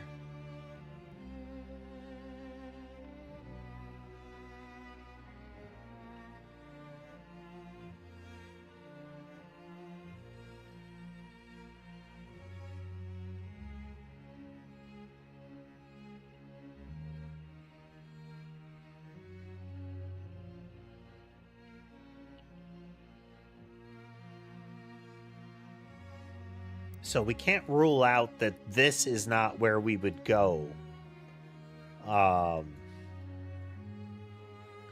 But she mentions a husband. So there, by implication, it needs to be that. Have 1 and 2. At best, 3. 1 to 2 more would be great.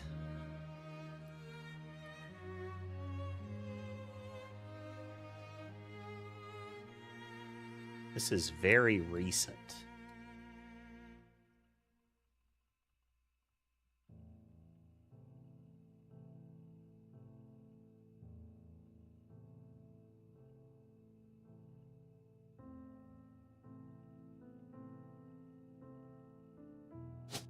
Huh, interesting.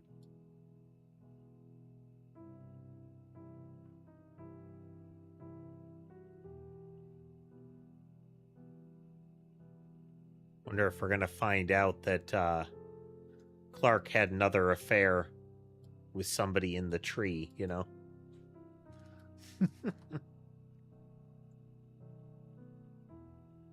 Pilot, we don't know who he married. So we have this possibility here.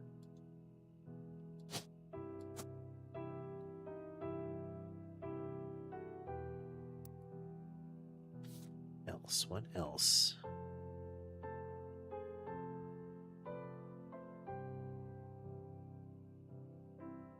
This one should be relaying off this.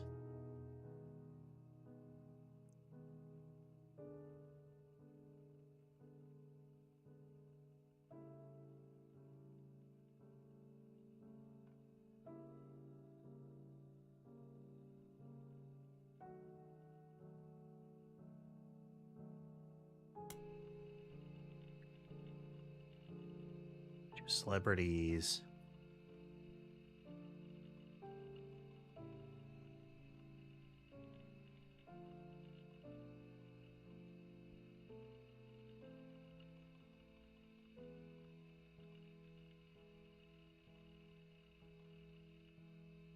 So this is somebody was trying to sell that particular thing, that particular issue.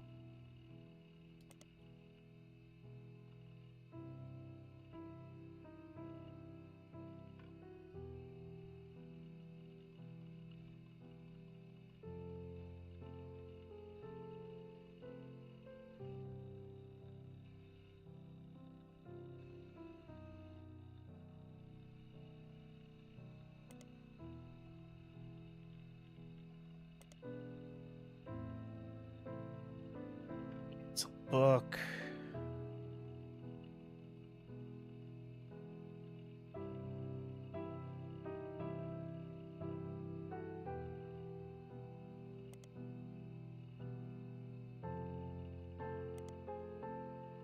Were there ever like recalls, you know?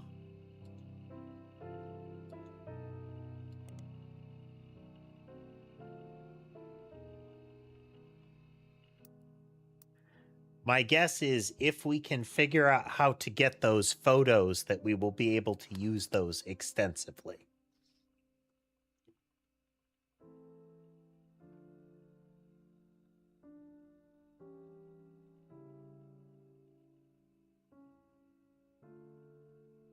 But our only reference to her is the article, and then she just kind of vanishes.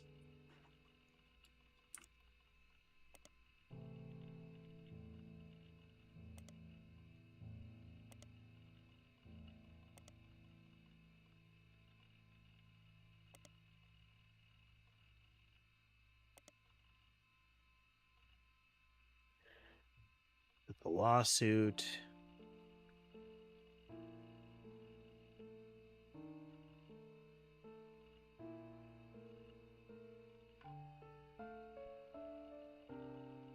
This is a game about identifying essentially a family tree.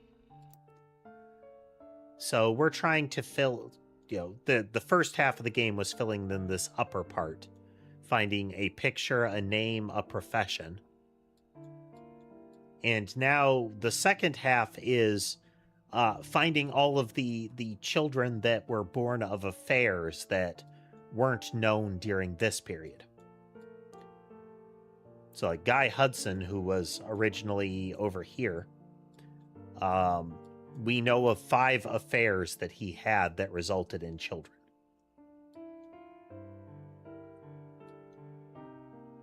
Or that are associated with children, likely his. So we're trying to figure that stuff out by looking around like newspapers and all that kind of stuff. Molly is coming to sit with me. Guy got around a lot, Alt.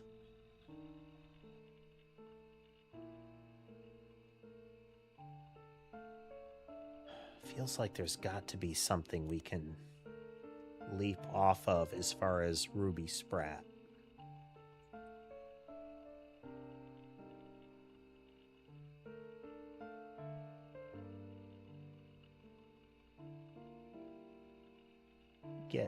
both of these.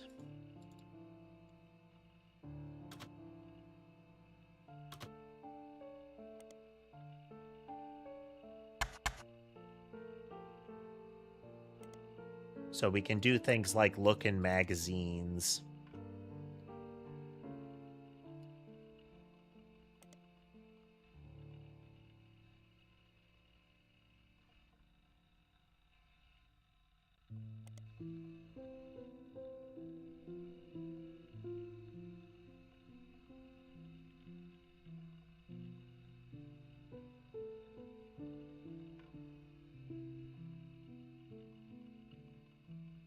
Huh.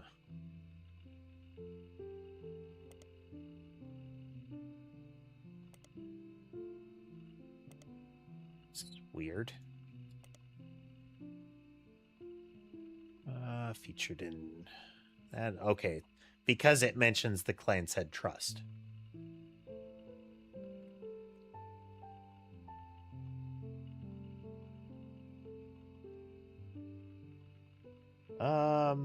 Not yet. It's still Christmas Eve over here, all.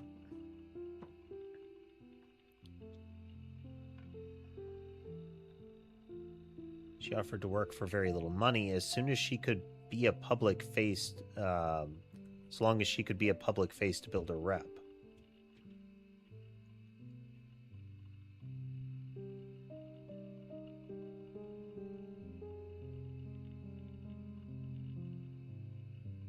With the trust more carefully than anyone had in years, Ruby came to the conclusion that Clancy Edward Roottrees' implementation was not legally sound, and there would be constant legal challenges without some modification.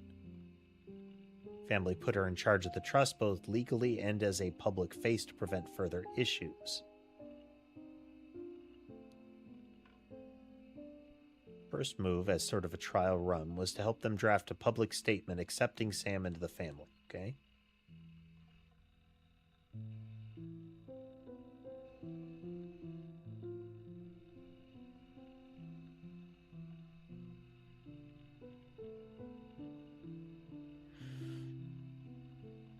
Ruby is either, like, relevant to this as, like, a child of one of these infidelities, or just that it's going to be a big figure. Just an overarching, I am present kind of figure.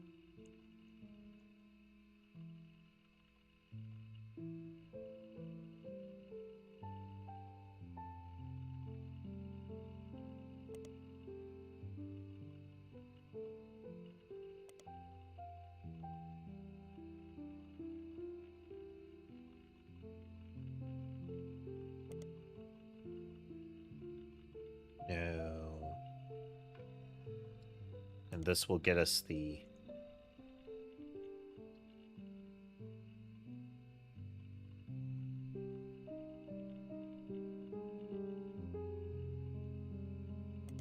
We found that this is where she, like, the school she went to.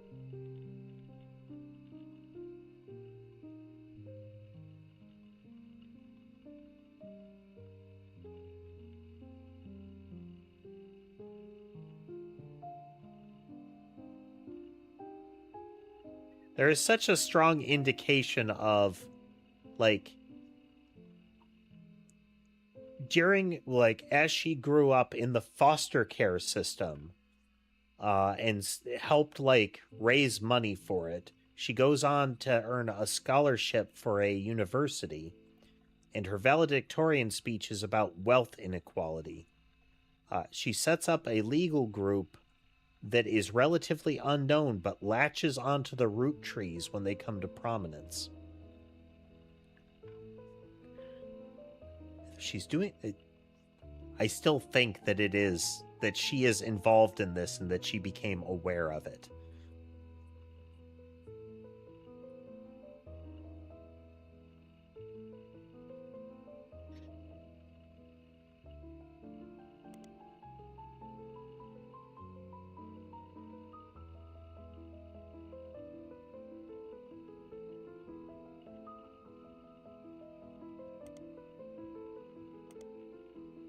If that was going to be something that it filled in about being a Girl Scout.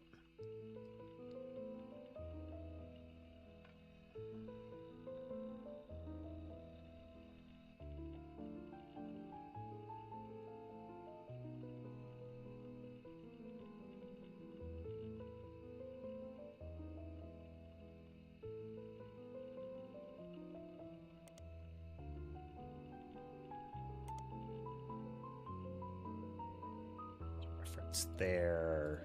About Butler County, do they do anything with it? No. And we relayed into Spider Search with this already.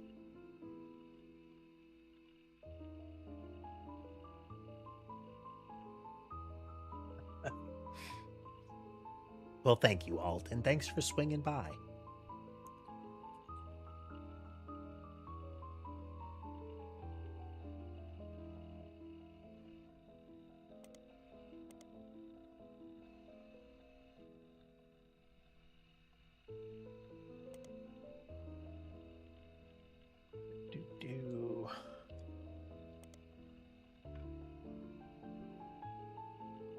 Thing, and then if we relay back here,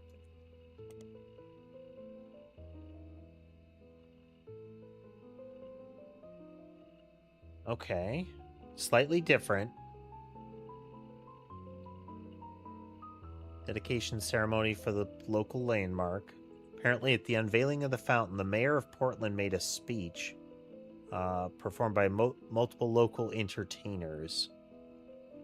Article calls out that all the performers and speakers, with the exception of the mayor, were foster care alumni, and most of them grew up together as close friends.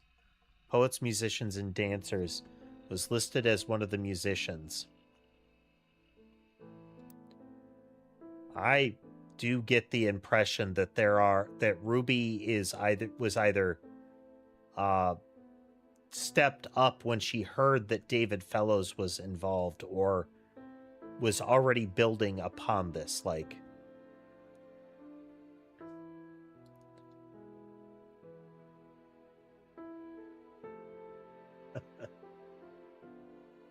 Things are moving along, Jay. Things are moving along. We've got a lot of data points, but not a lot of new completion. We've knocked it. We've gotten 2 lock-ins, but not more past that. Hello, Adrian. Welcome. Okie dokie. There's a tether between them.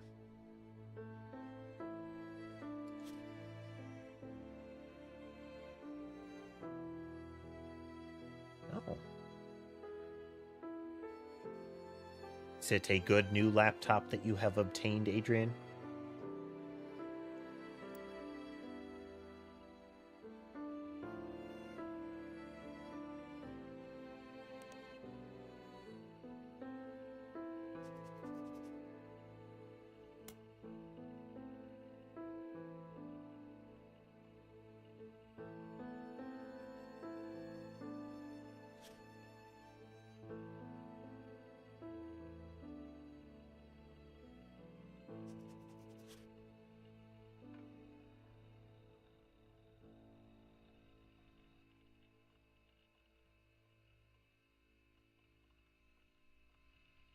Hey, improvements are improvements.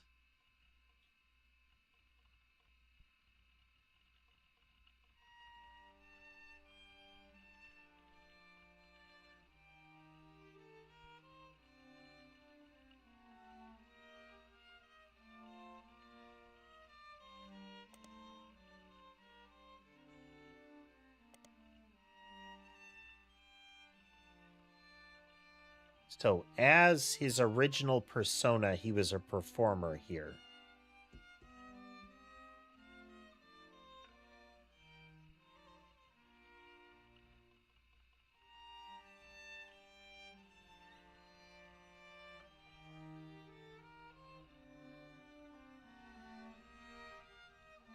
She knows and considers or at least at the time, considered Felix a friend.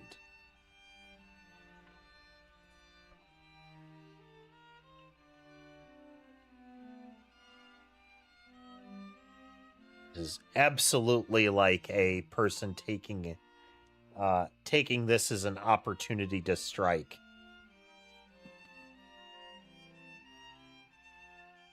But how can we parlay this into anything useful?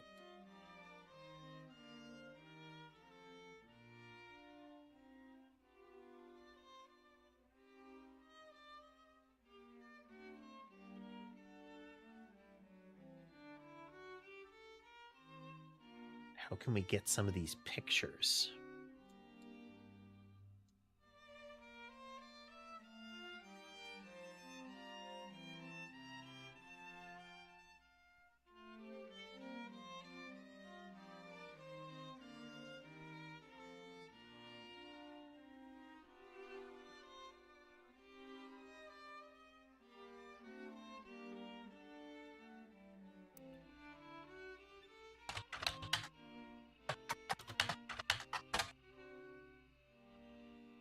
Oh, okay.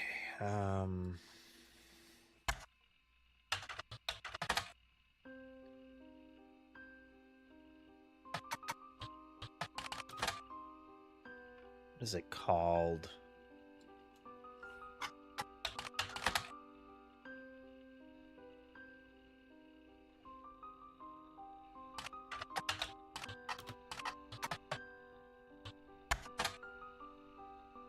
Flavors.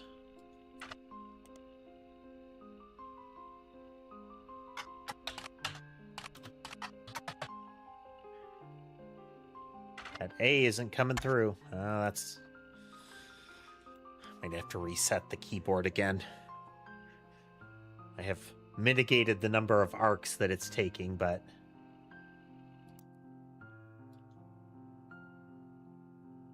Okay, let's look at our Guy Hudson notes again.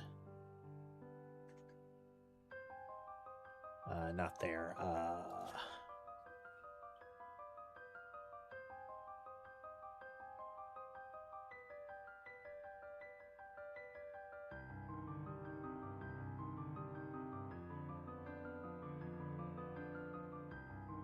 I'm trying to identify...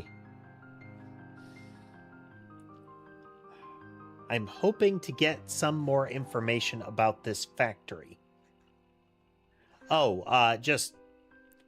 It's very dry here, and there are many cats and carpet around. So, you know, static electricity abounds. That's why on the camera there, you can see near Ember's feet, the little kind of beige spot is a electrostatic discharge mat now.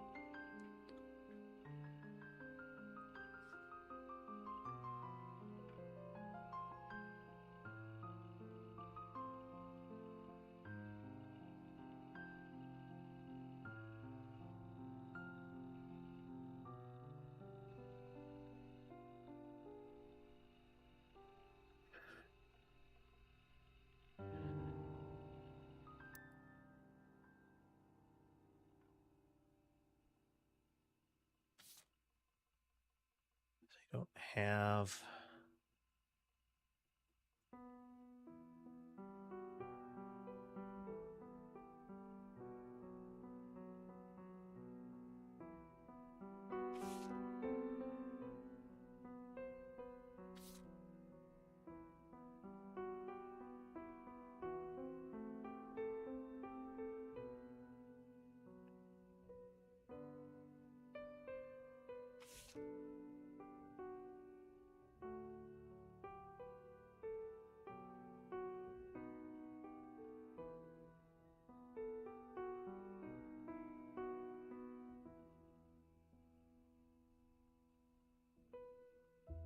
Oh.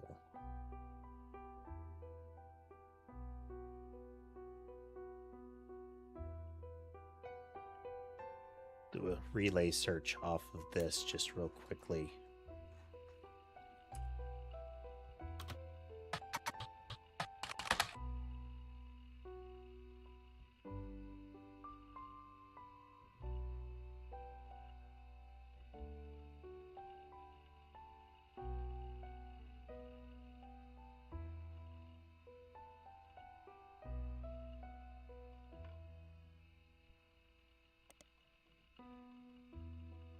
Cover.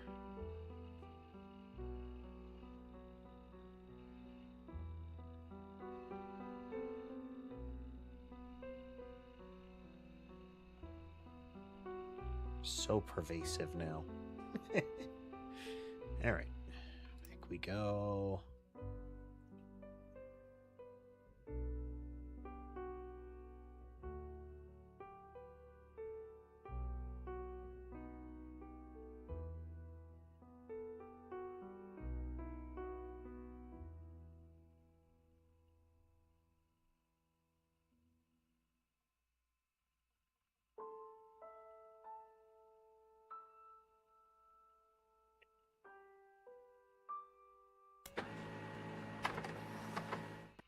There we go. Discovered by the masses, gone are the art pictures of his cousins. Instead, it's a list of questions that people keep emailing him. The most relevant ones are the following. Are you the son of Clark Rafferty? I didn't grow up with him. Or when I was a little kid, but I moved away with my mom when I was very young.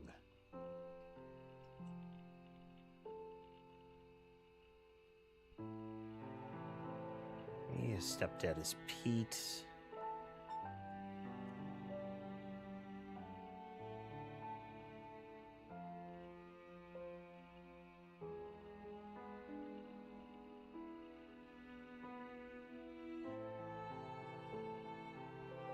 Things I don't remember, and people like Guy Hudson and Ernie Madsen. His spelling has not improved.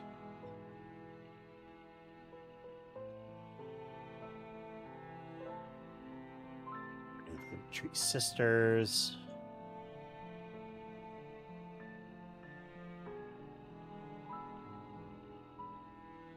Photo from when I was 5 and in the office with my dad and Guy was there. I made myself sick by eating chocolate, and some woman who I don't know cleaned my face. I don't know if my memories of that come from the picture or not. Okay, new picture.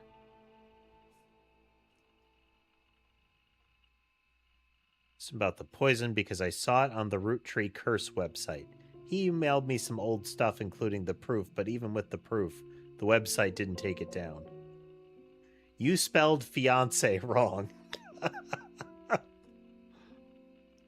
I'm not good at spelling or writing. I'm good at painting and other art.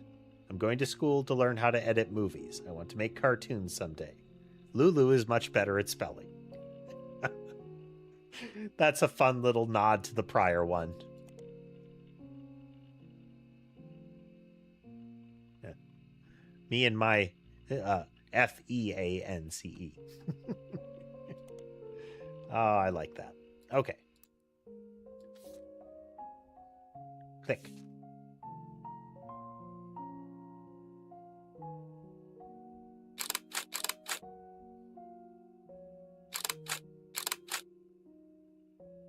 Okay, so this is going to be Guy. He's leaning on a poster that is the ad campaign he and his sister were part of for the company.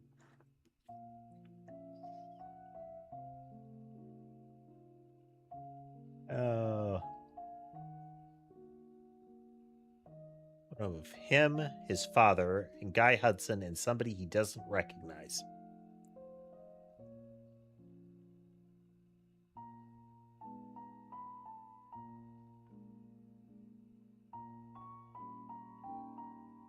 Okay, so if we look at the employment list,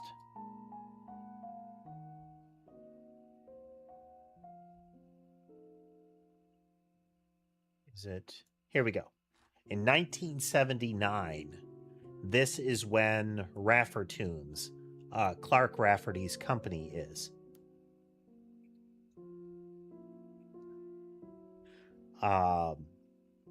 Shows up. And secretaries at the time, we have many people. That's Christine Farrow is hired in 76.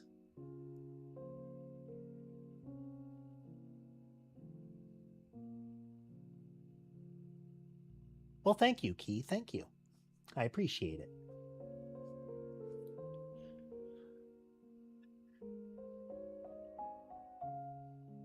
Okay. Raffertoons enters in 79. And secretaries here. So we have Beatrice Watts, Corinne Schwartz, Lisa Lewis, and Valerie. But that does mean that Joanna is still around during that period. No, not around. Christine Garland and Joanna Fellows. No, that she leaves. So there's Christine Garland could be there.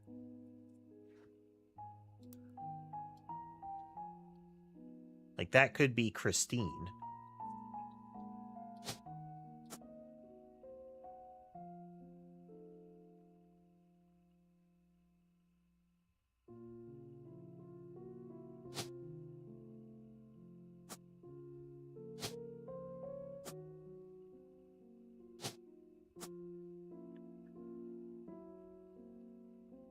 But that's not a certainty.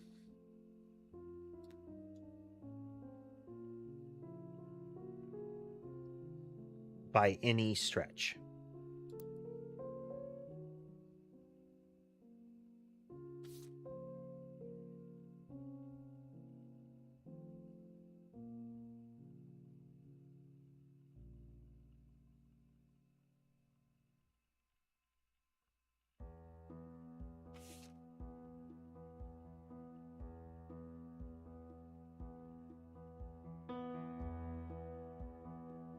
Well, thank you for the follow, Key.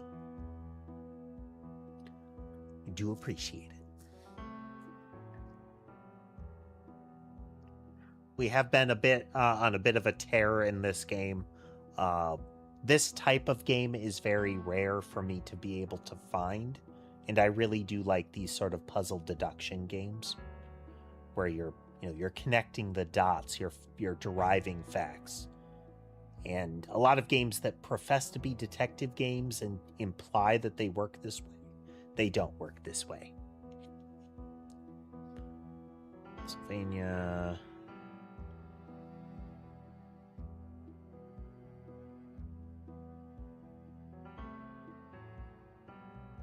Case of fraud. Ooh. If you have a link to it or something like that, there's a suggestions board on the Discord, and I try to look for those.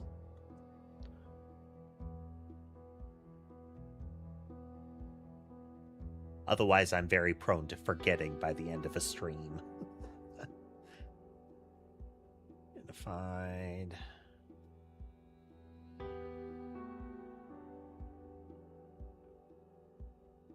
Difficult to place.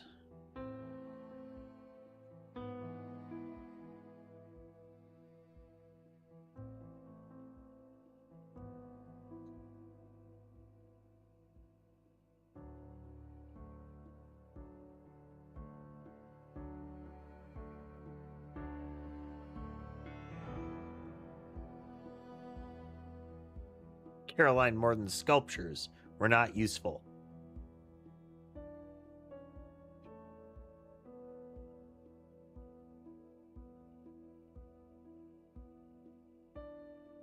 This was the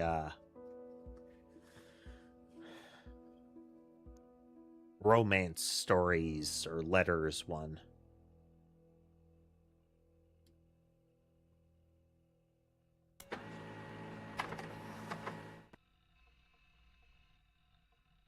Dating Stephanie's son. That's a baby photo. Daughter named as her grandmother.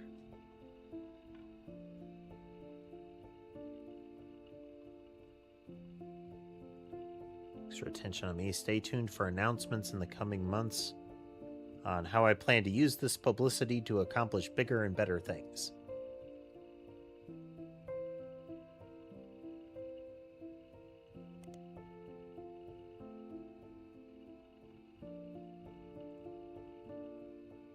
Same thing, but if we look back at our evidence, what do we get?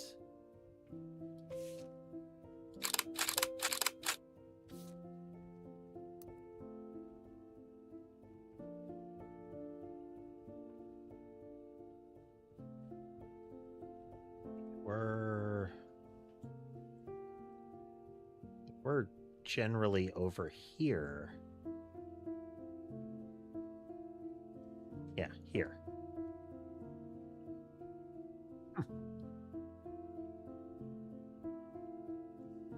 Do we have red herring photos now?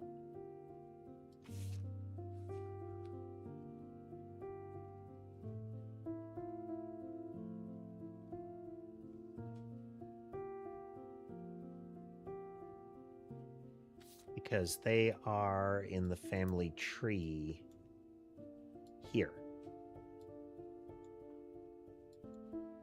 Stephanie, Brian, and now they have kid.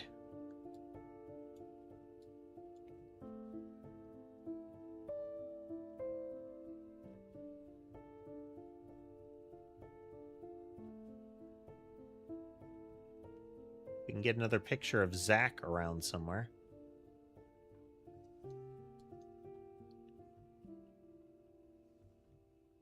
Okay, well, I mean, we're finding more stuff.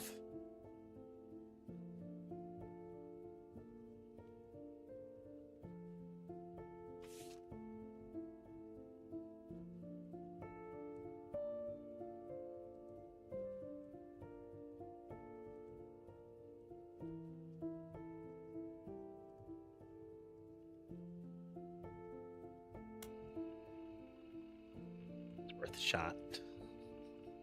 Would have been kind of funny if he suddenly became relevant.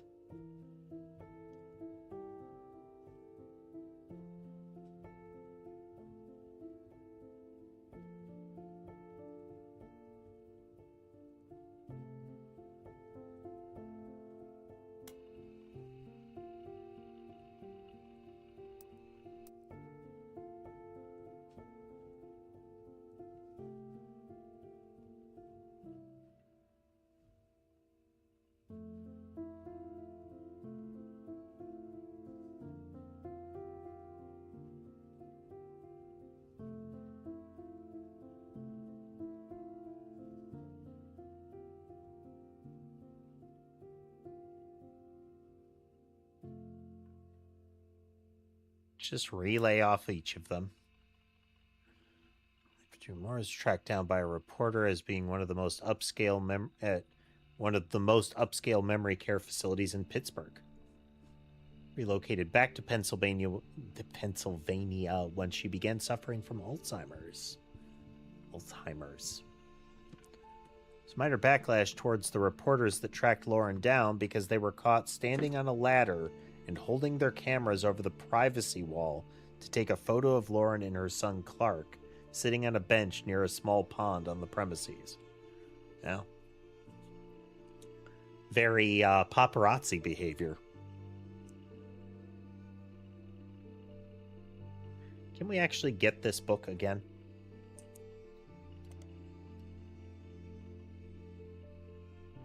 Is Lauren Roottrees.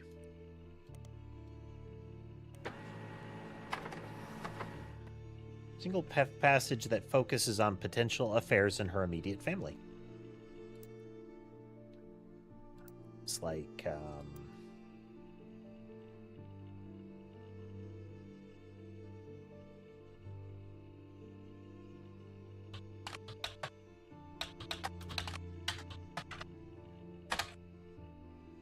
okay. This is the second book, but it's indicating this hasn't been updated. And we didn't get a printout sound, so.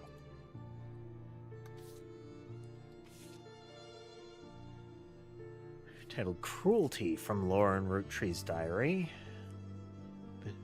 Focuses on the relationship between her mother and father. While it offered only redundant information during your previous investigation, it mentions the subject of affairs and may be more useful this time around.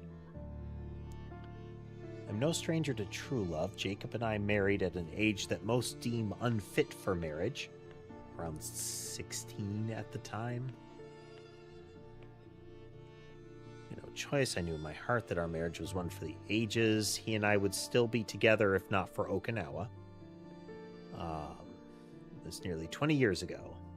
I do not understand my contemporaries. So many girls I went to school with have taken multiple lovers. So many of my girlfriends' husbands have been unfaithful. If I am able to remain true to the ghost of a man with no chance of physical reciprocation, no potential for long conversation, how could it be so hard to love someone you can reach out and touch? Someone you can joke with? I've been able to deal with such madness at home. I've not had to deal with such madness at home. My parents are a perfect match in the worst way. My mother's cruelty is a perfect fit for my father's general spite. Wow. In turn, Pop's status enables her incessant need to gloat and feel superior. I've grown up with their cruelty and disdain for others my entire life. Even my family remains unspared.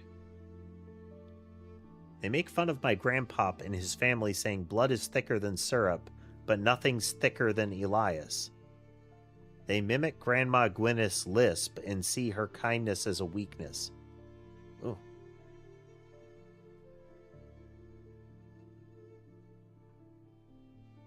Please remember Sam. Not even our family's maladies and religion go unmocked. Remember, God only put one eye in Miracle. Brutal. Miracle was born very late, and his earliest pictures, or the earliest pictures we have of him, are with an eye patch. Clancy Edward, kind of awful.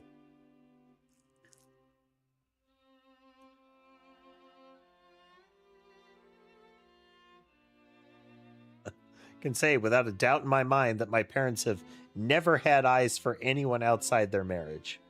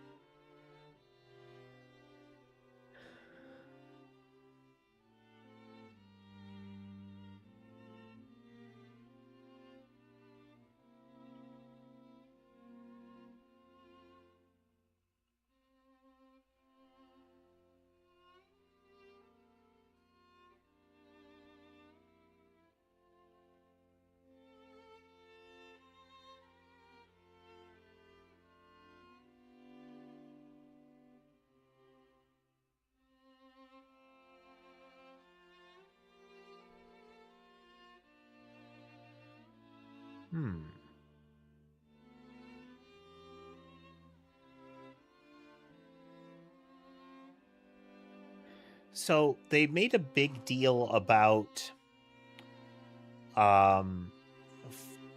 like an argument between Elias and Gwyneth, where Gwyneth was heard to say, "Who's Beth?" With an implication that Elias had an affair with somebody named Beth. Because even one of Samantha's children had mentioned "Who's Beth?" having heard them say it. But this line here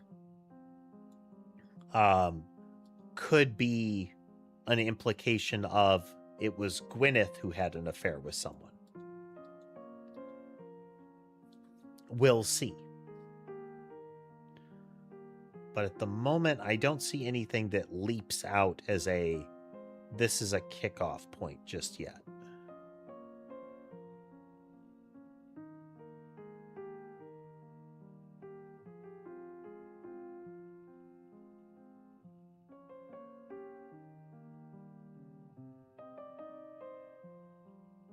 How about Gwyneth Roottrees?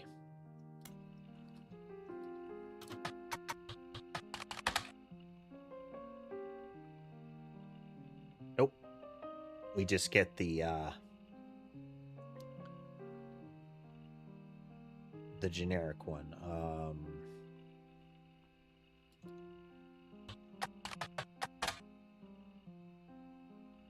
Okay. Go.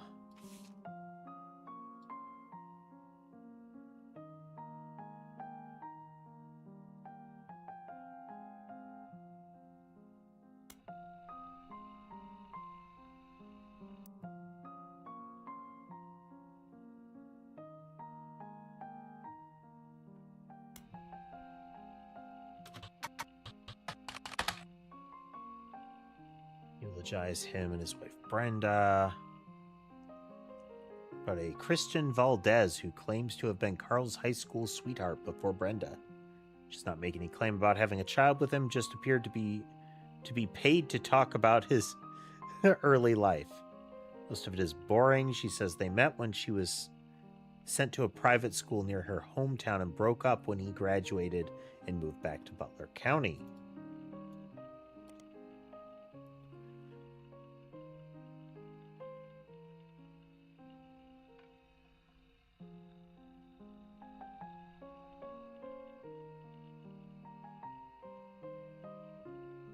Again, this could be just red herring reference.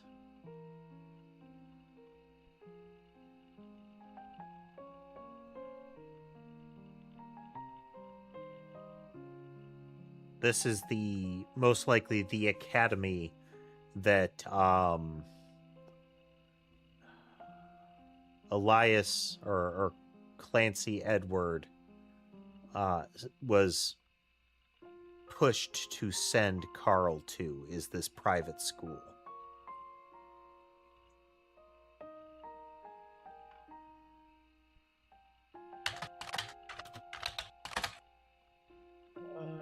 Brenda Roottrees.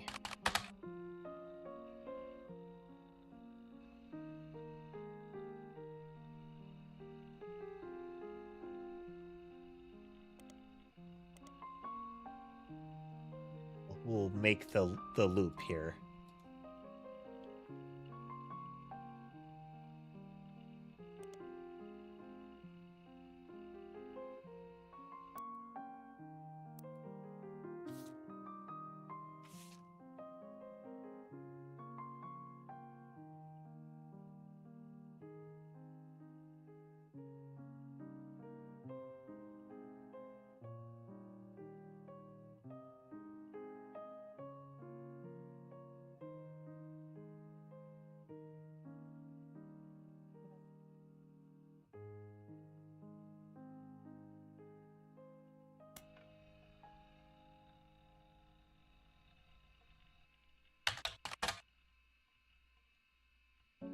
French prison after having served a few years from his assault.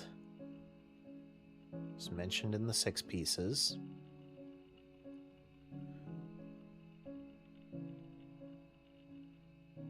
Returned to the U.S., but when journalists reached out to him recently after the death of his mother, he had issued a blanket statement a few days ago.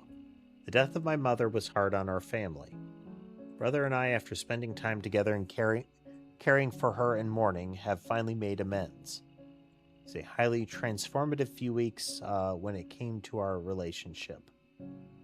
I'm in recovery from my addiction, and a major aspect of that process is that I wish to stay private.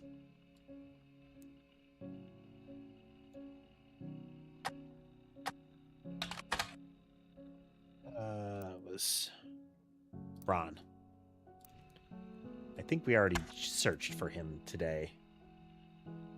Yeah.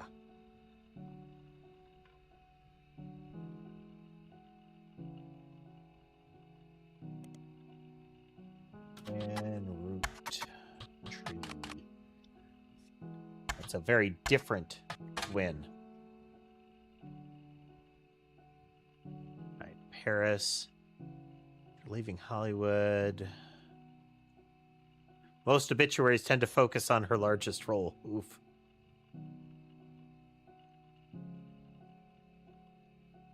Okay.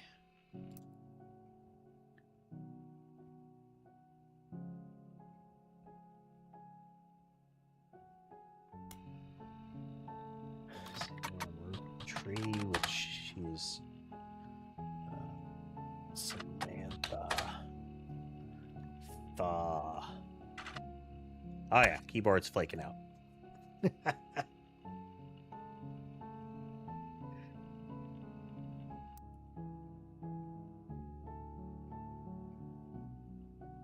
don't get anything on Samantha after that. About just for interest here.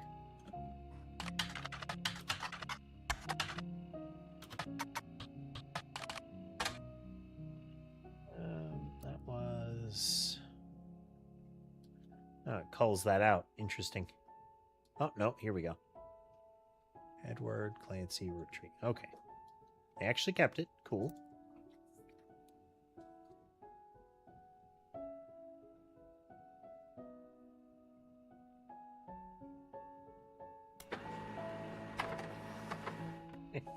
Release of 6 pieces. Caroline Morden did a television interview. Partial transcript. It's only her answers and is missing the questions. This creates a somewhat confusing reading experience. It does give you a bit more history about Caroline and her family members. 45 minutes. Really fit in with family, so that didn't surprise me.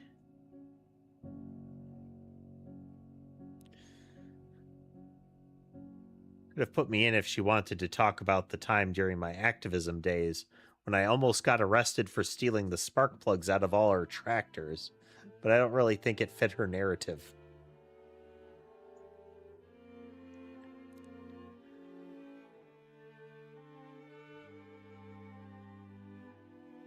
Never tried to kick me out or send me to live on a farm, if that's what you mean. I was already pretty unpopular, and once everyone learned why I divorced my husband, few people paid me any attention. Caroline was in a same-sex marriage, and one of the kind of mysteries of the first game was that there was one of Elias's children was homosexual, and they hid him in a barn.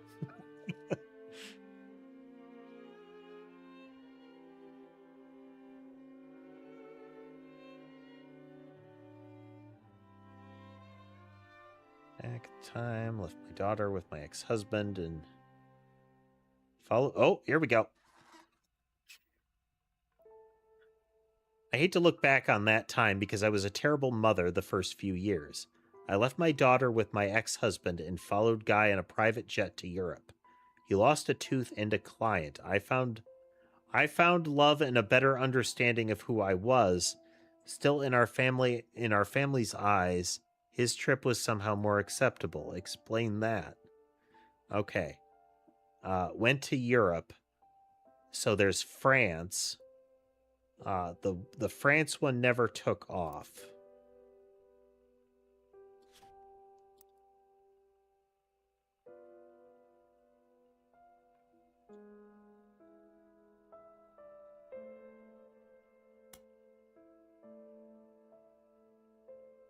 Private jet to Europe. So then we go to Roottrees everywhere.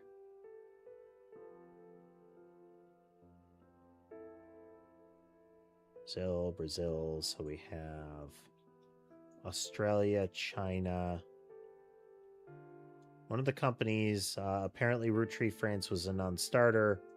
Negotiations broke down pretty late. Okay, we didn't check on Tristan Robert. We'll check. Or Tristan Robert. I couldn't stand him. Our family wrote off his behavior like he was some huge fan. He was some huge fan of romance or women, but he didn't like the entire woman. It was doubly awkward for me because he was more supportive than most. I slowly figured out it was because he assumed I was as shallow as he was. Workaholic. He seemed nice enough and did a good job. I didn't know him well. That was one of Sam's problems with our family. None of us did except Carl. Honestly, I get why she's pissed.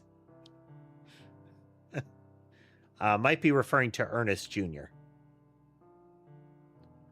Speak ill of the dead, not unless you want more stories about Guy.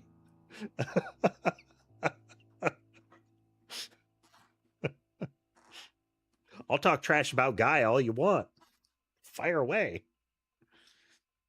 Carl Roottrees is the one that kicks off the investigation, with Carl, his wife, and his 3 daughters dying in a plane crash. So the whole, inheritance cycle kicks off. Caroline didn't have a good relationship with him, I believe, because of her activism against the environmental impact of the maple farms. Used to be friends before they sent him to private school. He came back a lot judgier. Made sense when they made him president. He was a lot like my father after they disciplined the fun out of him. Started protesting the farms. He stopped returning my calls. He's harder to label. When I was a teenager, he was basically drunk or high or both all the time. He actually used to sell me pot. His problems with women were different than guys. Probably talking about Clark Rafferty LaRue. But he never really judged me. I guess he knew it would be pretty hypocritical to judge anyone for anything. Back then, he was destructively unreliable in every way, but nowadays, he's just kind of boring and old. I prefer that to how he used to be, and to Guy and Carl, but it's still a cautionary tale. I hope I'm never that boring and old. Okay, so a couple of relays. We want to look up Tristan Robert here. Let's see.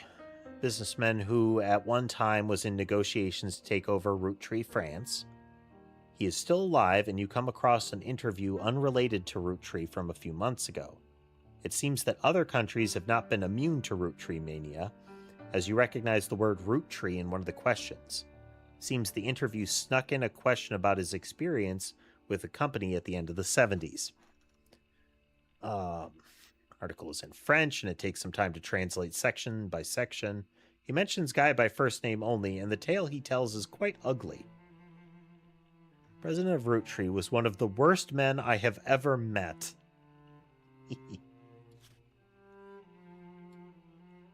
approached my wife about having an affair, which she refused. He then kept insisting that this was the best way to celebrate the end of our business contract. I don't think he expected her to say no. I don't think he thought she would tell me what happened. I punched him in the face and refused to attend another meeting with this man. They lost a lot of money on this deal because not only was he a terrible person, but he was also a terrible businessman. When he died shortly after, it felt like the universe was working things out. I wasn't surprised to learn he had a secret child. He seemed to treat women like collectible pocket monsters. Oh, I love that line. That's amazing. Hey there, Ilman.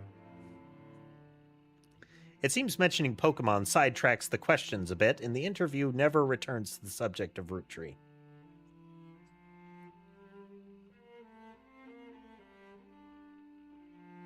Okay, so we have Tristan Robert.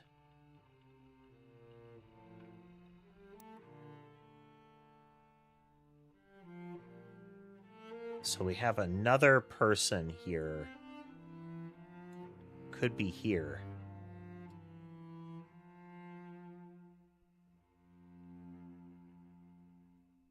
Could be here.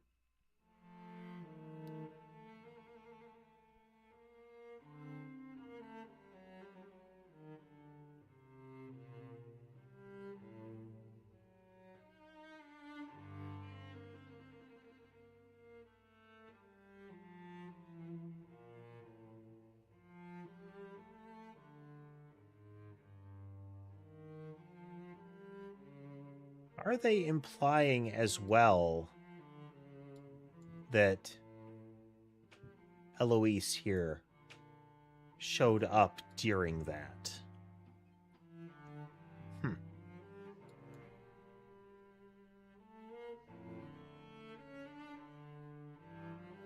We'll find out.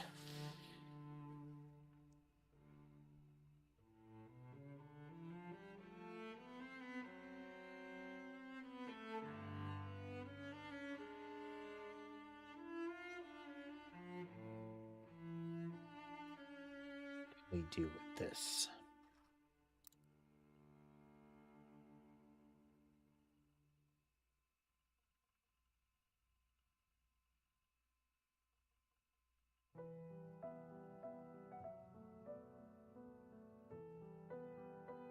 So we found Caroline Morden off of that, and that creates an implicit tie here.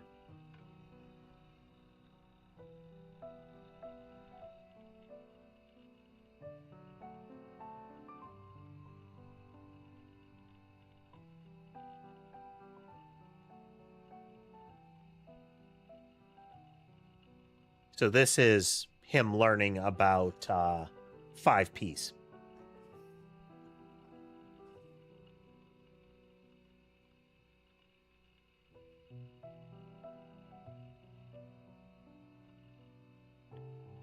Let's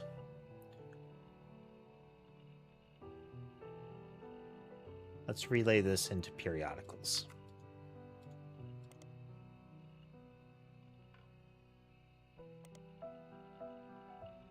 No luck.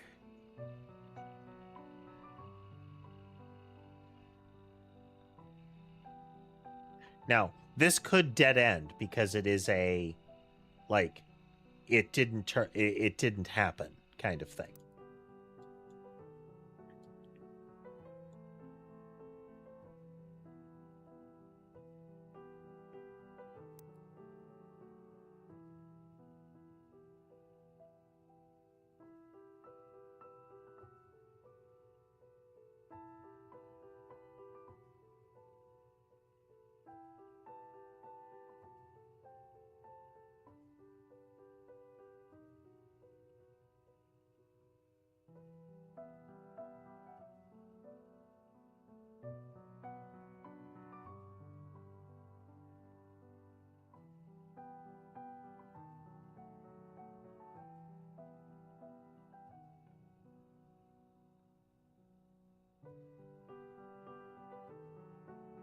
Don't know that that is the best relay. Let's see what we've got. Cruelty apparently goes somewhere.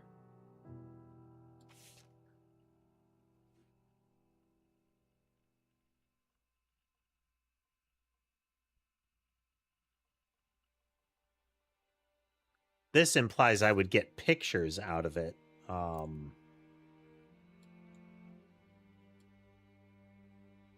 But I don't see, like, maybe after the next intuition lands, this will branch.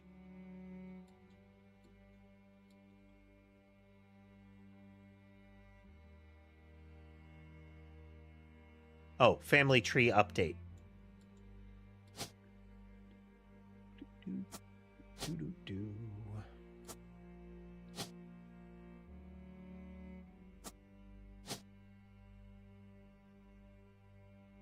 St. Jones, wasn't it? No. Brian Jones and Stephanie Landon. That's cute.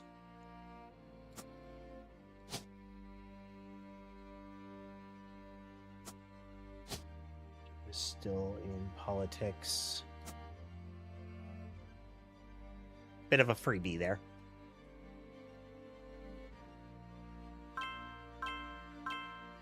Okay. It was Elias. We've locked in Flavio.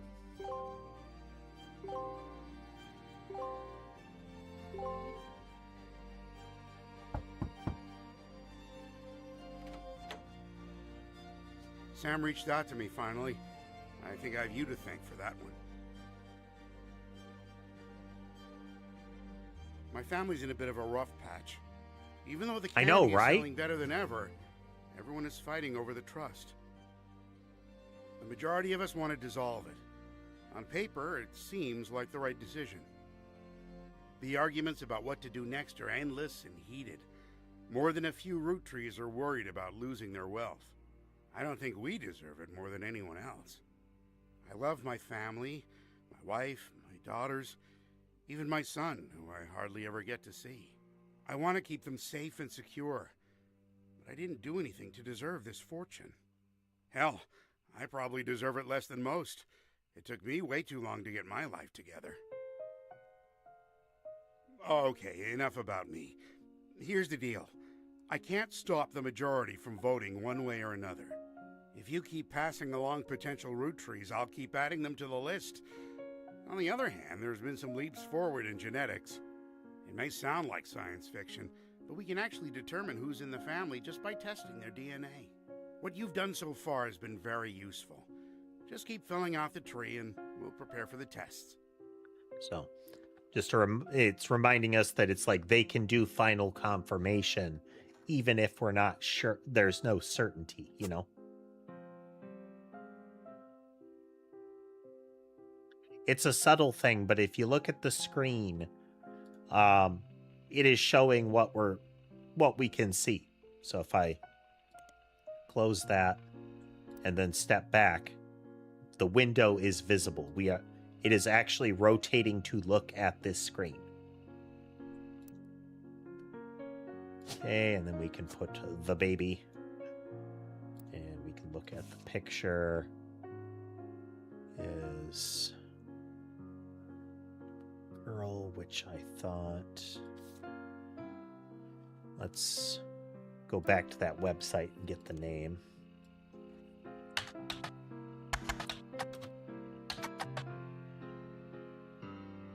Yep. That A key is flaking out.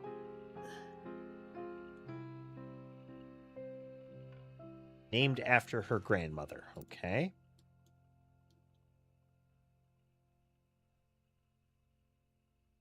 So that's probably then Caroline Jones.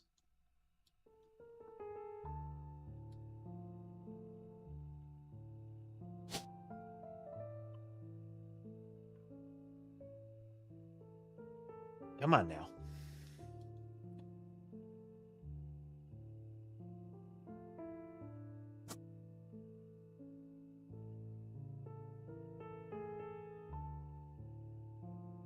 A-R-A, let's see, A-R-O.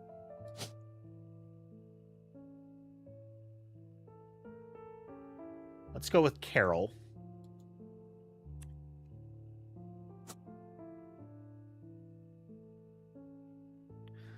Okay.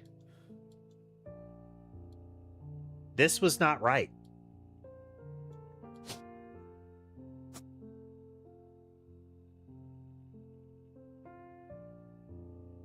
I mean, we know they were a secretary at the time, so it's not this one.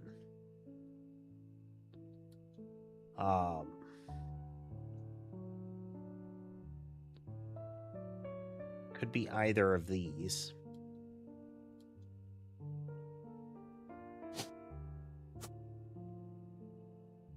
Know that one yet. Is not the right name. She legally changed her name. Let's go the other way around.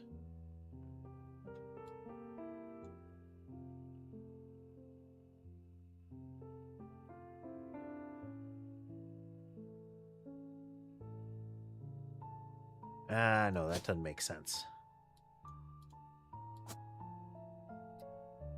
This is his last name, Sterling.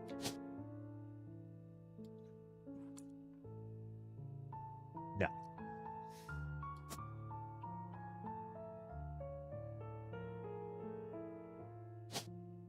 There. Just throw Sterling Edsel in there for now.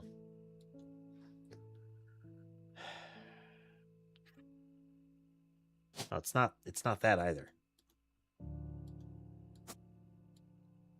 It's Thomas Edsel, I think,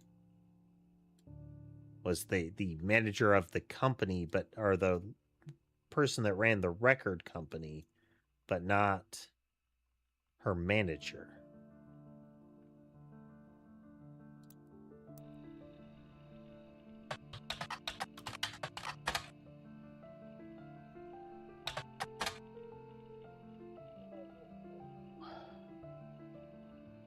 Just want to see Mary Beth.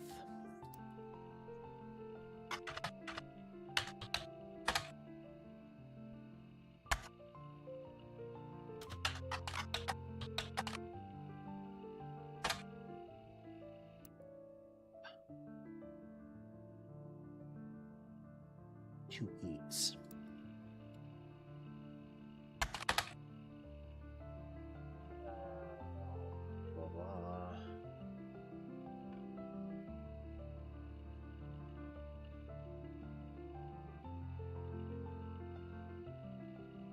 Her manager, Sterling.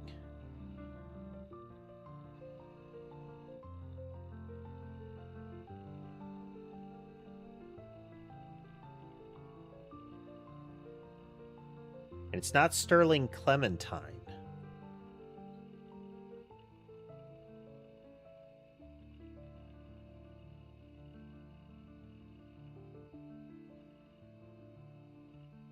Because that bounced off.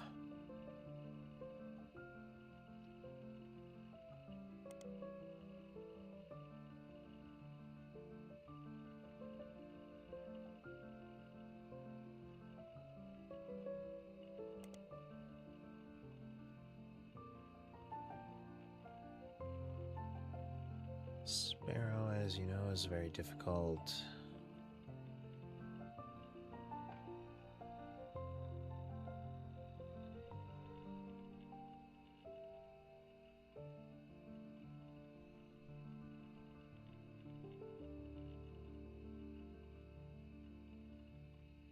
Let me find out about her name.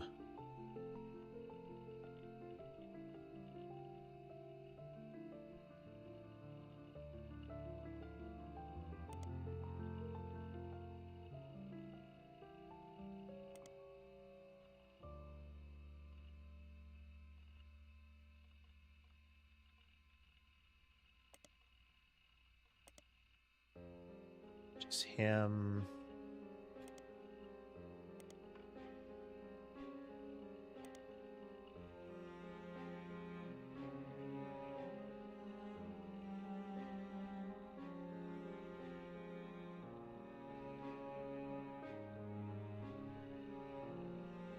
They relayed to here. Oh, it is. Yeah. Sterling Edsel.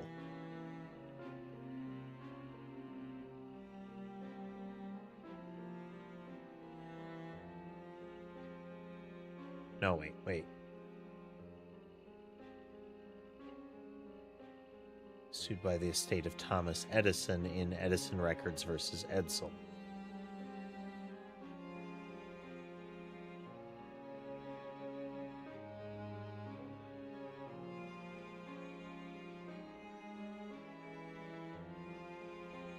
So,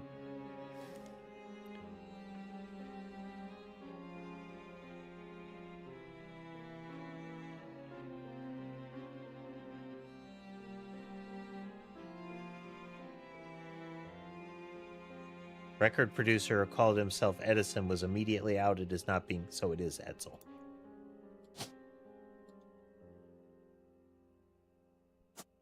Oh.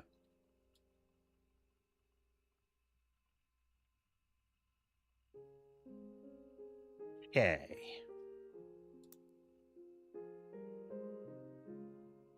So we should get that person out of the way.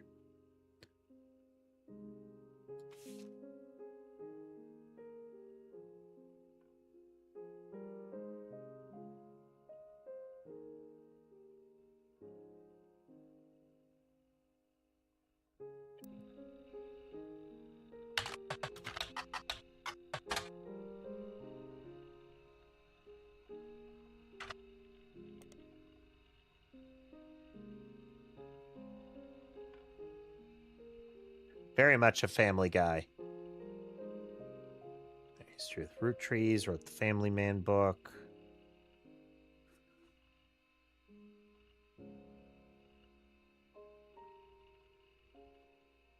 They rebuilt, they named the nonfiction section after her.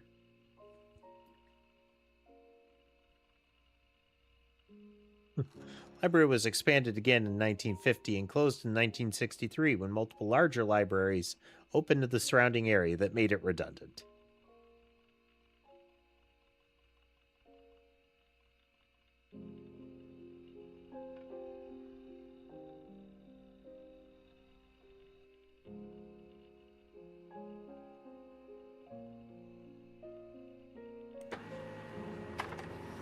Find multiple libraries in the area.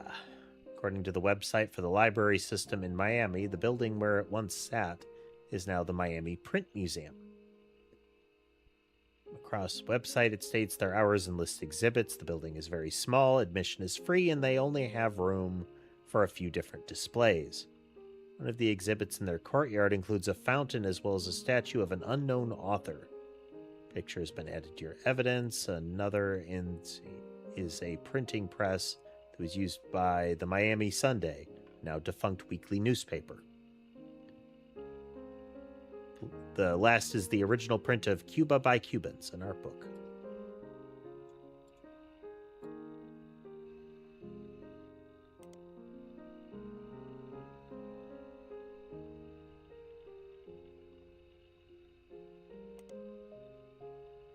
Lasted a year. Small website about quirky printing history facts that mentions the Miami Mercury Sunday was the outcome of merging of two smaller failing newspapers. This resulted in one larger failing newspaper, which was only notable to the author because by combining the names in the way they did, it was tied for the longest title for an American newspaper at the time, with a newspaper in Jefferson, Texas. Well, let's continue down this rabbit hole.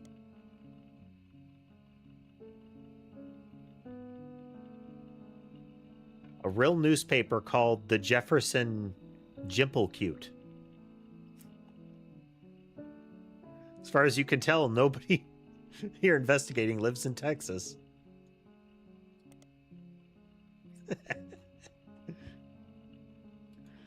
Oh, good times.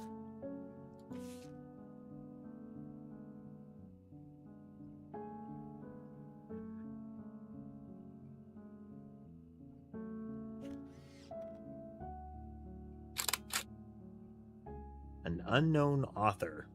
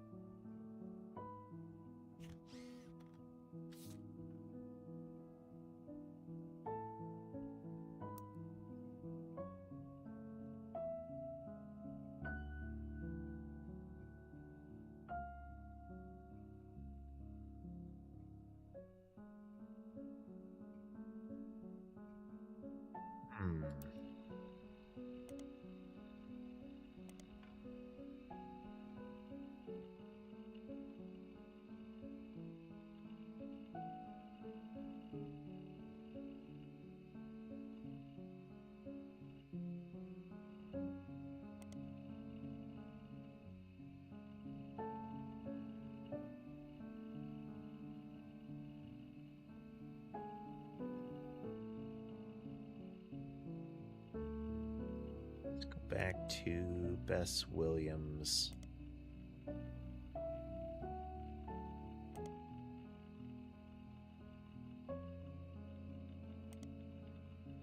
Never did a web search on Bess Williams, I guess.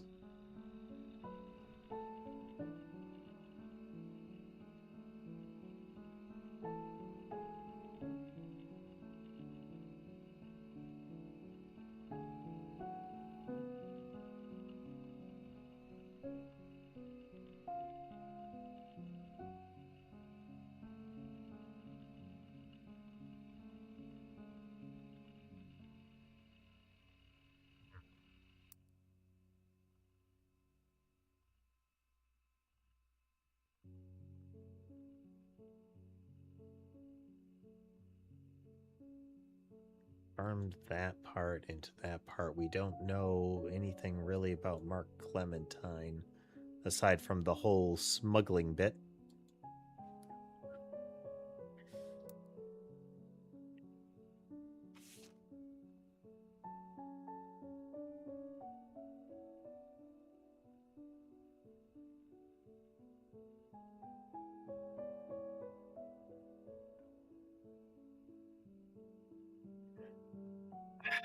Oh, no, you're right. It's not that it's misheard. It's not that it's misheard. Because in here.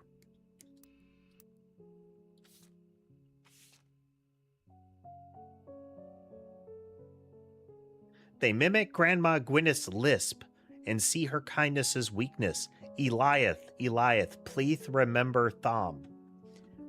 Elias, please remember Sam. It's not Beth, it's Bess.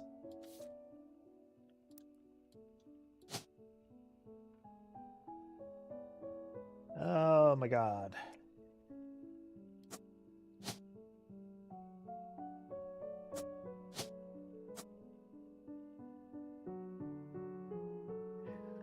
Even if it's not, that's really compelling.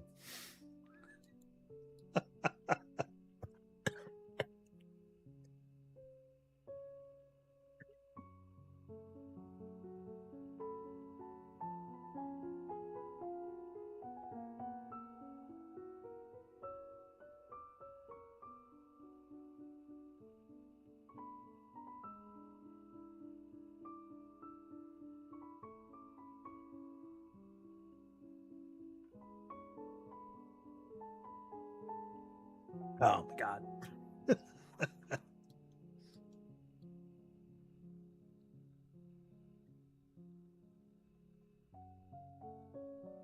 That's real compelling.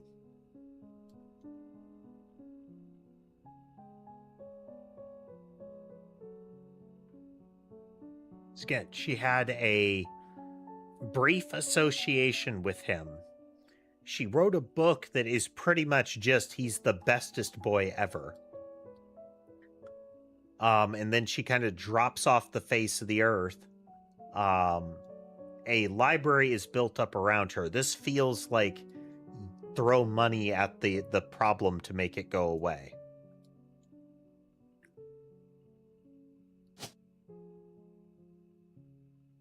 She is baby.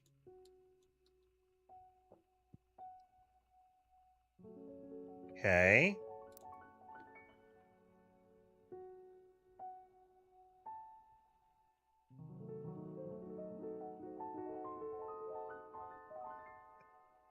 This is throwing money at the problem 101.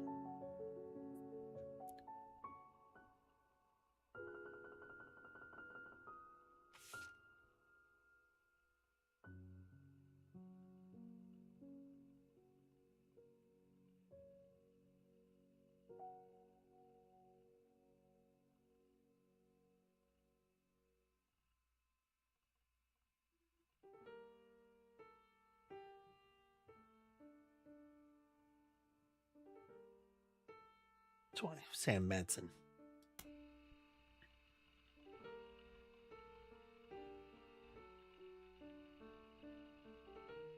Bestseller for 2 months.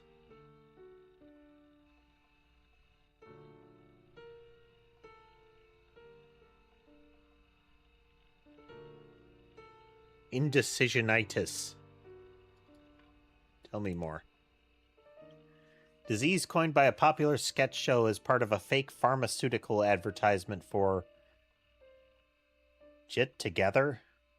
While the segment isn't fully about the Roottrees Candy Company, it was released in the week after the bizarre response to the release of 6 Pieces by Sam Madsen. In the sketch, a woman ordered a number 5 at a drive-through speaker. Then after pulling forward, she changed her mind at the window, asking to switch to a number 3.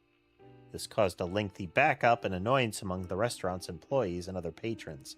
After she pulled away as the employees began helping other customers, the same woman then barged into the restaurant past the current line, loudly claiming that she didn't receive her number 5. After this, the sketch transitioned from a restaurant to a pharmaceutical commercial.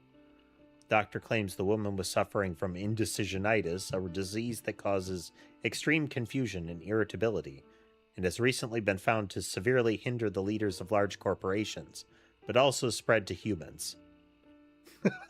But could also spread to humans. Nice. Fake pharmaceutical drug, multiple testimonials. Yeah. Ah, okay.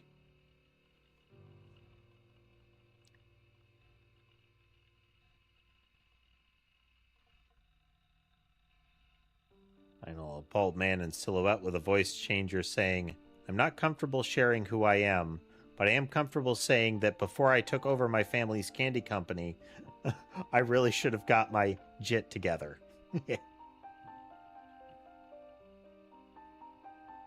Cute.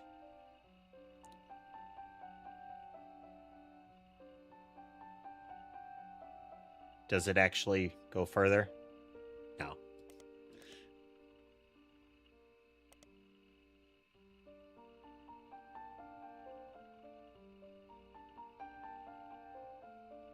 I think we looked this up already.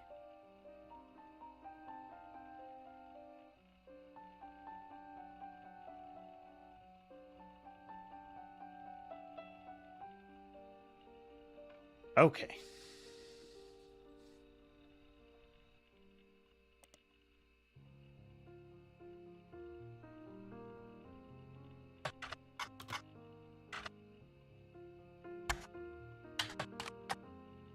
Might have to deploy the backup keyboard sooner rather than later.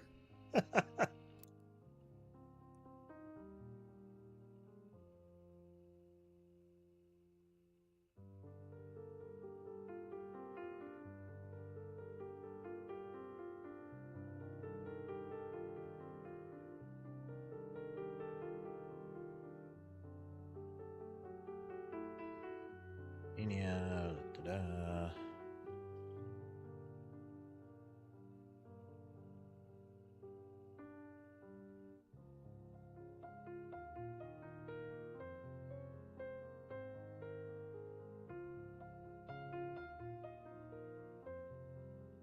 Okay.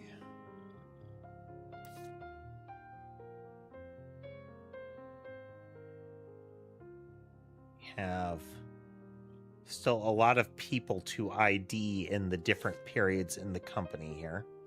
This is Susan Ford showing up.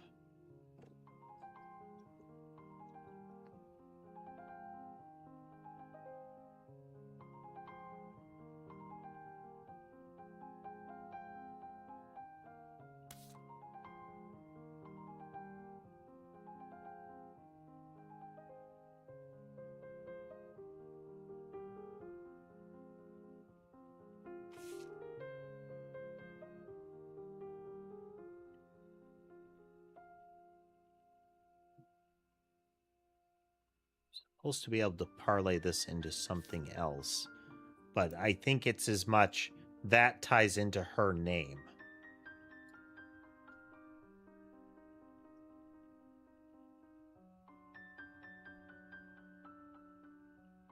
Are there other Christines in this listing?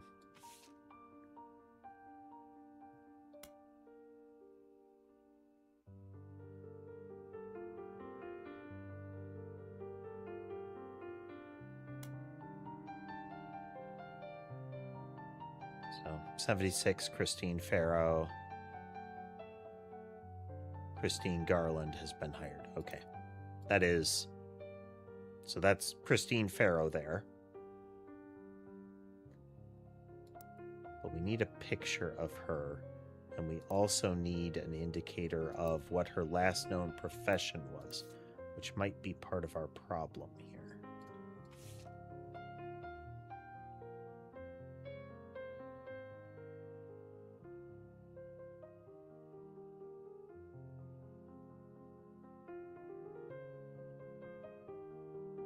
Shopping.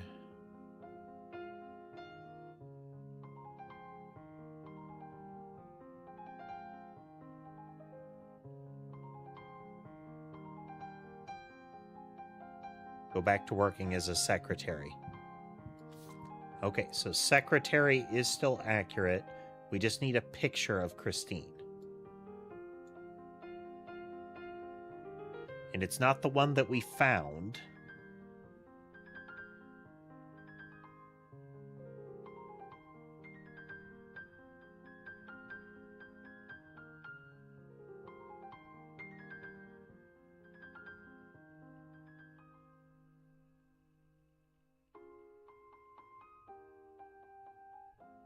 This is going to be interesting because this goes on for a bit, because this is a like 1920s kind of territory here.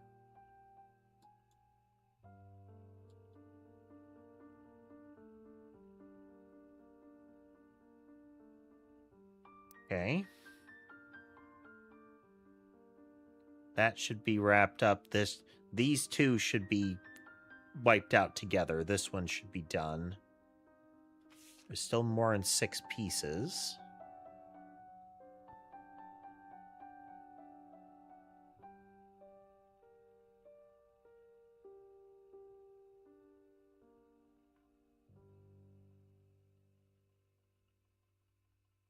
All right, Matic. Thanks for swinging through.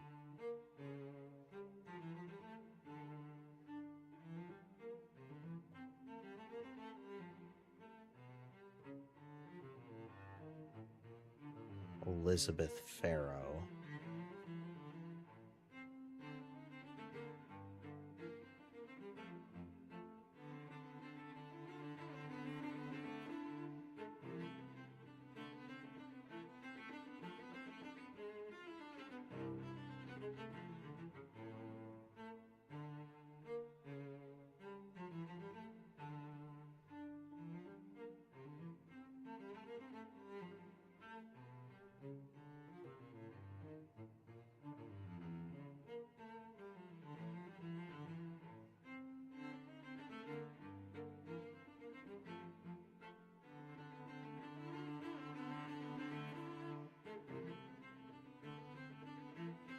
So this is referencing his overseas trips.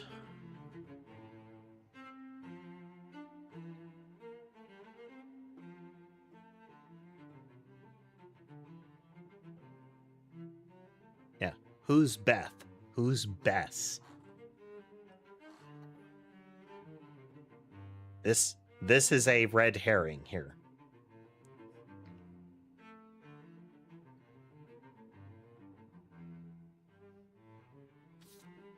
Nice.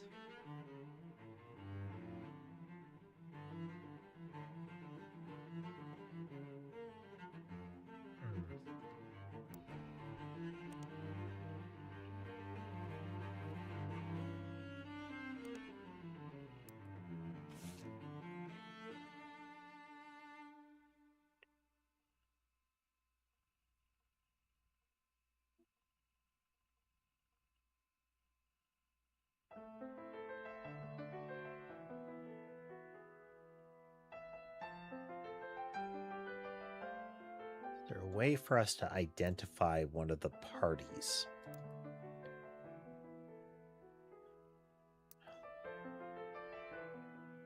Too hung up on some of these. Cruelty should be wrapped up with that family man, Newis Jones. Chef's signature, if we can find her picture.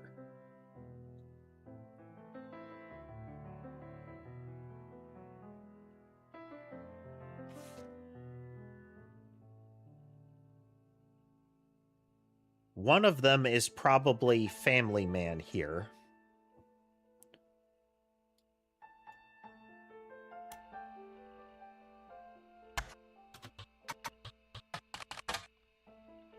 Tree.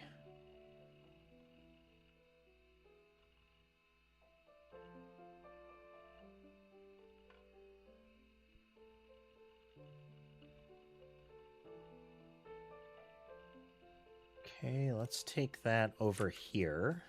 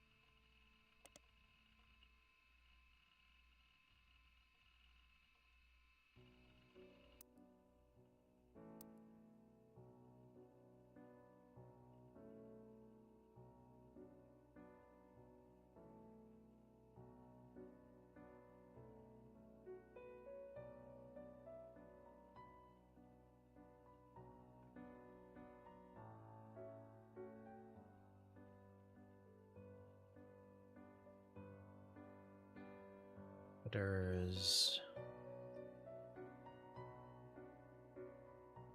Ryan Jones's company website is different now.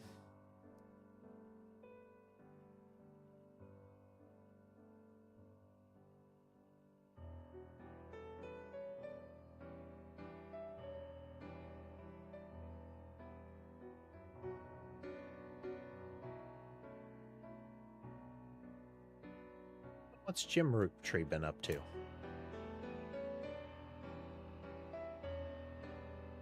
Jim and Diamond apparently sent out some mail to Diamond's Dazzlers, their fan club. Notably, her fan club.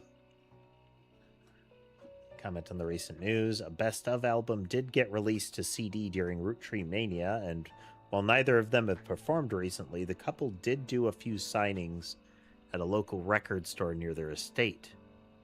In question and answer sessions, has stated he hasn't been inspired to write any new lyrics. Or you can tell their marriage is still doing fine. Never been any rumors of infidelity.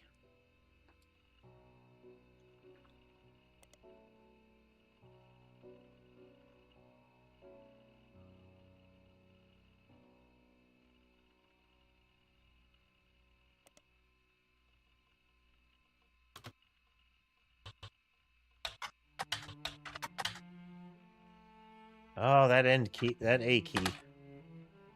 It's worth a shot.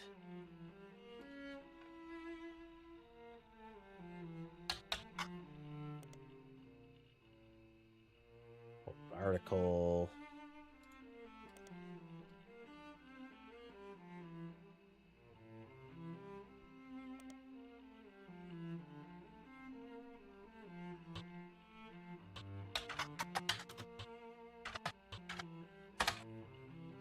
Okay.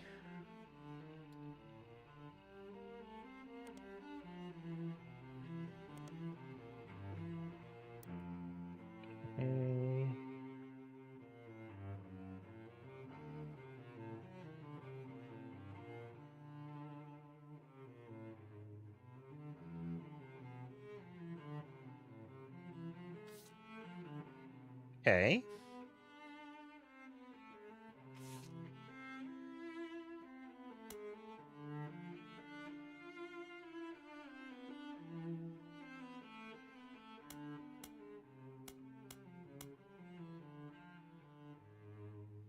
So this is when he stepped in. I just like the name. Canonically, it's the main name of the chief engineer of the Nyanite project and maker of the original catbot.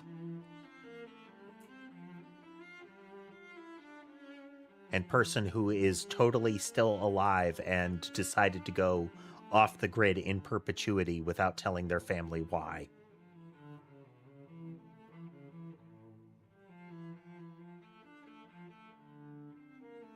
Okay, Christine Farrow is hired around that time.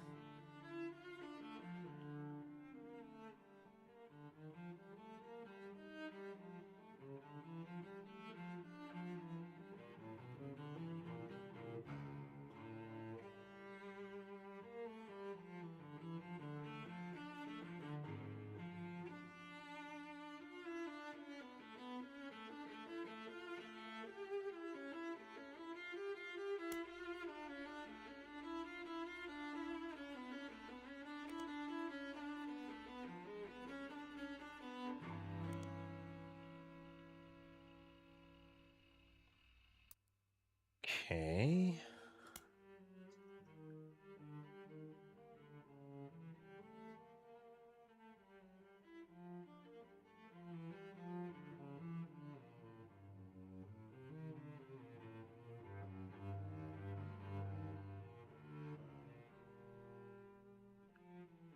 Christine leaves. This is where the two pairs of them, either Beatrice and Corinne or Lisa and Valerie, are the pairs that are likely to be associated with Anonymom.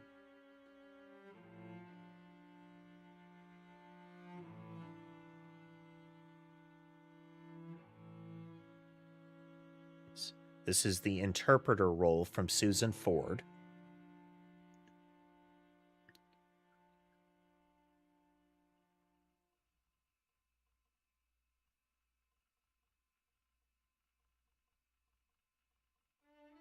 We went to Australia, China, France, and Brazil. Yep.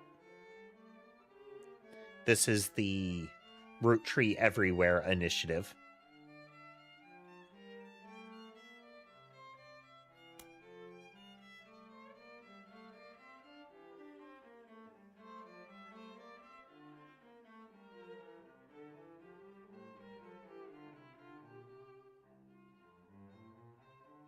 And both of the pairs leave in the next period, in the 80 to 81.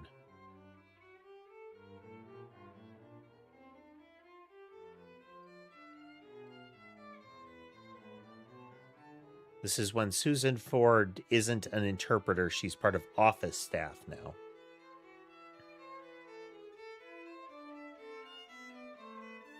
And during this period, that's when the giant donation happens.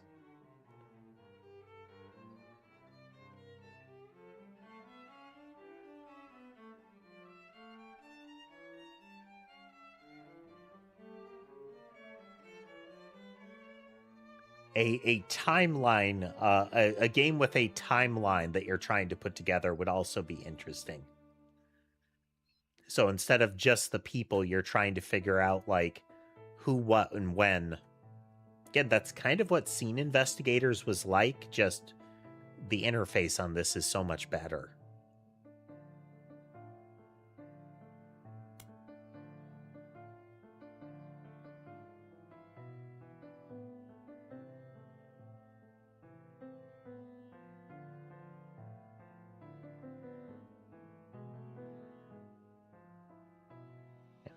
Office staff also seems to be kind of secretary round 2 kind of stuff.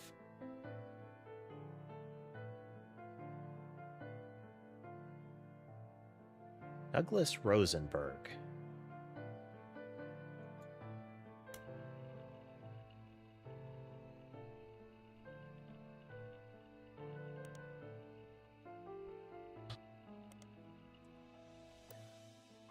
Says we're probably, it said that this would be too much of a burden, so it's meant to be like a cross-reference, but still.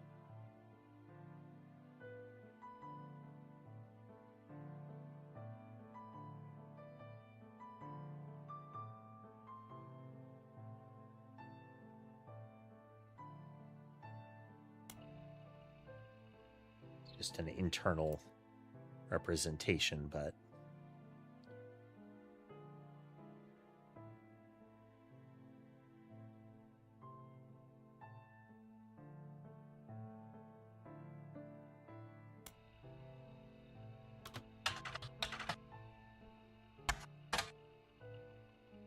yeah. So the I key on this keyboard has been damaged for a while. Now the A key has joined it.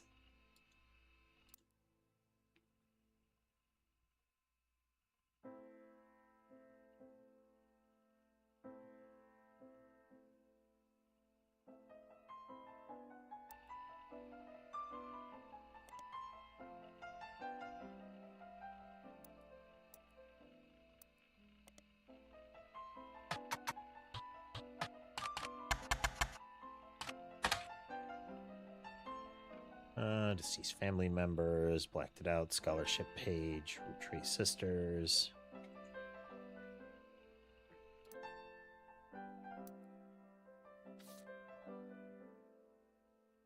Have another kickoff point we can use here.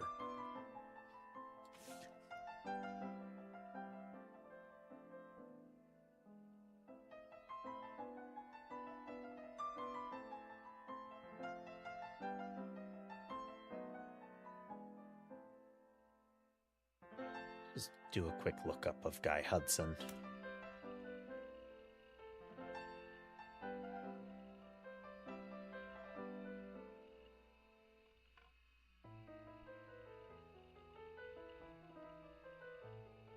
I thought we looked into Butler County Police and we get the humorous reference here to them if we go to Butler County. Move along, Sammy.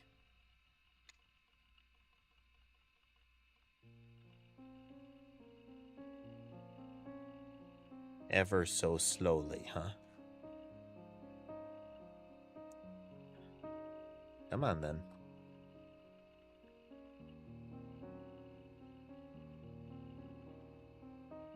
The Butler County Police are one of Butler County's top 3 cover bands.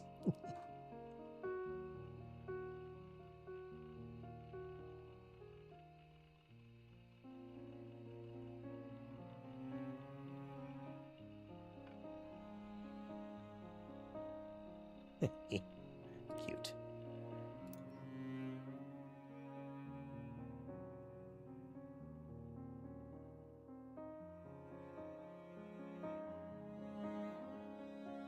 June 1999.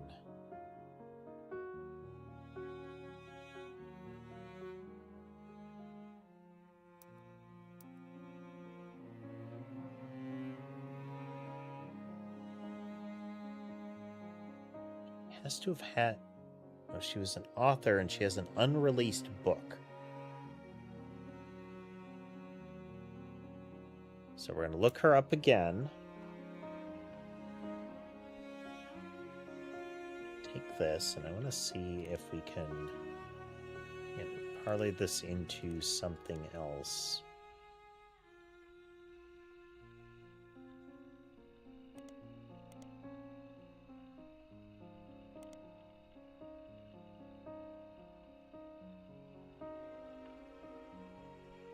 It has non-fiction stuff. New system coming fall of 1999.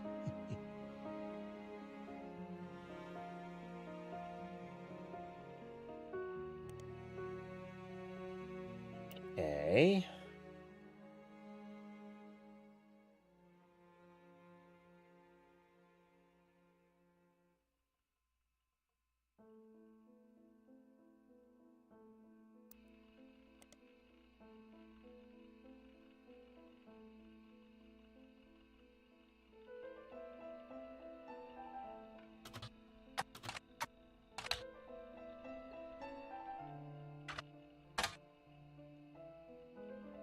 It's worth a try.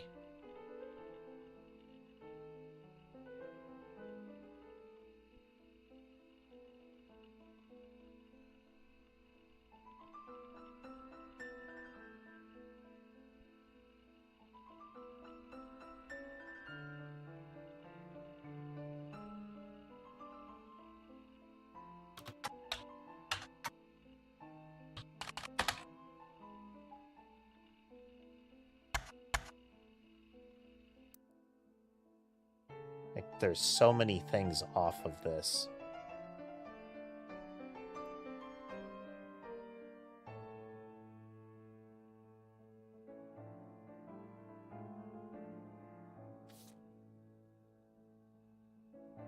We don't have a lot of other kickoff points here.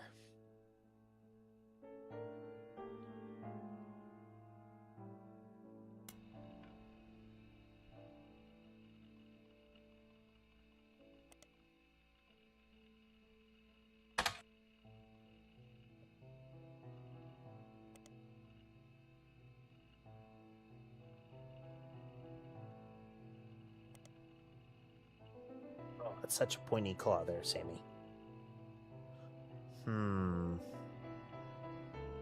Well, I gotta fix the keyboard, and I feel like we could use a breather here.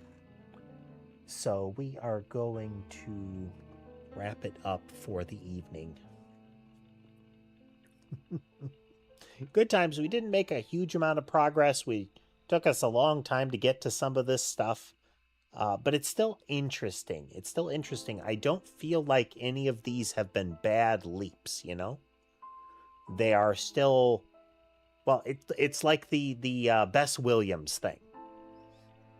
That there's a clue that you overlooked, and since you don't have it like front and center in your memory, You might not notice it.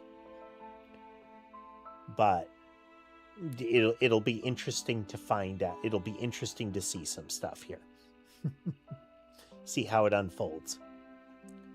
But yeah, I hope you had a good time watching today. If you like what you saw and would like to see more, remember to like, follow, subscribe, comment. All those buttons are generally good, so please press them. If you'd like to join the rest of the financial supporters of the channel, you can do so through things like channel membership, subscriptions, as well as non-platform specific means. You can find links to all of my channels in the link tree, in the video descriptions, and Twitch bio.